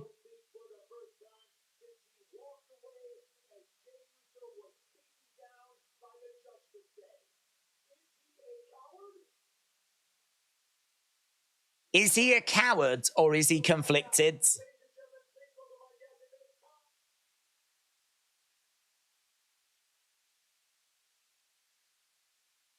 The Scottish Warrior, Drew McIntyre, gets his introduction.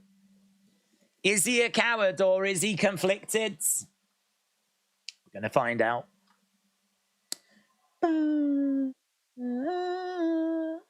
Drew, wearing black. He wore red the other day. Mitchell said, what's your halftime score? The Lee match was great. I'm 6'5", 6'7", I think Naya needs help on the mic. She doesn't feel like a killer. I agree. I do feel a bit sorry for her. I'm going to make an excuse for her now. And that is, I think her booking was really bad last time. I think you're asking her to do something that she hasn't really been able to do much of in the past. So if she's not quite getting it at the moment, as long as someone backstage is able to go, listen, this is what you need to be doing. This, I saw what you did, but this is what you needed to do. I saw what you did, but this is what we needed. And they can actually, and I'm sure there will be producers of segments. There will be Triple H, right? There will be people that can give her this advice. And if we're seeing it, I've got to think they're seeing it, right? But it might just take a bit of time for her to really, for it to click, for her to get it, for her to remember these things when she's in the ring, because for the longest time, she was just booked the way she was booked, which was not good. Score-wise, I'm probably about the same. Yeah, probably about the same. I think Dominik Dragon Lee's the highlight. It's not been a chore to watch. And with an hour to go and this segment here, which I think could deliver something quite interesting, Yeah, I'm optimistic that we could end on a good score. Okay, Drew says, have you got any questions?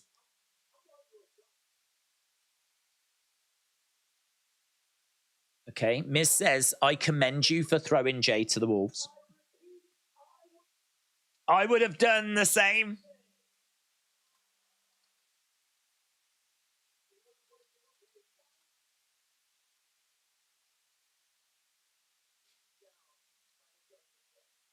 Okay. I want to make one thing really clear. I am nothing like you. Miz says, actually, we're a lot alike.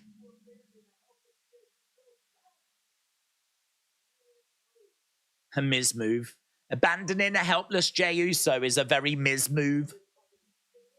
We're making Miz moves.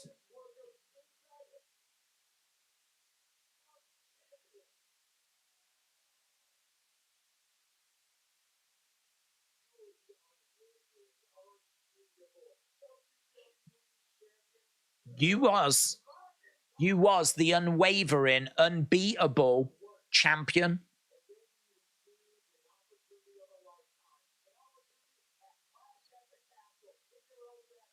You then also got an opportunity at Clash at the Castle. So Miz is kind of pointing out where Drew has been stumbling. Who was front and center to give you beatdown after beatdown? The Tribal Chief's right-hand man.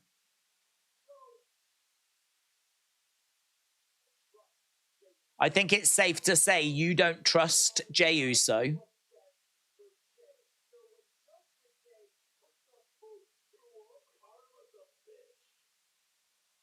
Karma is a witch. Exactly. Jay made his bed, and last week he had to sleep in it.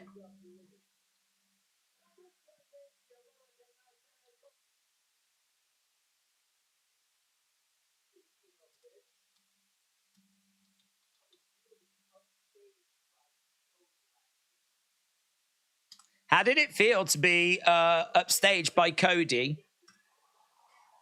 Hello. Kofi Kingston, wasn't expecting this. Here's Kofi and Xavier. New Day interrupts.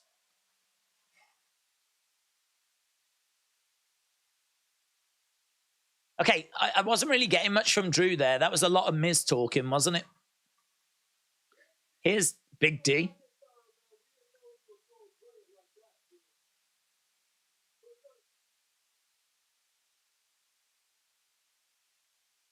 The Drew McIntyre we know is not a coward. Wow. For the past few years, we've been calling you Big D. Oh, there's been a bit of shrinkage.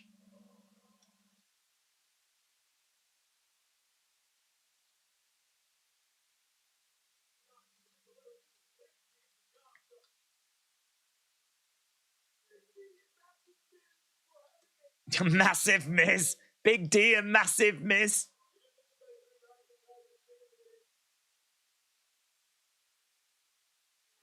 I know you two are back there. Why didn't you come out? Good question. Good question. Cody didn't do it out of the goodness of his heart. It's his mess. That's another good point. You didn't do what you were supposed to do.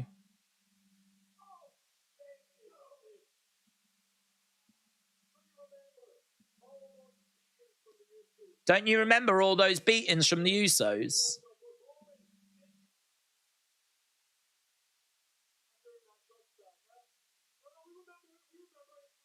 Kofi says, no, we remember it.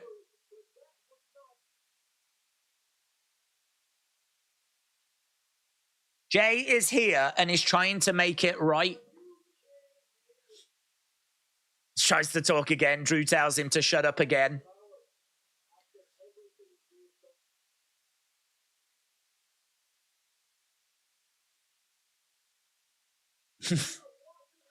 I think is Miz trying to put his hand up because he wants something to say. He's got his hand up like this.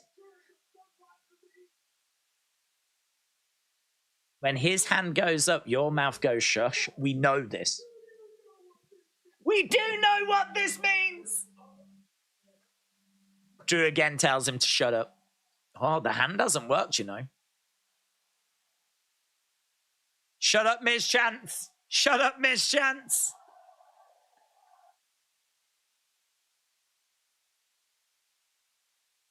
Goes up. Your mouth goes shut. Oh! Headbutt. Headbutt from Drew. Time for talking.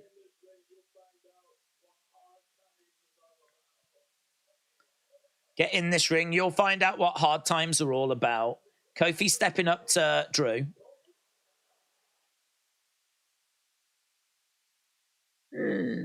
Miz makes me laugh all the time, says Wham.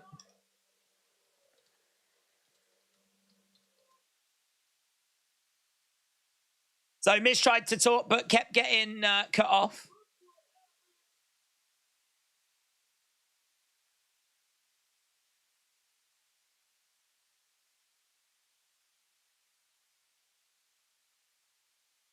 So is he looking to take on the New Day on his own? It's a bit silly, isn't it? Last thing I heard was Cody was going to feud with Omos, says John. Miz is on fire this year with his segment, said Got Any Nick. Mitchell said Miz definitely sat front row in his class. What the hell was Kofi talking about? I didn't mind the back and forth there because I think Drew made some good points. Like, I haven't forgotten what Jay has done to me in the past. I'm not just going to forget that. If he's being a better person now, that's great, but it's going to take me time. Like, I think that's fair. I think that's fair. And they went, well, Cody went out there. And then Drew responded, yeah, because it's Cody's fault that Jay is even on Raw. Which, again, is fair, isn't it? That's fair. That's a fair comment. And a fair comment saying, you two were backstage. Where was you? You could have come out. Fair again. So I think that Drew has made some really good points there. I think Drew's made some really good points. And, Kofi responded by saying, yeah, look, you know what you should have done. You know what the right thing to do is. Jay is over here and he is trying. You know what you should have done. And you didn't do it. Yeah, I think it was a fair back and forth. You could make the argument, why would New Day feel the need to publicly come out? Why was this not just done backstage? Why was this conversation played out this way? Like, there's not going to be a happy ending to this conversation, is there? New Day aren't going to come out and say all this to Drew, and Drew's going to go, do you know what? You're right. Yeah, I dropped the ball. Can't see that happening. If you want to have a conversation with me, lads, could you not have done this backstage? You've had all week. Did you really have to come out whilst I'm on Miz TV?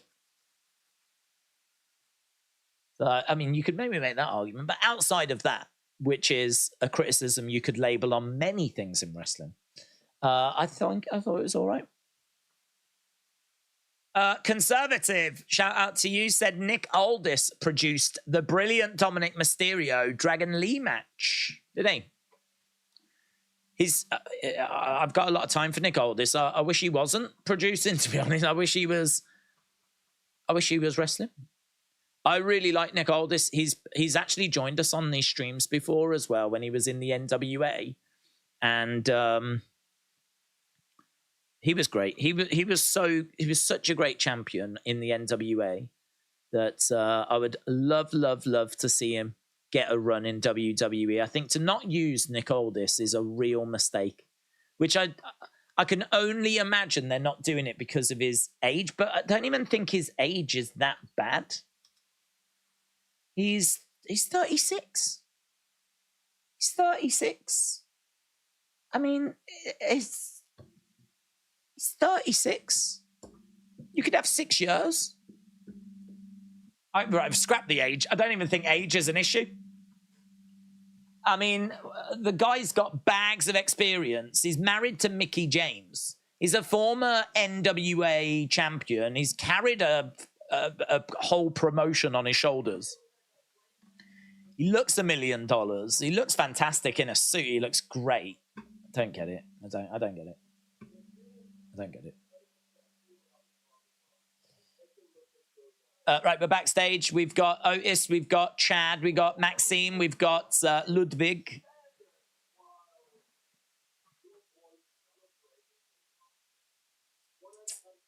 What an embarrassment.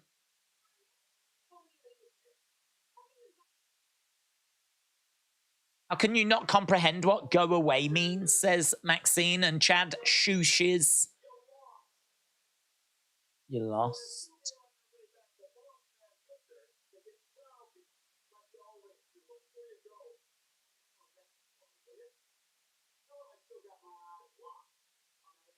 Chad says, tell Gunther I've still got my eyes locked on that IC title.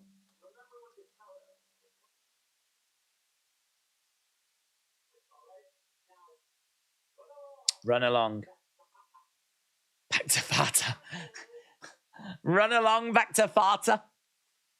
Yes, yes, Fata. And back to Fata. Okay, Kofi against Drew is next.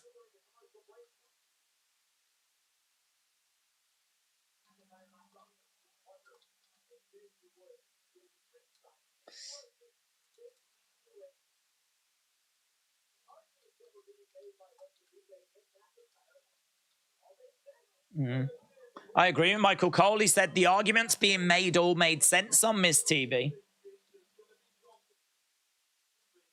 So he's challenged both, but it's only Kofi that is competing against Drew McIntyre against Kofi. These TV segments, Miz, Grayson Waller segments, have ended in someone else coming out. Miz and Waller have just felt like afterthoughts with these, says Mitchell. Smurfy Toon said, I'm a huge fan of Big D. I have heard that. And massive Miz, said Smurfy Toons. Daniel said, Ludwig is in a relationship with Tiffany Stratton. LS Dub said it can't be the age that they've got the issue with. There has to be something else. An injury or apprehension. Maybe he has other priorities or something else. I know that Bruce Pritchard has had crosswords with Nick Aldis. But that's not stopped them bringing him in as a producer, has it? I don't know that that's going to have stopped him being brought in as a wrestler. I suppose the truth is, WWE have got the ability to make anyone they want, really. If they want to get behind Bron Breakker, they could, make Bron Breakker. If they want to get behind Shinsuke, as they're doing now, they can make Shinsuke. Like, they are a machine that can make whoever they want to make. So I suppose you've got to give them reason to choose you. And I mean, I think Nick Aldis is a great wrestler. I think he's a great entertainer. I think he'd be great if they did put the machine behind him and push him. But if you're WWE, why would you bring him in and get behind him rather than get behind Bron Breakker, Austin Theory, or a Grayson Waller? Like, what is he going to bring other than some experience where, he's had the NWA title? What's he going to bring that maybe you're not getting already? I mean, the thing is, I really like him. So I definitely would put the machine behind him. But maybe they're looking at it going, not bothered. Don't need it. We've got Drew, we've got Roman, we've got Solo, we've got Braun, we've got AJ, we've got Finn. We've got like so many options. Maybe it's just that. Yeah, we could build him. We could build anyone. Don't need to. But that attitude sucks, and they should, because he's really good. Maxine and Tiffany are good friends, says Hagen Daz. Nick Aldis and Cody, Maybe Cody played a part in him being brought in as a producer. I think they've got a good relationship following their matches they had. Nick Aldis faced Cody at All In. Was it All Out? All In? All Out? All Out. All Out, the first one. And they faced after that as well. NWA 70, I think. So they've had a couple of matches. And I think they've got quite a good relationship. So maybe Cody played a part in Nick Aldis coming in. They can't use a person's real name in wrestling or elsewhere. Logan said, do you think Randy or Punk returns first? Randy. Tiffany said, I loved the match. Aldis is one of the most legit pure wrestlers. Use him, WWE. Yeah, you cowards. If there is anyone watching from WWE, there isn't. Or anyone that knows anyone at WWE, there isn't. Cowards! Stop dropping the ball with Nick Aldis. Just because you're scared of money and success and people being happy. You losers. Who is your AEW Wrestle Dream predictions? We'll probably do that on Wednesday, to be honest, buds. Because I don't know the cards. So, we need to call the card up. And I reckon that hour before Dynamite would be the best place to do that. Because this week's Dynamite is the go-home, innit? For Wrestle Dream. And Collision as well. On Saturday. But no one's watching that. What do you WWE trying to present NXT call-ups in a different way rather than call up and expect people to know who they are? The presentation with Lee was tremendous. Yeah, good.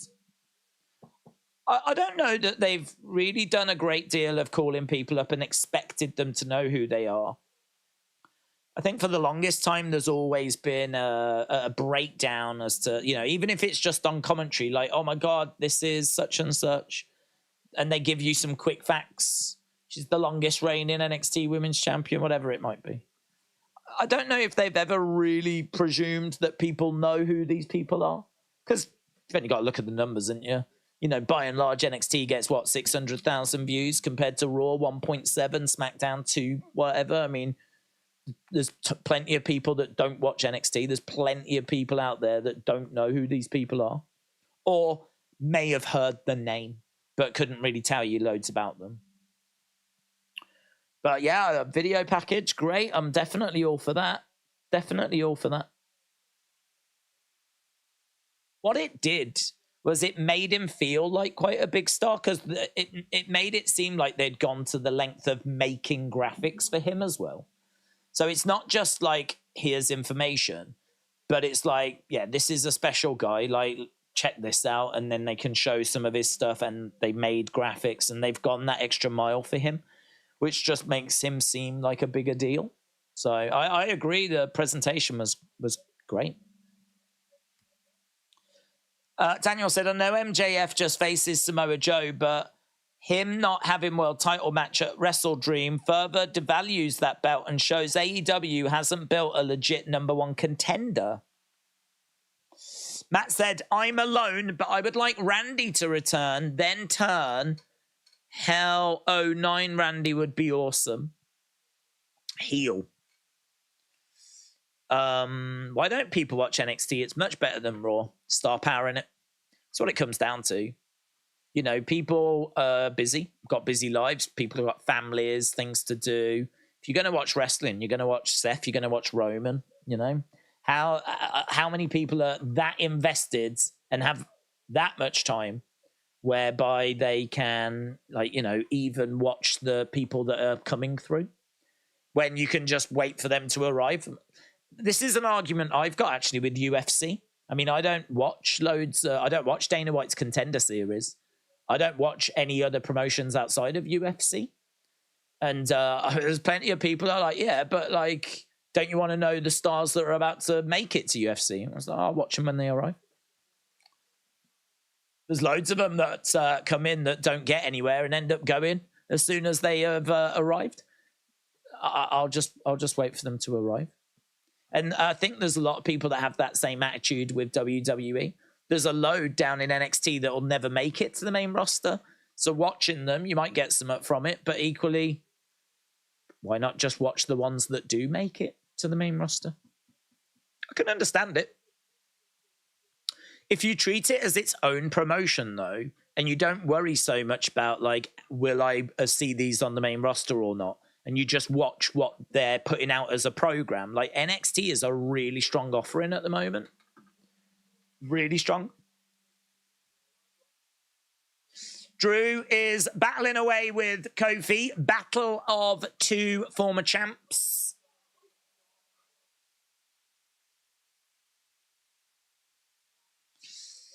Drew in control at the moment, and Cody certainly feeling the effects. Looking for a big chop. Big chop. Down goes Kofi. Yeah, Drew is kind of standing. I mean, it's a real slow pace. It's quite slow, methodical. He's just throwing in chops. He's grabbing Kofi. He's got him by the arm. Oh, Kofi goes over the top, against the ropes. Drew goes to the outside. Kofi in between the ropes, drop kick. Crowd a little quiet. Suicide dive. Suicide dive by Kofi. Daniel said, my friend is at the show, is he? I hope he's having a good time. I think it's been fine. Again, no, I don't know that there's anything here that's going to really change that 1.3. Big shot coming in by Drew.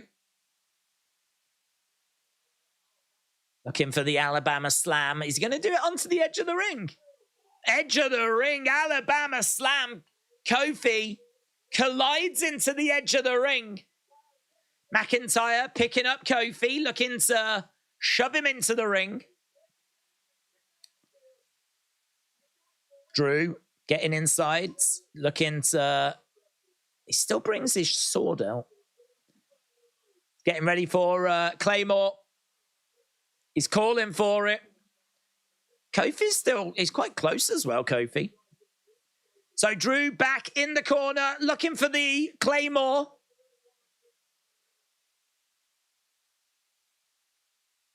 Goes for the Claymore, but Kofi moves out the way. Kofi. SOS. 1, 2. Kick out by Drew. Kick out by Drew. Xavier cheering him on the outside. Hawkins said, if Vince was in charge of booking, we would have for sure had a tag match of Big D and Tiny Balls, Miz and McIntyre. Let's go. Great team name. Big D and Tiny Balls. I could get behind that. What? Huh? This is awesome, chant. Dabakato, Nathan Frazier may not appeal to casuals, but WWE's hardcore audience will watch it, says Big Time. Even Naya was short enough so we didn't have to suffer her for that long, said Wisp. Life of Daz said Bron Breakker should be on Raw. Oh, hello. Ivar has come down. Ivar's attacking Xavier on the outside.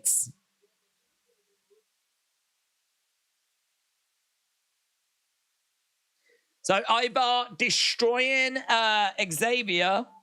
Oh. Collides into him. Valhalla comes over and starts laughing. Kofi trying to make the save, but Drew stopping him. Bang! Claymore!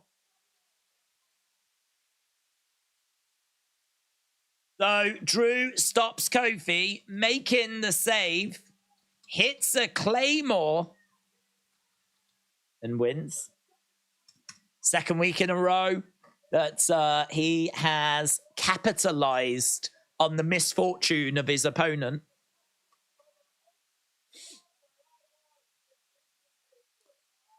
Oh my God, did you see that barricade and how it moved? Damn, Drew wins.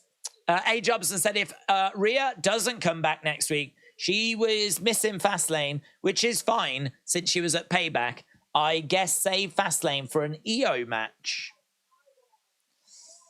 Now Ivar is unloading on Kofi. Drew walks away.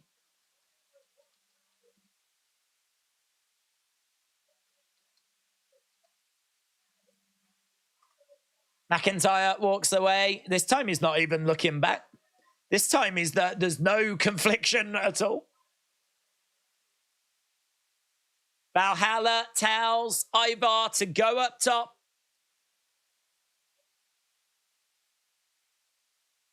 Up top he goes. He's taking his time. Look at that. Yeah, Drew didn't even look back this time. Big. Oh, my God. What a moonsault. Huge moonsault.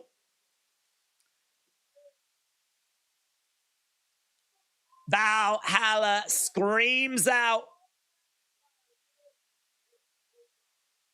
Wow. Big moonsault, man.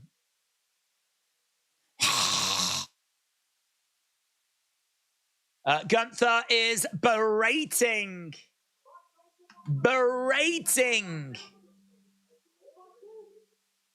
Vinci, here's Ludwig.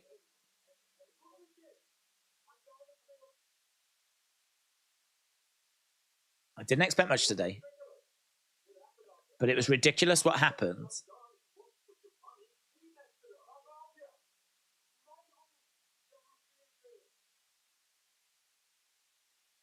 It's ridiculous what happened today.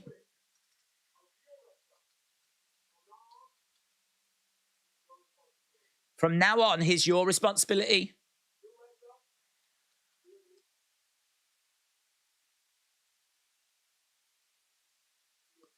If you mess up, we've got an issue. If he messes up, we've got an issue.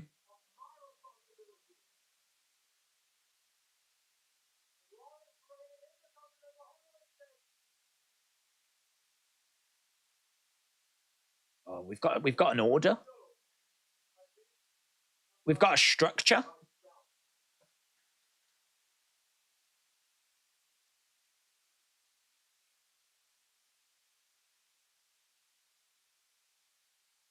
I wonder what the ranks are. We've got like a general, a sergeant, a lieutenant. Vinci is bottom of the pile. I like that. I like there's a power structure. I like that.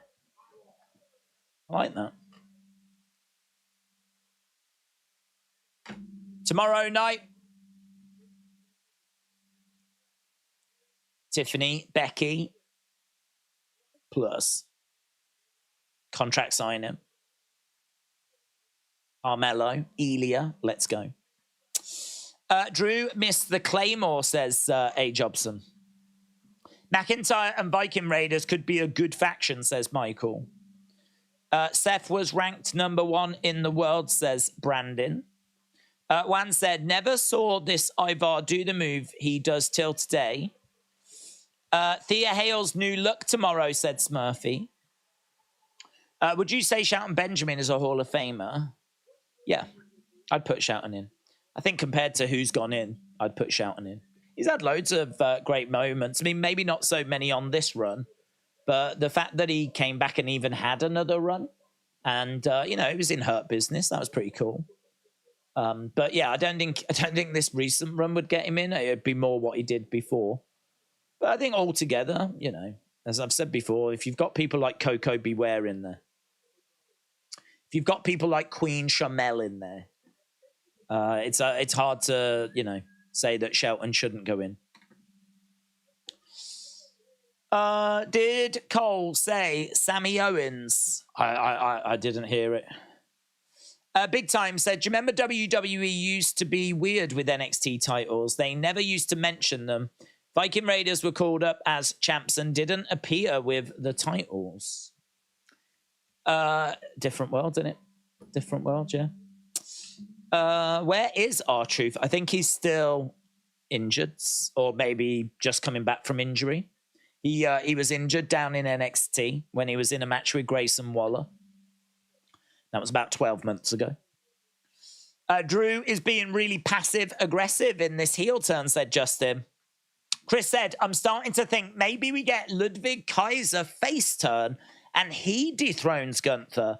Kind of a $1 million man Virgil story. Could be fun. Might take, could be fun. I feel like the title change is coming soon. So we'd have to move, I think, quite quick on it if we was going to do that. Hello, what's this? New Exorcist. In cinemas, October 6th.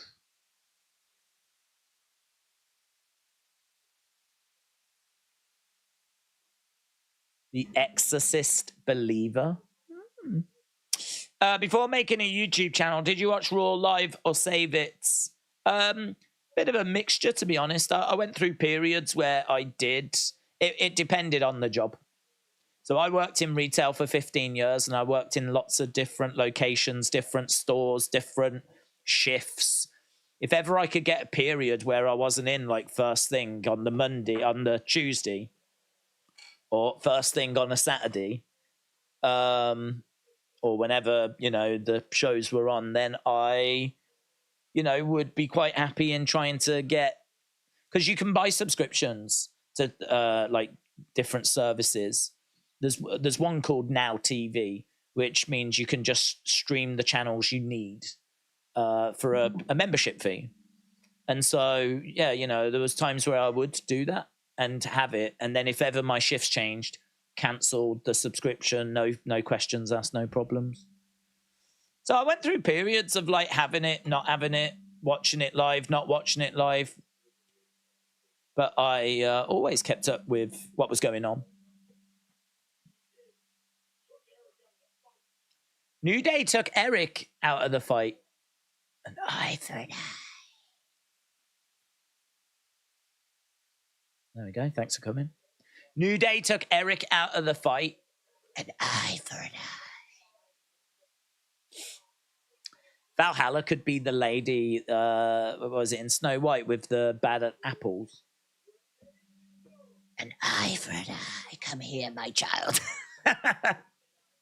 Come try my poisoned apples. Apples. Becky Lynch or Tiffany Stratton will take on Tegan Nox next week on Raw. NXT Women's Championship match. Let's go. Another NXT title match. I like that. I like the fact it doesn't matter who wins. Ooh, Gunther contract signing next week.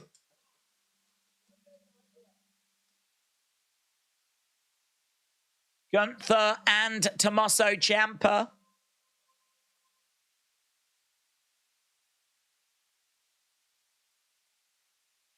Let's go. Gunther against Ilya on a big pay-per-view, big crowd, title on the line. Let's go.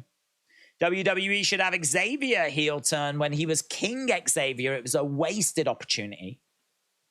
Philip said, are you excited for No Mercy? I am, yeah, and we are doing it as well. We will be live at least an hour before the kickoff show, more likely 2 hours before the kickoff show. Just chatting about whatever the news is, probably talking about the fallout from SmackDown. Yeah, looking forward to it. Damian and Finn versus Kevin Owens and Samuel Zayn. I'm sure we're going to be seeing Jay Uso at some point. Way. Gunther's definitely winning. I want to see a DIY win titles at WrestleMania or SummerSlam. Ilya Dragunov dethrones Gunther at WrestleMania. Stephen Amell's wrestling drama Heels has been cancelled, says Jim. Mitchell said, do you remember the first moment or show that made you want to be a fan for life? I got WrestleMania 18 on VHS and I watched it so much. Well, for me, it was just the first time I saw wrestling, which would have been Survivor Series 92. And I distinctly remember, like, just, what is this? Like, what is this? What is this? I don't think I'd even seen wrestling before. It wasn't that it was wrestling, but it was like American wrestling. it was wrestling, but with a big production and like color and stars and all this stuff. I'd never seen wrestling. Like, what is this? It would be like being introduced to a brand new sport, and you're like, what is this? What is this? What is this? What is this? And do you know what? There's not even questions about is it real or fake. That never crossed my mind. I don't remember ever questioning as to whether what I was watching was real. It was just real. That was not, I didn't question that. I was just like, what is this? Because I've seen boxing. I'd seen like boxing. But this wasn't boxing. What's this? It's wrestling. That's what it was. Turned out to be wrestling. So I think I was pretty much hooked from the first thing I'd seen. And that was Survivor Series 92. Or at least I remember it being Survivor Series 92. Kim said, Sean made it clear that he wants Ali in NXT. So what if they tried re-signing him to an NXT deal and not a main roster deal if he wanted to? I don't think Ali would take the deal, but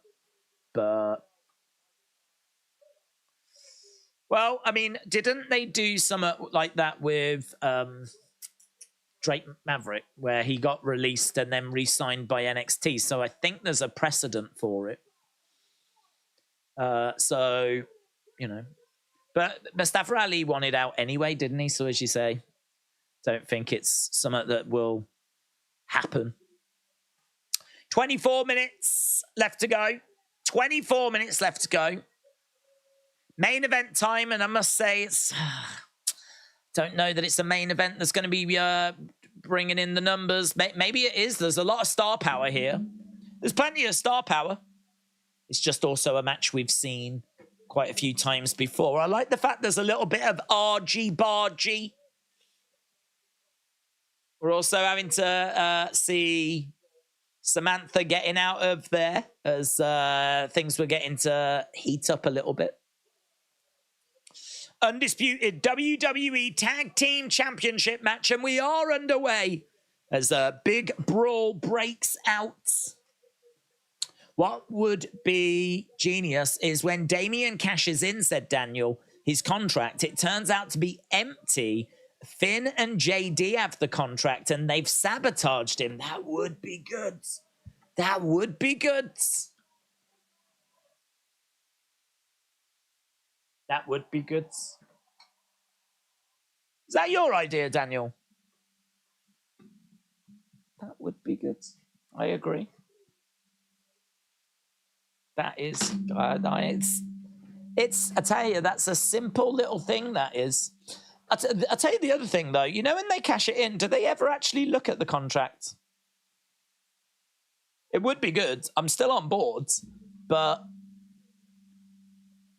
we, you know, just thinking out loud, when do we ever see them actually open the briefcase and look for the contract? Like, normally they cash it in and it's just like, they've got it in their arm there and they're like, such and such is cashing in his money in the bank contract. They don't tend to go, they're cashing in there.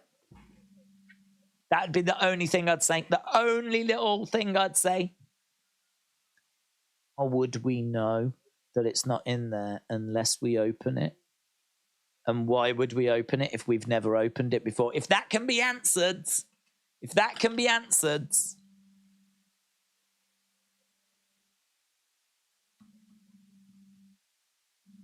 you know what you could do? You could have him cash it in, have him win the title, right? So the ref gets the briefcase. He's got the briefcase.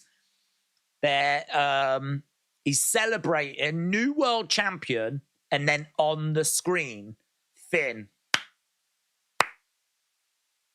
and JD in the background, and they're like, brilliant. Just one problem. You might have needed this. And then he shows him that the contract's not in the briefcase. That would be sick. That would be sick. I got no issue with all of that. It's brilliant. I love that whole idea, Daniel. I love that whole idea. I think Damian being set up and sabotaged when he opens the contract to cash in, he's set up to be sabotaged by Finn. He'll be betrayed. It's an ultimate betrayal. Imagine the Money in the Bank briefcase being a book of coupons instead of a contract. That'd be great. Great if you want to go to like Arby's, Denny's, or you need to get 5 cents off detergent. You could have all of that in there as well as the contract. And you have to, I'm going to cash in and go, buy 1 pizza, get 1 pizza free. No, it's not. Hang on, give me a sec. Hang on. 1 free rental when you rent any new movie at Blockbuster. That's out of date. Blockbuster's aren't around anymore. Don't need that one. What's this one here? $5 off anything in the Beyond section at Bed Bath Beyond. That might be all right. I don't know what's in the Beyond bit, but we could use that. Cash this in to get a championship of your choice. Yeah, this is the one. I found it. Hang on. I've got to rip it on the purse. Has anyone got something I can lean on? I've got to like get it out the book. There we go. There we go. I'd like to cash this in, please. That would be good. That would be good. Right, we are underway. Let's go. A Golden Corral buffet coupon. Come on! And do you know what? Their pricing is fair anyway. Their pricing is fair anyway. Okay, Sami looking for the cover on Damian. Gets driven back into the corner. In comes Finn, shot there by Finn. Sami in the corner, face first. Chop, choppity chop. But why has no UK broadcaster picked up Canelo and Charlo? Yeah, I don't know. It's not one we can do, unfortunately, because it's colliding with No Mercy. So it's not one that I've been looking into. I'm sure someone will pick it up, surely. But you can use this coupon for 20% off Wrestling Days beanies. I do need Wrestling Days beanies. Mainly because I need some new beanies. James said, TNA's X Division is pretty cool. You can cash in the title for a world title shot and give up the title in the process. So you can give up the X Division title to get a world title shot. It's a good idea. Okay, we got crotch shot by Kevin Owens. I remember I used to hate wrestling. My cousin was obsessed with it. I used to cry and turn it off. I wanted Cartoon Network. Then I got into Nexus against Team Cena, says Big Time. Very good. Mitchell said, I've got so many issues ripping those coupons. Imagine if he ripped his cash-in coupon wrong and it was no longer valid. Yes. Didn't do it down the what is it?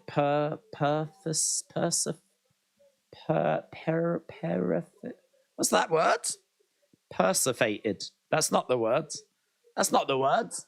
Persifated. What's the word? Persifated. What is it? Oh my God.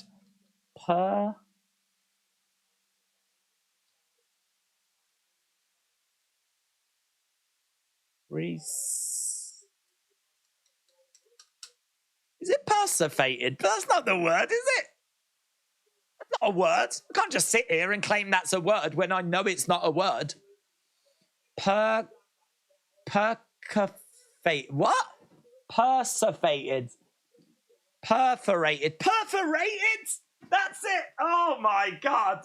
That's like the darkest moment in the history of my streaming. Perforated.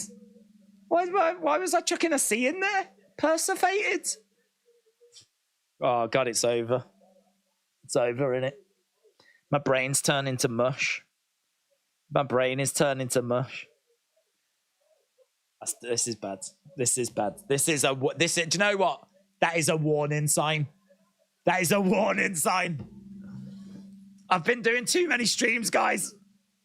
I've been taking too many caffeine pills. I'm a mess. Persifated? Where the hell have I come up with that? Where's that come from? It should be a word. Mitchell said it's time to cancel days. Turn the lights off as you leave, guys. Turn the lights off as you leave. It's over. Flipping persifated. I still can't remember the right words. Perforated.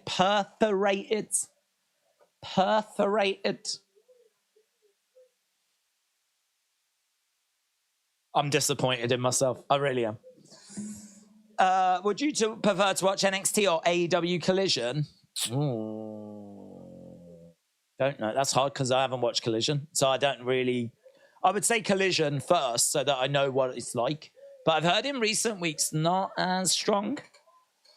So I don't know. I really enjoy NXT. But I would check out Collision. If Collision was on the same time as NXT, I would watch Collision for a week to give it a read. And then I'd make my decision. Cody is way more attractive looking of a man than Nick Aldis, says Elizabeth. An Englishman having trouble with English. For shame. No. So sorry. Right, we are at commercial break. Right, we are 14 minutes away from the end of the show. 14 minutes. I ain't got high hopes for the rating this week. I don't know. I really don't know. I don't know that there's anything here that's been any different than any other Raw that's been getting 1.3. So if this is going up against some big football, it might struggle. This is a great match. Go Sami and Kevin, said Anna. Daniel said, do you remember when Cody had to pull that promo back in the day where he had the pretty face promo and he had pretty teeth, pretty face, and it got messed up? Yes. Michael said, which one would you watch 5 times? Rock John Cena at 28 or Undertaker Triple H at 28? Oh, easy. Undertaker Triple H. Easy. I was never that taken with Rock and Cena. I thought some of the build was good. I remember like the kid coming into the Rock's house and he was dressed as John Cena and obviously Fruity Pebbles came out of that. Some of Cena's responses were pretty good as well. Like some of the build was good. But that's funny because that's a match that people were crazy for and broke numbers and all this kind of stuff. I don't know. I don't know why it was. I mean, I wanted to see it. Make no mistake about it. I wanted to see it. But it doesn't hold a candle. It doesn't even come close to Undertaker Triple H. Like, there's not a fiber in my body that would choose Rock Cena over Undertaker Triple H. Plus, also, Undertaker Triple H is inside Hell in a Cell that year. And it's the one where Shawn's the guest ref, and it's one of the best matches ever. It's amazing. That's the whole end of an era and everything. I mean, it would be a bit closer between WrestleMania 27 Undertaker Triple H and Rock Cena. That's closer. But nah. Do you know what? Ranking the Undertaker matches from 25, 26, 27, 28. I feel like 27 would be bottom. Then I don't know. I mean, 25's top. 25's top. But 26, 27, 26, 28, I don't know what order they are in the middle. 26, 28. Like the second Shawn match is amazing against Undertaker. I don't think it's as good as the first. It's only a whisper below. It might be 28 after 25. In fact, you could make an argument that 28 is the second best Undertaker WrestleMania match. Make an argument for that. I might make that argument right now, actually. I might make that argument. If him and Shawn at 25 is number 1, then him and Triple H at 28 might be number 2. I'm pretty sure the same match happened in January. I saw a match graphic from Raw 30. Seriously, spice it up. Right, Sami, how long we got? We got 10 minutes to go. Cena Rock was magical. 12-year-old me loved it. Everyone in school was talking about Rock Cena. People that didn't watch WWE watched Mania that year. It was massive. Massive. It's their biggest rating for a WrestleMania that will probably never be beaten because we do everything now on like $9.99 subscriptions. Like back then, it was pay-per-view. So I believe that to be the biggest one they ever did. What was your favorite WWE character? Oh, it's got to be Undertaker, isn't it? Kicks coming in by Kevin Owens. Are you watching, Canella? If I can try and have it on in the background, I will try, but it will just be for me in the background. I may reference it if it is on in the background, but my focus is No Mercy. Cannonball on Damian. No one's more disappointed about that. I wish they were on different weeks, but we're a wrestling channel first and foremost, so No Mercy is where my focus will be. Kevin on the outside, grabbing Damian, planting Damian onto the commentary table. Kevin climbing up. He's perched. Big splash there by Kevin. 1, 2. Shoulder up by Finn. Shoulder up by Finn. We got 9 minutes to go. Dave Meltzer has re-ranked all WWE matches to 1 star, says Wisp. Another good match this week. Michael said Ilya Dragunov against Brock Lesnar at SummerSlam for the IC Championship in a fight pit match would be match of the night. This is awesome, champ by the fans. Owens over in the corner. Kick coming in. Screen goes black, but we can still hear sound. It's breaking up a little bit. Another black screen. Picture back. Black screen again. Shot to the midsection. Balor. Elbow. And again. Shots coming back by Kevin. Headbutt by Kevin. Black screen again. Come on, WWE. What are you doing? Do you know what I'll say, though? We don't get much of this. Like, considering they go, like, every week, 3 times a week from lots of different venues, we don't get too many, if ever, like, picture trouble. 1, 2. Shoulder up. Shoulder up. Predict what you think next week's main event will be. Another Judgment Day KO Sami. Let's go. Next week's main event. No, surely we do something different. Surely. Why has it gone black again? Why does the screen keep cutting in and out? Is anyone else getting their feed cut off? I think we all are.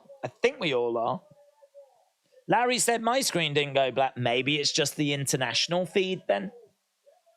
And again, black screen. Reckon there's like a shark just munching on the cables under the ground or something. Or perhaps aliens are like tampering with the satellite. Balor, coup de grace, lands on Kevin. 1, 2. Oh, saved by Sami. Save by Sami. Yeah, this is bad. We've had a lot of it cutting in and out. It's gone again.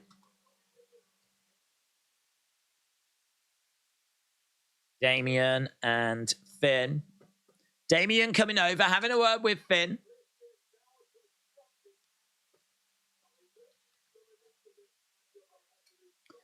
Shots coming in there by Finn. He goes back. He tags in Damian. Looks like the picture situation has sorted itself. Straps are coming down by Damian. Damian grabbing Kevin. Kevin, though, goes over, makes the tag to Sami. Sami. Exploder suplex. Sami going back over to the corner. Gonna look to charge in on Damian. Who's coming down? Dominik. Dominik comes down. Dominik distracts. That surely brings out Jay.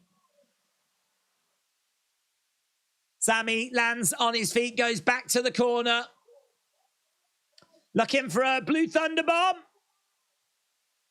1, 2, Finn makes the save.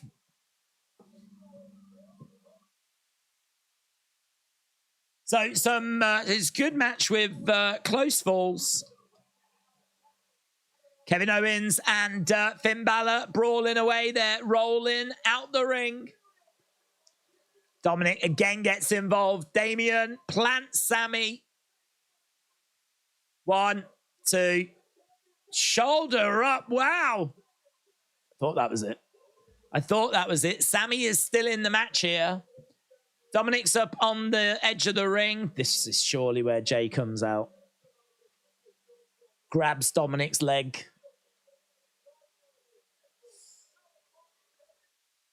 So Damian down. Sami down. Jay Uso grabs Dominik. Shots coming in by Jay. Dominik goes down. Jay again dealing with Dirty Dom. And now here's JD.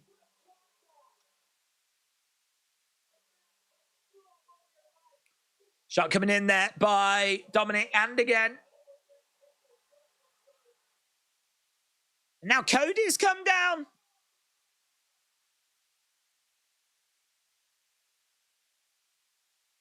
Cody gets involved. So we've got absolute carnage around the ringside area. We got Jay, we got Cody, we got Dominik. Jay and Cody working together on Dominik. Adam Pearce has come running down, grabs Jay. Officials are trying to get some... Oh, stunner in the ring. Trying to get a hold of the situation, but Damian hurls Kevin. Oh, Helluva connects. Helluva. Oh, great camera shot. JD nails Sami with the belt. Damn, we got a lot of moving parts here. A lot of moving parts. So, Sami hit a Helluva. JD nailed Sami with the belt. Damian gets the pin. Judgment Day retain. You had to know it was not going to be clean. I don't think we knew it would be that messy. I'm not sure I was ready for that much involvement. So Dominik comes down, Jay comes down, JD comes down, Cody comes down.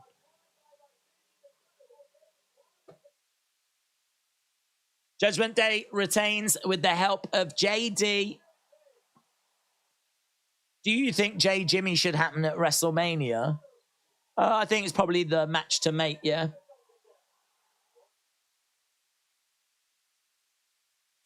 That's an extremely overbooked ending, says Mitchell. It was. I mean, what I would say is we've seen this match so many times that you probably need to do something like this now. Like, you need to have, like, so many people getting involved. I didn't think those belts were going back to Sami and Kevin, as we said earlier. I don't think you would put them back onto those guys. I don't think their futures are as a tag team, and certainly not another tag title run. So you needed some big, messy, exciting twists, turns. It's probably as good as you could have done it.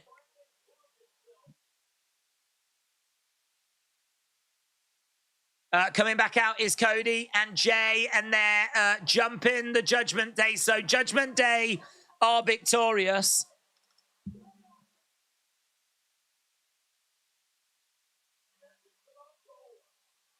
So Judgment Day victorious.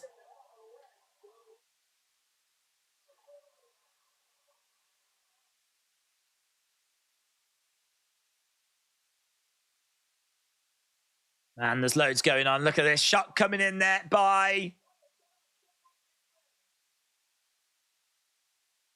It's just a big brawl. It's just a big, messy brawl around the ringside area. They're trying to make this thing end with, like, lots of excitement. Someone stop this mess. It is a mess. Show ends in just a big brawl.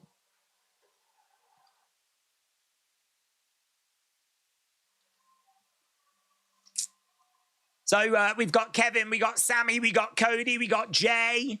This is building to Survivor Series, says Arborus. Oh, that's so far away. Isn't that like the end of November, though? Isn't that like the end of November? It's only the end of September. Survivor Series is, I mean, you could absolutely be right. You could be right. This could be what we see at Survivor Series, but that would mean that we've got to get through to the 25th of November. That's 2 months.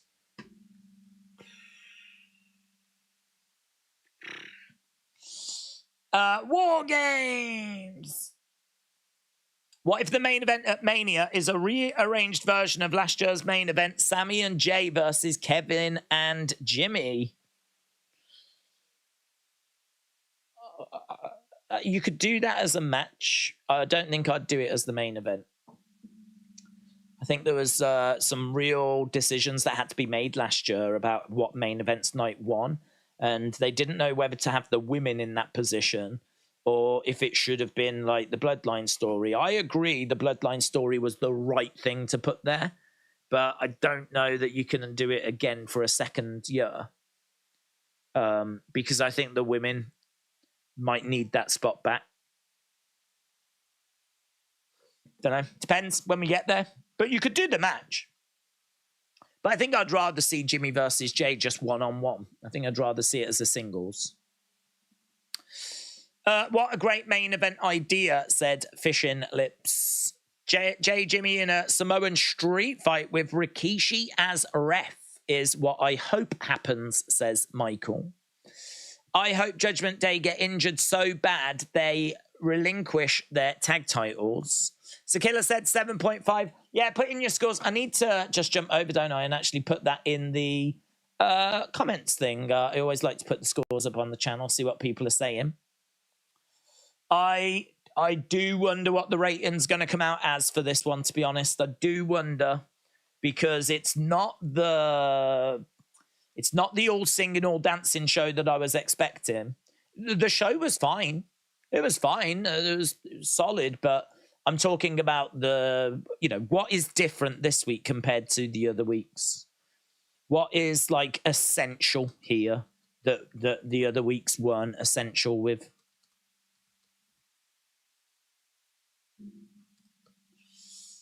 One bad, right? What do you score WWE Raw? Right, I'll put that up on the channel. That is live right now.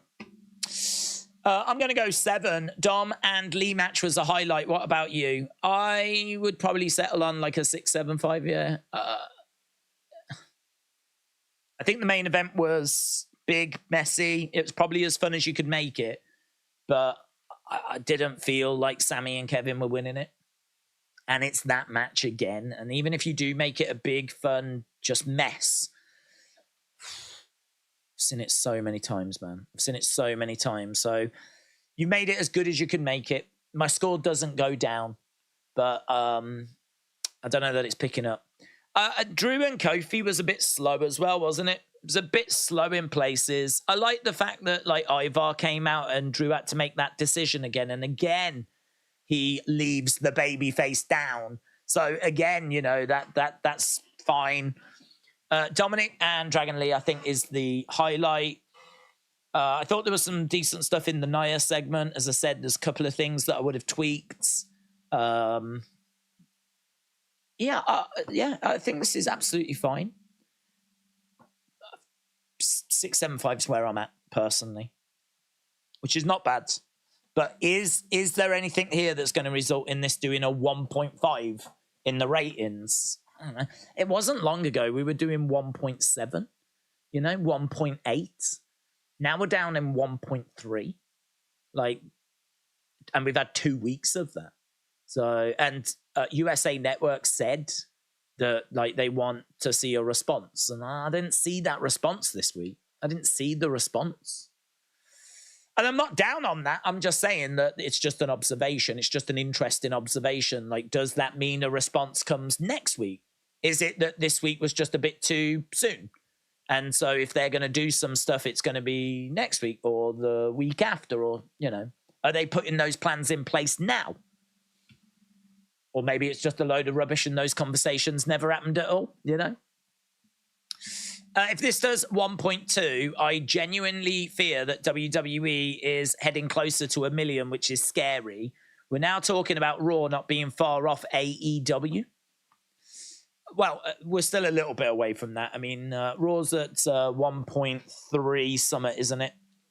I mean, I don't know that this will go down because I think wasn't 2 weeks ago like a big special game. And then last week we saw it was still 1.3, but it increased a little. I actually think this might come out at 1.4 Summit rather than 1.2. I don't think this will go down. 1.4 Summit would be my guess. And I'm basing that on the fact that 2 weeks ago we had a real drop, a real hit. Last week there was a slight increase. My guess is this week we might see another slight increase, but not much. I don't know that it'll be a disaster and just drop down to 1.2. So my guess would be 1.4, but a real low 1.4 would be a guess. You know, it might come out at 1.7. Who knows?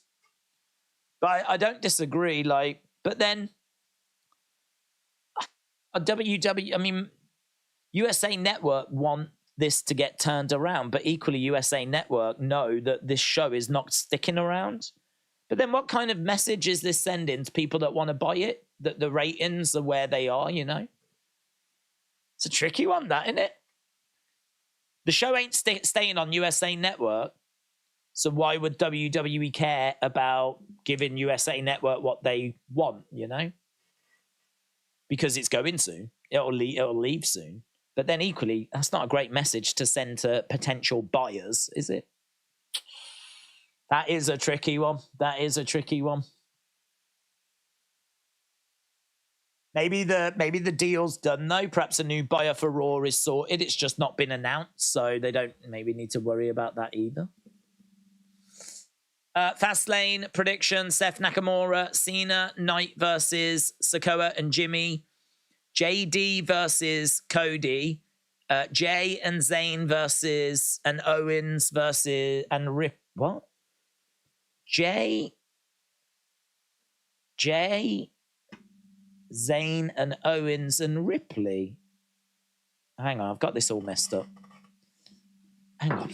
So, Cena and Knight versus Sikoa and Jimmy. JD versus... Oh, Judgment Day. I thought you meant JD as in... That's where I was getting confused. Do you mean Judgment Day against Cody, Jay, Zayn, and Owens? Ripley, Raquel, Naya, Sky, Charlotte, Lashley, Ray, Santos, Gunther, Ciampa. Days, the lower Raw gets, the harder it'll be to recover back to 1718 because the hole being dug and is deep. Ellis Dub said, I would honestly disregard Raw ratings for the next few months. From now until December, Raw will be in the gutter due to football. Oof. Is Tegan Nox gonna run NXT? I don't think she'll run NXT. Make a podcast about SmackDown, said Fishing Lips. Oh, I was going to do the ups and downs and do that review, but the problem was that UFC started at 9, and the ups and the downs that bounce off, I don't think it dropped until like 1 or something. So I wasn't actually awake when those dropped. By the time I woke up, I had to get straight into UFC. And to be honest, if you haven't done it up by Saturday, it feels like you've missed the boat. So I did think of doing it on Sunday, but I sort of felt like we'd missed the boat, the conversation. The wrestling world just moves so quick. The conversation has moved on. So, yeah. We may do the ups and downs for Raw tomorrow, though. Are you surprised Tegan Nox didn't get released? No, I don't really want to think about anyone getting released. I don't really want to get into should this person have been released. Are you surprised this person didn't get released? The one that came up earlier was R-Truth, and the only reason I was surprised he wasn't released, but I wasn't surprised, but in retrospect, I suppose I could be, is because of his age and because of the fact he's been injured for 12 months. You know, you'd imagine that would be an easy wage to save. But I think there's a lot of love for R-Truth. I think there's a lot of, it's R-Truth. We ain't going to do that. You know, that's our guy. So, no, I would say that there's, R-Truth would be a name that would come to mind if I was to have them sort of thoughts, but no. Raw talk every time after Raw. Otis Reed should have been a better match. It was still all right. Maka said, do you think Paddy beats Tony? I do. I would say Paddy is slight favourite, and I think that's probably right. Would you say Raw is the worst show of the week? I would say Dynamite's the worst show of the week that I watch. I don't think there's much in it, though. I think that I think they're about the same. Both tend to come out about like 6.5. I tend to find that SmackDown's just that little bit more around the 7, and NXT 7.25, something like that. I mean, they're all quite close. It's not like any of them are a 4 or any of them are a 9. It all seems to be around the kind of 6 to 7.25, 7.5 range. But I would say that it kind of changes each week by Dynamite and Raw. Dynamite and Raw kind of trade battle away for which is the show I've got the least from. But this was all right. It was okay this week. Right, we're done. We've clocked in a cheeky 5 hours there. We started 2 hours before, but I need to run off so I can do the recap and everything. Appreciate people joining us. As I say, it's amazing that we're still able to get so many people joining us, even as Raw ratings are declining. We're battling, we're holding firm. We've still got a good community that joins us each week.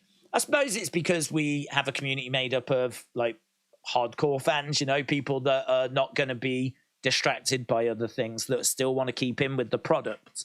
So big shout out to everyone that joins us. Don't forget, we are back tomorrow. Wrestling Escape Pods at 11. NXT at 12 or 12:05.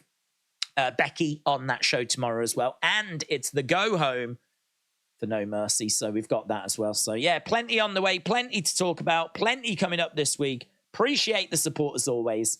And I'll see you again next time. Bye for now.